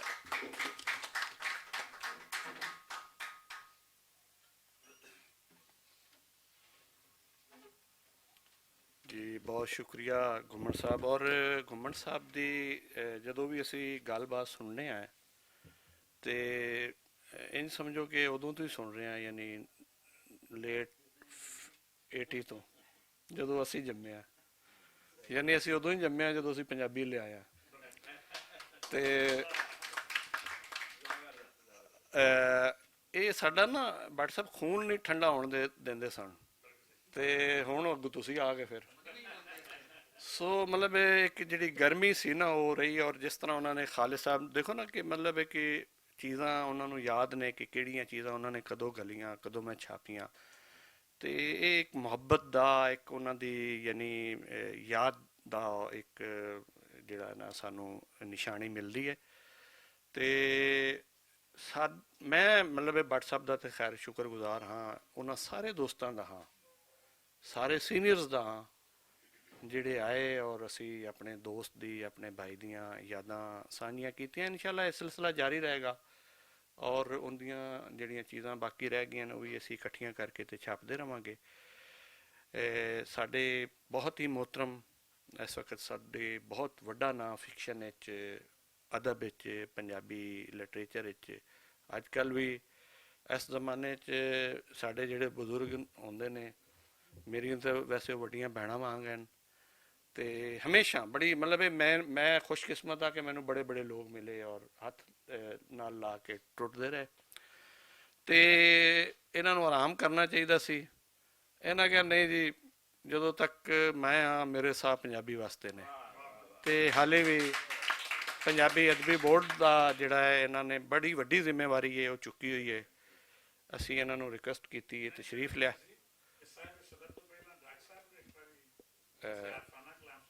ਜੀ ਜਿਵੇਂ ਅਗਰ ਕਹੋ ਤੇ ਬਿਲਕੁਲ ਆ ਜਾਓ। ਨਹੀਂ ਸਾਹਿਬ ਸਦਰ, ਤੁਸੀਂ ਜਿਹੜਾ ਨਾ ਡਾਕਟਰ ਸਾਹਿਬ ਤਸ਼ਰੀਫ ਲਿਆਓ। ਮੀਆਂ ਸਾਹਿਬ ਦਾ ਅਸੀਂ ਜੋ ਵੀ ਉਹਨਾਂ ਦਾ ਦਿਲ ਕਰੇ, ਅਸੀਂ ਸਾਨੂੰ ਖਾਲਿਦ ਦੀਆਂ ਯਾਦਾਂ ਆਉਣਗੀਆਂ ਜਦੋਂ ਉਹਨਾਂ ਦਾ ਕਲਾਮ ਸੁਣਾਂਗੇ। ਤੇ ਤੁਸੀਂ ਉਨੀ ਦੇਰ ਮਜ਼ੀਦ ਮਨਜ਼ਬਤ ਕਰ ਲਓ ਚੀਜ਼ਾਂ ਨੂੰ ਤਰਤੀਬ ਵਿੱਚ। ਹਾਂ ਆਓ ਐੜਾ ਸਾਹਿਬ ਨਹੀਂ ਡਾਕਟਰ ਸਾਹਿਬ ਕਿਉਂਕਿ ਸਾਡੇ ਕੋਲ ਆਏ ਨਹੀਂ ਤੇ ਅਸੀਂ ਫਾਇਦਾ ਉਠਾ ਲਿਆ। ਬਿਲਕੁਲ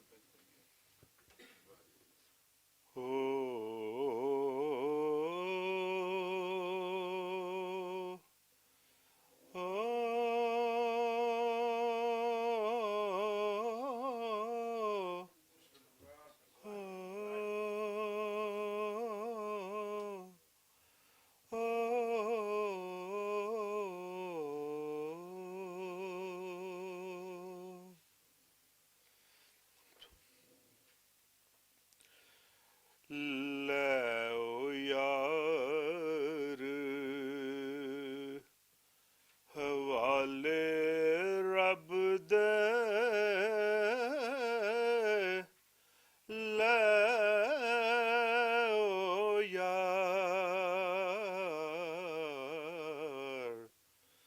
ਲੈ ਓ ਯਾਰ ਹਵਾਲੇ ਰੱਬ ਦੇ ਮੇਲੇ ਚਾਰ ਦਿਨਾਂ ਦੇ ਉਸ ਦਿਨ ਈਦ ਮੁਬਾਰਕ ਹੋ ਸੀ ਜਿਸ ਦਿਨ ਫੇਰ ਮਿਲਾਂਦੇ ਉਸ ਦਿਨ ਈਦ ਮੁਬਾਰਕ ਹੋ ਸੀ ਤੇ ਜਿਸ ਦਿਨ ਫੇਰ ਮਿਲਾਂਦੇ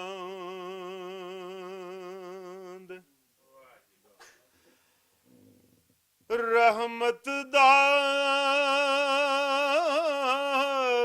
ਮੀਂਹ ਪਾ ਖੁਦਾਇਆ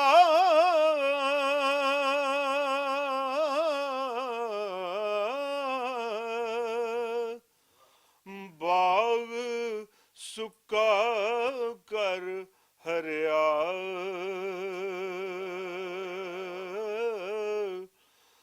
ਬੂਟਾ ਆਸ ਉਮੀਦ ਮੇਰੀ ਦਾ ਕਰ ਦੇ ਮੈਂ ਵੇ ਪਰਿਆ ਬੂਟਾ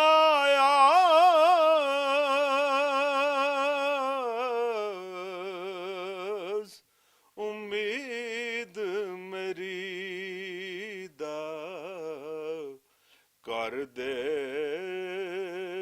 ਮੈਂ ਵੇ ਪਰਿਆ।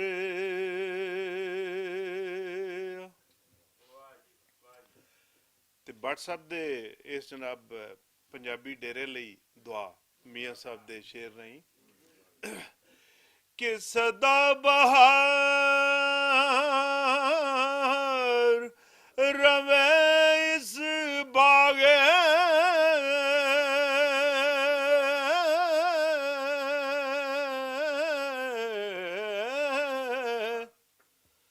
ਕਦੀ ਖਜ਼ਾਨਾ ਆਵੇ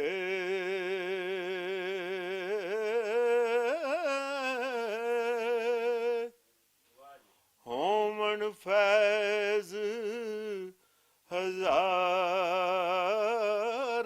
ਤਾਈਂ ਹਰ ਭੁੱਖਾ ਫਲ ਖਾਵੇ ਓਮਣ ਫੈਜ਼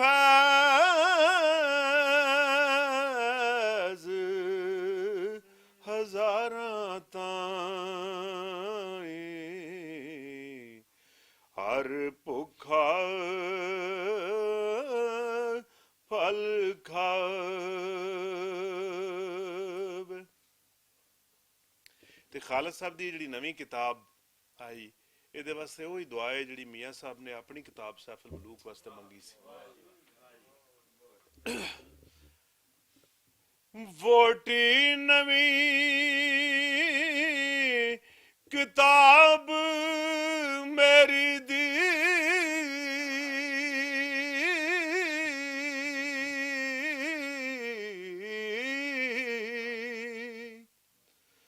ਜੋਬਨ ਬਖਸ਼ ਸੰਗਾਰੀ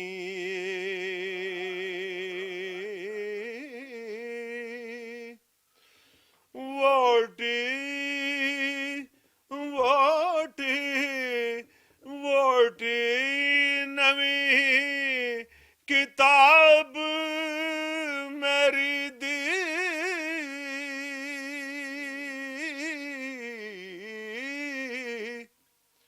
ਜੋਬਨ ਬਖਸ਼ ਸ਼ਿੰਗਾਰੀ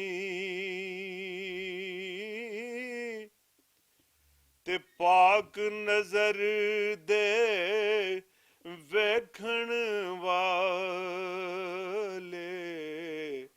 ਨਦੀ ਇਸ਼ਕ ਦੀ ਤਾਰੀ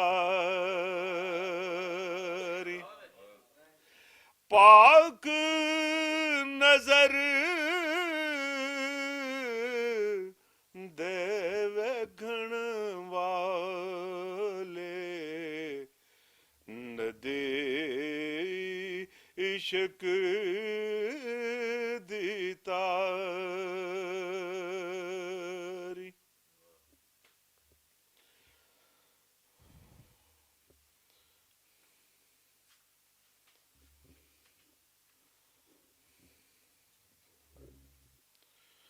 ਤੇ ਦੁਨੀਆ ਤੇ ਜੋ ਕੰਮ ਨਾ ਆਵੇ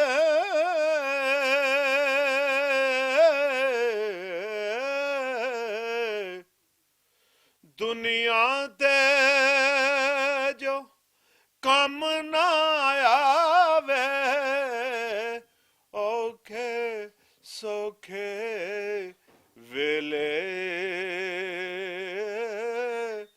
ਉਸ ਬੇਫੈਜ਼ੇ ਸੰਗੀ ਕੋਲੋਂ ਬਿਹਤਰ ਯਾਰ ਅਕੇਲੇ ਉਸ ਬੇਫੈਜ਼ੇ ਸੰਗੀ ਕੋਲੋਂ ਬਿਹਤਰ ਯਾਰ ਅਕੇਲੇ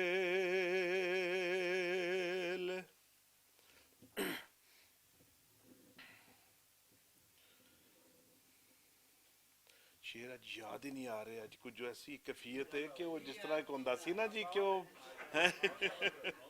ਤੇ ਉਹ ਆਖਰ ਤੇ ਨਾ ਜੀ ਉਹ ਸਾਡੇ ਉਹ ਕਰਨਲ ਇਲਿਆਸ ਸਾਹਿਬ ਦਾ ਇੱਕ ਸ਼ੇਰ ਹੈ ਉਹਨਾਂ ਨੇ ਮੀਆਂ ਸਾਹਿਬ ਦੇ ਰੰਗ ਵਿੱਚ ਲਿਖਿਆ ਹੈ ਉਹ ਸਾਰਿਆਂ ਵਾਸਤੇ ਦੁਆ ਹੈ ਉਹਦੇ ਚ ਕਿ ਲੈ ਯਾਰ ਹਵਾਲੇ ਰੱਬ ਦੇ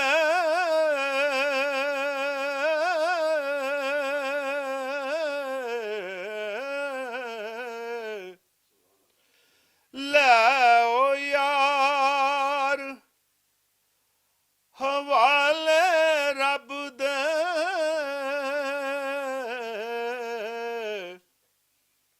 ਤੇ ਖਰੀ ਖਰੀ ਜਾਈ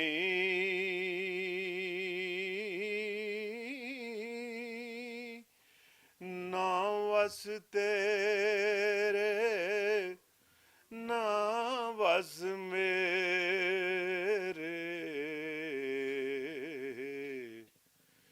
ਨਾ ਵਸ ਤੇਰੇ ਨਾ ਵਸ ਮੇਰੇ ਮੇਲ ਕਰਾਂ ਦਾ ਸਾਈਂ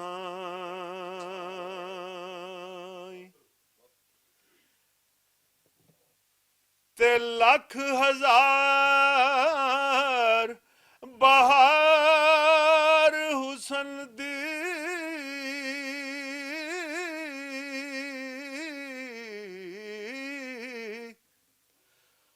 ਅੰਦਰ ਖਾਕ ਸਮਾਣੀ ਲੱਖ ਹਜ਼ਾਰ ਲੱਖ ਹਜ਼ਾਰ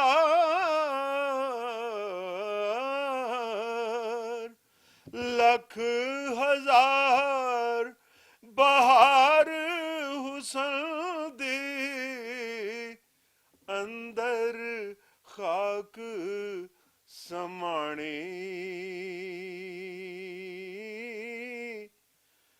ਲਾਪਰੀਤ ਮੁਹੰਮਦ ਜਿਸ ਥੀ ਜਗ ਵਿੱਚ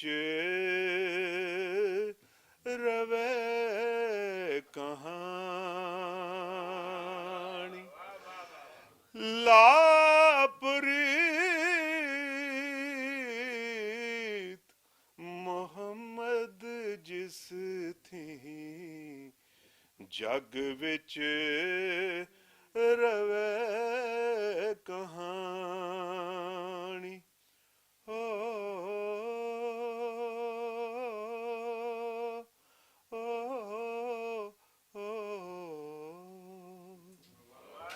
ਬਹੁਤ ਸ਼ੁਕਰੀਆ ਜਨਾਬ।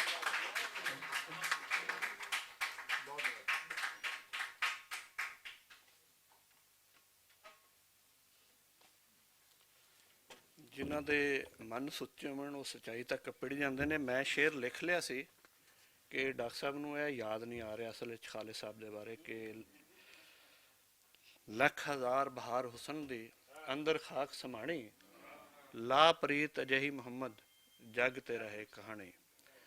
ਸੋ ਮੇਰਾ ਖਿਆਲ ਹੈ ਕਿ ਐਸਾ ਸ਼ੇਰ ਹੈ ਕਿ ਸਾਡੇ ਸਾਰਿਆਂ ਤੇ ਸਾਦਿਕ ਆਂਦਾ ਹੈ। ਤੇ ਮੈਂ ਬਹੁਤ ਸ਼ੁਕਰੀਆ ਅਦਾ ਕਰਨਾ ਡਾਕਟਰ ਸਾਹਿਬ ਦਾ ਕਿ ਤੁਸੀਂ ਸਾਡੇ ਦਿਲ ਦੇ ਅੰਦਰ ਜਿਹੜਾ ਨਾ ਇੱਕ ਹਰਾਰਤ ਪੈਦਾ ਕੀਤੀ ਔਰ ਰੱਬ ਤੁਹਾਡੀ ਇਹਨਾਂ ਤੌਫੀਕਾਤ ਵਿੱਚ ਵਾਧਾ ਕਰੇ ਔਰ ਇਹ ਤੁਸੀਂ ਇਹ ਜਿਹੜਾ ਹੈ ਸਿਲਸਿਲਾ ਚੱਲਦਾ ਹੀ ਰਹੇ ਸਾਡਾ ਇਸ ਤਰ੍ਹਾਂ। ਸੋ ਅਖੀਰ ਤੇ ਮੈਂ ਹੁਣ ਗੁਜ਼ਾਰਿਸ਼ ਕਰਨਾ मोहतरमा प्रवीण मलिक होਰਾਂ ਨੂੰ ਕਿ ਉਹ ਆਉਣ ਔਰ ਆਪਣੇ ਗੱਲਬਾਤ ਕਰਨ। ਜੀ ਬਿਲਕੁਲ।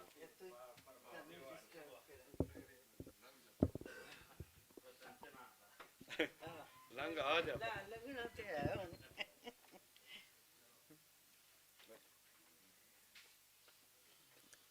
ਅੱਜ ਦੀ ਮਹਿਫਿਲ ਵਿੱਚ ਬਹੁਤ ਸੋਹਣੀਆਂ ਗੱਲਾਂ ਹੋਈਆਂ, ਬਹੁਤ ਭਰਵੀਆਂ ਗੱਲਾਂ ਹੋਈਆਂ ਤੇ ਹੋਣੀਆਂ ਚਾਹੀਦੀਆਂ ਵੀ ਸਨ। ਆਖਿਰ ਖਾਲਿਦ ਥਥਾਲ ਵਰਗੇ ਬੰਦੇ ਬਾਰੇ ਗੱਲ ਹੋ ਰਹੀ ਸੀ। ਖਾਲਿਦ ਨੂੰ ਮੈਂ ਪਹਿਲੀ ਵਾਰੀ ਜਦੋਂ ਮੇਰੇ ਖਿਆਲ ਜ਼ਾਹਿਦ ਦੇ ਨਾਲ ਹੀ ਆਇਆ ਮਿਲੀ ਤੇ ਮੈਂ ਕਿਹਾ ਕਿਹੋ ਜਿਹਾ ਸ਼ਾਇਰ ਹੈ ਜਿਹੜਾ ਨਾ ਆਪਣੀ ਸ਼ਾਇਰੀ ਦੀ ਵਡਿਆਈ ਕਰਦਾ ਹੈ ਨਾ ਇਹ ਰੋਬ ਸਾਡੇ ਤੇ ਪਾਉਂਦਾ ਹੈ ਕਿ ਜੀ ਮੈਂ ਬਾਹਰ ਦੇ ਮੁਲਕ ਹੋਣਾ ਵਾਂ ਤੇ ਇਹ ਕੀ ਕਰੇਗਾ ਦੁਨੀਆ 'ਚ। ਥੋੜੇ ਅਰਸੇ ਬਾਅਦ ਜੂੰ ਵਾਕਫੀਅਤ ਹੁੰਦੀ ਗਈ ਤੇ ਮੈਨੂੰ ਪਤਾ ਲੱਗਿਆ ਕਿ ਇਹ ਬੰਦਾ ਜਿਹੜਾ ਹੈ ਬਹੁਤ ਕੁਝ ਕਰ ਰਿਹਾ, ਬਹੁਤ ਕੁਝ ਲਿਖ ਰਿਹਾ। ਫਿਰ ਇੱਥੇ ਉਹਨੇ ਇਹੋ ਜਿਹੇ ਬੰਦਿਆਂ ਨਾਲ ਦੋਸਤੀ ਯਾਰੀ ਨਾਤੇ ਮੇਰੇ ਸਾਹਮਣੇ ਆਏ ਜਿਸ ਤੋਂ ਮੈਨੂੰ ਅੰਦਾਜ਼ਾ ਹੋਇਆ ਕਿ ਇਸ ਬੰਦੇ ਨੂੰ ਆਪਣੀ ਧਰਤੀ ਦੇ ਨਾਲ, ਆਪਣੀ ਮਿੱਟੀ ਦੇ ਨਾਲ ਔਰ ਆਪਣੇ ਪੰਜਾਬ ਦੀਆਂ ਹਵਾਵਾਂ ਨਾਲ ਬਹੁਤ ਜ਼ਿਆਦਾ ਇੱਕ ਹੈ ਜੁੜਤ ਹੈ ਇਹਦੀ। ਖੈਰ ਲੰਮੀਆਂ ਗੱਲਾਂ ਨੇ, ਬਹੁਤ ਸਾਰੀਆਂ ਗੱਲਾਂ ਨੇ। ਸਭ ਤੋਂ ਵੱਡੀ ਗੱਲ ਹੈ ਵੇ ਕਿ ਇਹ ਪਿਛਲੇ ਮਹੀਨੇ ਸ਼ਫਕਤ ਤਨਵੀਰ ਮਿਰਜ਼ਾ ਸਾਹਿਬ ਦੀ ਬੇਗਮ ਦੀ ਡੈਥ ਹੋਈ ਹੈ। ਤਮਕਨਤ ਬਾਜੀ ਫੌਤ ਹੋ ਗਿਆ ਨੇ। ਉਹ ਆਪਣੀ ਫੌਤਗੀ ਤੋਂ ਕੋਈ 4 ਦਿਨ ਪਹਿਲੇ ਮੈਨੂੰ ਕਹਿਣ ਲੱਗੇ, ਫੋਨ ਆਇਆ ਉਹ ਚੇਚਾ ਪ੍ਰਵੀਨ ਖਾਲਿਦ ਥਥਾਲ ਨਹੀਂ ਆਇਆ ਬੜੇ ਚਿਰਾਂ ਤੋਂ ਪਾਕਿਸਤਾਨ। ਮੇਰੀ ਅੱਗੋਂ ਹਿੰਮਤ ਹੀ ਨਾ ਪਈ ਦੱਸਣ ਦੀ ਕਿ ਕੀ ਵਰਤ ਗਈ ਹੈ। ਮੈਂ ਕਿਹਾ ਨਹੀਂ ਬਾਜੀ ਬੜੇ ਚਿਰ ਤੋਂ ਨਹੀਂ ਆਇਆ। ਕਹਿੰਦੀ ਬਈ ਬਹੁਤ ਹੀ ਬੀਬਾ ਬੰਦਾ ਹੈ, ਉੱਥੋਂ ਫੋਨ ਕਰ ਕਰਕੇ ਤੇ ਪੁੱਛਦਾ ਰਹਿੰਦਾ ਹੈ ਹਾਲ ਅਹਿਵਾਲ ਔਰ ਸਾਰੀਆਂ ਗੱਲਾਂ ਮਿਰਜ਼ਾ ਸਾਹਿਬ ਦੀਆਂ ਗੱਲਾਂ ਮੇਰੇ ਨਾਲ ਕਰਦਾ ਰਹਿੰਦਾ ਤੇ ਮੈਨੂੰ ਬੜਾ ਜਿਹੜਾ ਨਾ ਤਰਵਾਸ ਆਉਂਦੀ ਹੈ ਉਹਦੇ ਫੋਨ ਆਉਣ ਤੋਂ। ਸੋ ਇਹੋ ਜਿਹਾ ਬੰਦਾ ਉਹ ਜਾ ਤੇ ਨਹੀਂ ਸਕਦਾ, ਸਾਡੇ ਨਾਲ ਹੈ, ਸਾਡਿਆਂ ਦਿਲਾਂ 'ਚ। ਬਿਲਕੁਲ। ਸੋ ਇਸ ਵਾਸਤੇ ਅਸੀਂ ਉਹਦੇ ਲਈ ਉਦਾਸ ਨਹੀਂ, ਅਸੀਂ ਇੰਝ ਹੀ ਜਿਵੇਂ ਸਾਰੇ ਹੋਰ ਬੈਠੇ ਨੇ ਸੱਜਣ, ਇਹ ਸਾਡੇ ਨਾਲ ਬੈਠਾ ਹੈ, ਤੇ ਇਸ ਵਾਸਤੇ ਅਸੀਂ ਰੋਵਾਂਗੇ ਨਹੀਂ, ਅਸੀਂ ਉਹਦੀਆਂ ਯਾਦਾਂ ਨੂੰ ਜ਼ਿੰਦਾ ਰੱਖਾਂਗੇ, ਤਾਜ਼ਾ ਰੱਖਾਂਗੇ, ਨਾਲ ਰੱਖਾਂਗੇ। ਬਹੁਤ ਸ਼ੁਕਰੀਆ।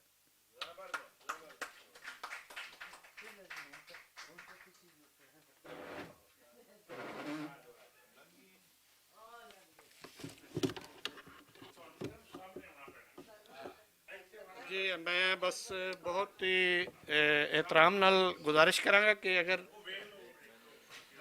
ਅਸੀਂ ਕੁਝ ਨਜ਼ਮਾਂ ਖਾਲਿਦ ਸਾਹਿਬ ਦੀ ਆਵਾਜ਼ ਵਿੱਚ ਸੁਣ ਲਈਏ। ਘਰ ਚੋਂ ਨਿਕਲਣ ਲੱਗਿਆਂ ਵੱਜੇ ਕਿਤਨੇ ਢੋਲ ਤੇ ਵਾਜੇ, ਘਰ ਚੋਂ ਨਿਕਲਣ ਲੱਗਿਆਂ ਵੱਜੇ ਕਿਤਨੇ ਢੋਲ ਤੇ ਵਾਜੇ, ਪਰਦੇਸ ਗਏ ਪਰਦੇਸ ਮੁੜੇ ਨਾ ਦੇਸਾਂ ਦੇ ਇਹ ਰਾਜੇ। ਰੁੱਖਾਂ ਵੀ ਸੰਭਾਲ ਫਲਾਂ ਵਿੱਚ ਕਿੰਜ ਦੀ ਦਾਰੀ ਕੀਤੀ, ਰੁੱਖਾਂ ਵੀ ਸੰਭਾਲ ਫਲਾਂ ਵਿੱਚ ਕਿੰਜ ਦੀ ਦਾਰੀ ਕੀਤੀ, ਕਈ ਕਈ ਰੰਗ ਸਵਾਦ ਤੇ ਖੁਸ਼ਬੂ ਕਈ ਗਰਾਰੀ ਸੀਤੀ। ਹੋ ਗਿਆ ਜੀ।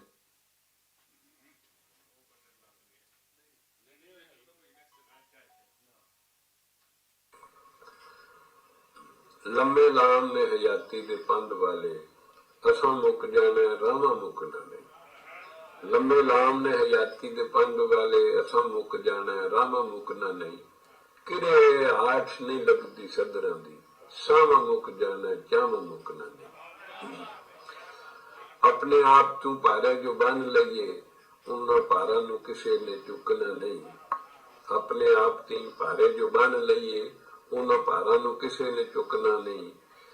ਖਰੇ ਨੀਅਤ ਦੇ ਨਹੀਂ ਜੋ ਧੁਰੂ ਹਾਲਤ, ਬਾਜ਼ੀ ਸ਼ੌਕ ਦੇ ਵਿੱਚ ਉਹਨਾਂ ਪੁੱਕਣਾ ਨਹੀਂ। ਖਰੇ ਨੀਅਤ ਦੇ ਨਹੀਂ ਜੋ ਧੁਰੂ ਹਾਲਤ, ਬਾਜ਼ੀ ਸ਼ੌਕ ਦੇ ਵਿੱਚ ਉਹਨਾਂ ਪੁੱਕਣਾ ਨਹੀਂ।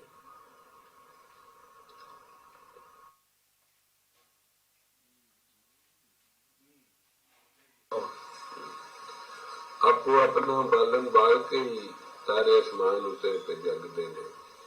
ਆਪੋ ਆਪਣਾ ਬਾਲਣ ਬਾਲ ਕੇ ਹੀ ਤਾਰੇ ਅਸਮਾਨ ਉੱਤੇ ਤੇ ਜਗਦੇ ਨੇ। ਵਕਤਾਂ ਨਾਲ ਹੀ ਬਖਤਾਂ ਵਾਲਿਆਂ ਦੇ ਖੂਹ ਜਹਾਨ ਉੱਤੇ ਪੇ ਵਗਦੇ ਨੇ। ਵੈਨ ਆੜੇ ਤੇ ਵਾਹ ਬਲੂਨੇ ਕਿਰੇ, ਵਾਜੇ ਖੁਸ਼ੀਆਂ ਦੇ ਕਦੇ ਵੱਜਦੇ ਨੇ। ਵੈਨ ਆੜੇ ਤੇ ਵਾਹ ਬਲੂਨੇ ਕਿਰੇ, ਵਾਜੇ ਖੁਸ਼ੀਆਂ ਦੇ ਕਦੇ ਵੱਜਦੇ ਨੇ। ਖਾਲਦ ਸਾਹਿਬ ਪੁਚਾਲ ਤੂਫਾਨ ਆਉਣ, ਮੇਲੇ ਜੱਗ ਤੇ ਫੇਰ ਵੀ ਲੱਗਦੇ ਨੇ।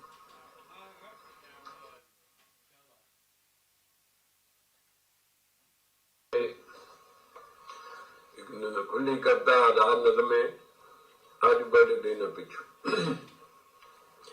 ਅੱਜ ਬੜੇ ਦਿਨਾਂ ਪਿੱਛੋਂ ਬਾਗ ਦੀ ਇੱਕ ਨੁਕਰੇ, ਬਾਸ਼ਿਆਂ ਦੇ ਪਰੇ, ਕੋਇਲਾਂ ਤੇ ਕੂੰਜਾਂ, ਕਬੂਤਰ ਪਏ ਨਜ਼ਰੇ। ਦੇਖ ਕੇ ਮੈਂ ਸੋਚਿਆ ਚਲੋ ਕਿਸੇ ਨੁਕਰੇ, ਲੂੰਦੀਆਂ ਤੇ ਬਾਲਾਂ ਦੇ ਪੰਜੇ ਨਹੀਂ ਅਪੜੇ। ਕਿਧਰੇ ਤੇ ਕੋਈ ਰਾਈ ਥੱਕਿਆ ਜਾਂ ਫਿਆ, ਰੇਤਾ ਰੋੜਾ ਪੱਥਰਾਂ ਤੇ ਟੋਲ ਟੋਲ ਥੱਕਿਆ। ਝਟ ਕੜੀ ਸੁੱਖ ਦਾ ਸਾਹ ਲੈ ਲੈਂਦਾ ਹੈ, ਧੂਖ ਕੱਢ ਲੈਂਦਾ ਹੈ। ਬੂਟੇ ਕਿਸੇ ਸੰਘਣੇ ਦੀ ਛਾਵੇਂ ਵੇਰਾ ਬਹਿੰਦਾ ਹੈ। ਅੱਗੇ ਪਿੱਛੇ ਸਬਜ਼ਾ ਤੇ ਹਰਿਆਲੀ ਦੇਖ ਕੇ, ਫੁੱਲ ਬਾਸ਼ ਪੱਕ ਨੂੰ ਤੇ ਘਣੀ ਛਾਂ ਦੇਖ ਕੇ, ਕੋਇਲਾਂ ਦੀ ਕੂ ਕੂ ਤੇ ਗੀਤ ਹੋਰ ਸੁਣ ਕੇ, ਝਟ ਲਈ ਜਾਣਦੇ ਹੀ ਅੱਖਾਂ ਵੇਰਾ ਲੂਟ ਕੇ, ਖਾਬ ਦਿਆ ਦੇਖ ਕੇ ਨਰੋਆ ਹੋ ਜਾਂਦਾ ਹੈ। ਝਟ ਲਈ ਦੁੱਖ ਤੇ ਤਸੀਹੇ ਭੁੱਲ ਜਾਂਦਾ ਹੈ। ਮਨ ਵਿੱਚ ਮੇਰੇ ਫਿਰ ਜਾਗੀਆਂ ਸਦਰਾਂ, ਥਾਂ ਥਾਂ ਇੰਜ ਦੇ ਬਗੀਚੇ ਜਿਹੇ ਲੱਗ ਜਾਣ। ਹਰ ਪਾਸੇ ਚਸ਼ਮੇ ਹੁਣ ਪਿਆਰ ਦੇ ਫੁੱਟਦੇ, ਜਿੱਥੇ ਝਟ ਬੈਠ ਕੇ ਠੰਡ ਜਿਹੀ ਪੈ ਜਾਵੇ, ਜਿੱਥੇ ਲੋਕੀ ਏਕਤਾ ਤੇ ਪਿਆਰ ਨਾਲ ਰਹਿ ਸਕਣ, ਪਹਾੜਾਂ ਜਿਹੇ ਦੁੱਖਾਂ ਨੂੰ ਵੀ ਖੁਸ਼ੀ ਨਾਲ ਸਹਿ ਸਕਣ, ਦੂਜਿਆਂ ਦੀ ਸੁਣ ਸਕਣ, ਆਪਣੀ ਵੀ ਕਹਿ ਸਕਣ, ਦੂਜਿਆਂ ਦੀ ਸੁਣ ਸਕਣ, ਆਪਣੀ ਵੀ ਕਹਿ ਸਕਣ। ਬਸ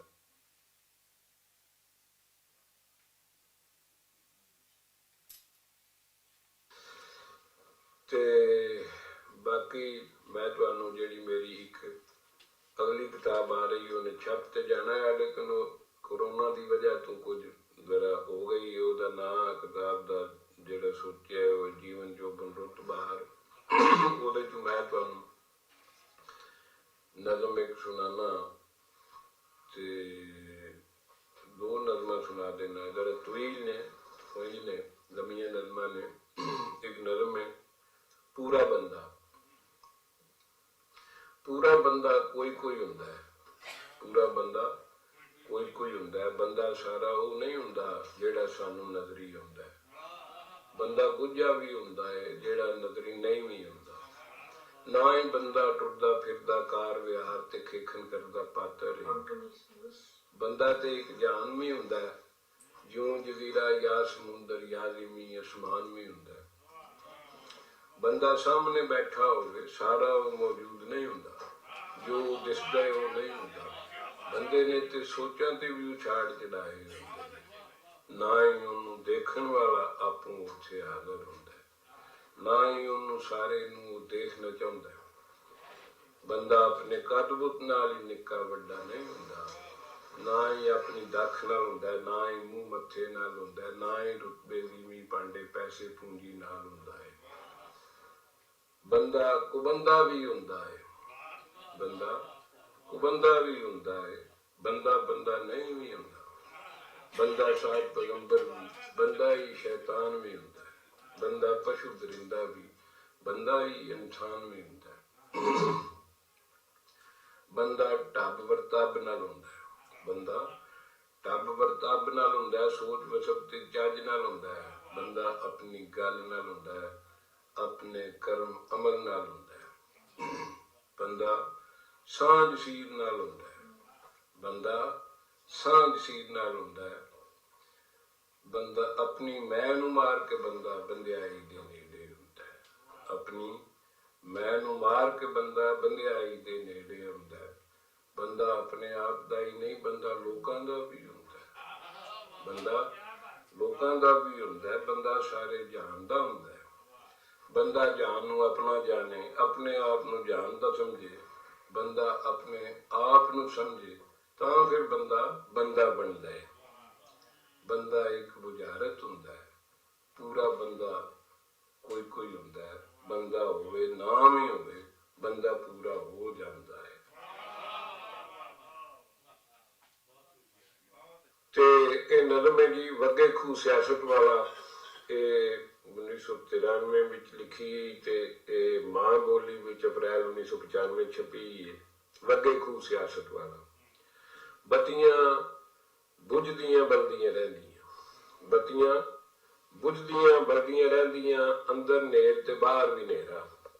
ਝੱਖੜ ਚੁੱਲਣ ਨੇਰੀਆਂ ਵਗਣ, ਧੂੜੋ ਧੂੜ ਪੜਾਣਾ। ਅੱਟੀ ਜਾਵਨ ਅੱਖਾਂ ਤੇ ਕੰਨ, ਤਾਂ ਜੋ ਕੋਈ ਵੀ ਦੇਖ ਨਾ ਸਕੇ ਸੁਣ ਨਾ ਸਕੇ ਪਰਦੇ ਪਿੱਛੇ ਜੋ ਕੁਝ ਹੁੰਦਾ। ਤਾਂ ਜੋ ਕੋਈ ਵੀ ਦੇਖ ਨਾ ਸਕੇ ਸੁਣ ਨਾ ਸਕੇ ਪਰਦੇ ਪਿੱਛੇ ਜੋ ਕੁਝ ਹੁੰਦਾ। ਪਰ ਕਾਹਦਾ ਪਰਦਾ, ਕਿਸ ਥੀ ਓਲਾ, ਖਾਲੀ ਮਾਲ ਗਿੜੇ। ਓਲੂ ਵਾਡਾ ਸੁੱਕਮ ਸੁੱਕੇ, ਤੁੱਕੇ ਦੀ ਬਸ ਤੁਕ ਤੁਕ ਤੁਕ ਤੁਕ। ਤੂੰ ਵੀ ਸੁਣ ਤੇ ਮੈਂ ਨਹੀਂ ਸੁਣਨਾ। ਜਦ ਕੋਈ ਸ਼ਾਨ ਇੱਕ ਦੂਜੇ ਸ਼ਾਨ ਨੂੰ ਢੋਲ ਝਮਕੜੀ ਦੇ ਵਿੱਚ ਸੱਟਦਾ, ਉੱਚੀ ਉੱਚੀ ਬਾਂ ਬਾਂ ਹੁੰਦੀ। ਜਦ ਕੋਈ ਸ਼ਾਨ ਇੱਕ ਦੂਜੇ ਸ਼ਾਨ ਨੂੰ ਢੋਲ ਝਮਕੜੀ ਦੇ ਵਿੱਚ ਸੱਟਦਾ, ਉੱਚੀ ਉੱਚੀ ਬਾਂ ਬਾਂ ਹੁੰਦੀ। ਜਾਂ ਫਿਰ ਜਦ ਇਹਨਾਂ ਦੀਆਂ ਲੱਤਾਂ ਖੂਹ ਦੇ ਅੰਦਰ ਲਮਕਣ ਲੱਗਦੀਆਂ, ਖੂਹ ਦੇ ਅੰਦਰ ਲਮਕਣ ਲੱਗਦੀਆਂ, ਫਿਰ ਇਹ ਲੰਮੀਆਂ ਲੰਮੀਆਂ ਜੀਭਾਂ ਕੱਢ ਕੇ ਸ਼ੂਕਣ। ਜਾਂ ਫਿਰ ਜਦ ਕੋਈ ਖਲਾ ਖਲੋਤਾ ਖੂਹ ਦੇ ਵਿੱਚ ਡਿੱਗ ਪੈਂਦਾ, ਤੇ ਫਿਰ ਸੰਨੀਆਂ ਵੱਟੇ ਰੱਸੇ ਲੈ ਕੇ ਅੱਪੜ ਪੈਂਦੇ। ਤੇ ਕੰਢਿਆਂ ਉੱਤੇ ਖਲੀ ਲੁਕਾਈ, ਸੁੱਕੇ ਮੂੰਹਾਂ ਪਿਪੜੀ ਜੰਮੀ, ਸਖਣ ਮਸਖਣੀਆਂ ਝੋਲੀਆਂ ਲੈ ਕੇ ਉਂਝੀ ਖੜੀ ਉਡੀਕੇ। ਇੱਕ ਨਜ਼ਮ ਇਹਦੇ ਚੋਂ ਸਦਰਾਂ ਕੜੋਲੀ ਭਰਦੀਆਂ, ਸਦਰਾਂ ਕੜੋਲੀ ਭਰਦੀਆਂ, ਸੱਸੀਆਂ ਤੇ ਸੋਹਣੀਆਂ ਸਿਦਕੋਂ ਨਾ ਮੂਲ ਹਰਦੀਆਂ। ਥਲਾਂ ਦੇ ਵਿੱਚ ਮਰਦੀਆਂ ਇਹ ਕੱਚੀਆਂ ਤੇ ਤਰਦੀਆਂ, ਸਦਰਾਂ ਕੜੋਲੀ ਭਰਦੀਆਂ। ਵੈਨ ਹਾੜੇ ਕਰਦੀਆਂ, ਹੀਰਾਂ ਵੀ ਡੋਲੀ ਚੜਦੀਆਂ, ਮੁਖਾਲਕ ਸਮੇਂ ਨੂੰ ਮੜਦੀਆਂ, ਕੋਲਾਂ ਥੀ ਨਹੀਂ ਇਹ ਹਰਦੀਆਂ, ਸਦਰਾਂ ਕੜੋਲੀ ਭਰਦੀਆਂ।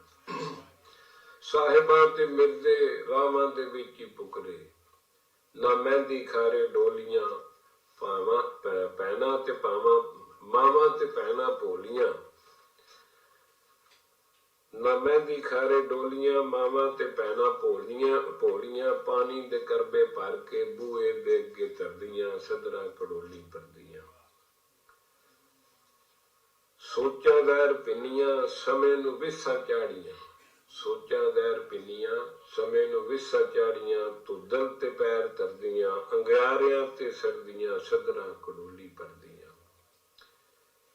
ਤੇ ਈਖੀ ਅਜੇ ਨਹੀਂ ਲਾਵਣੀ, ਈਖੀ ਅਜੇ ਨਹੀਂ ਲਾਵਣੀ ਸੁਖ ਦੇ ਸਵੇਰ ਦੀ, ਈਖੀ ਅਜੇ ਨਹੀਂ ਲਾਵਣੀ ਸੁਖ ਦੀ ਸਵੇਰ ਦੀ ਸਮੇਂ ਦੇ ਸਿੱਧੇ ਪੈਰ ਦੀ, ਈਖੀ ਅਜੇ ਨਹੀਂ ਲਾਵਣੀ ਸੁਖ ਦੀ ਸਵੇਰ ਦੀ ਸਮੇਂ ਦੇ ਸਿੱਧੇ ਫੇਰ ਦੀ।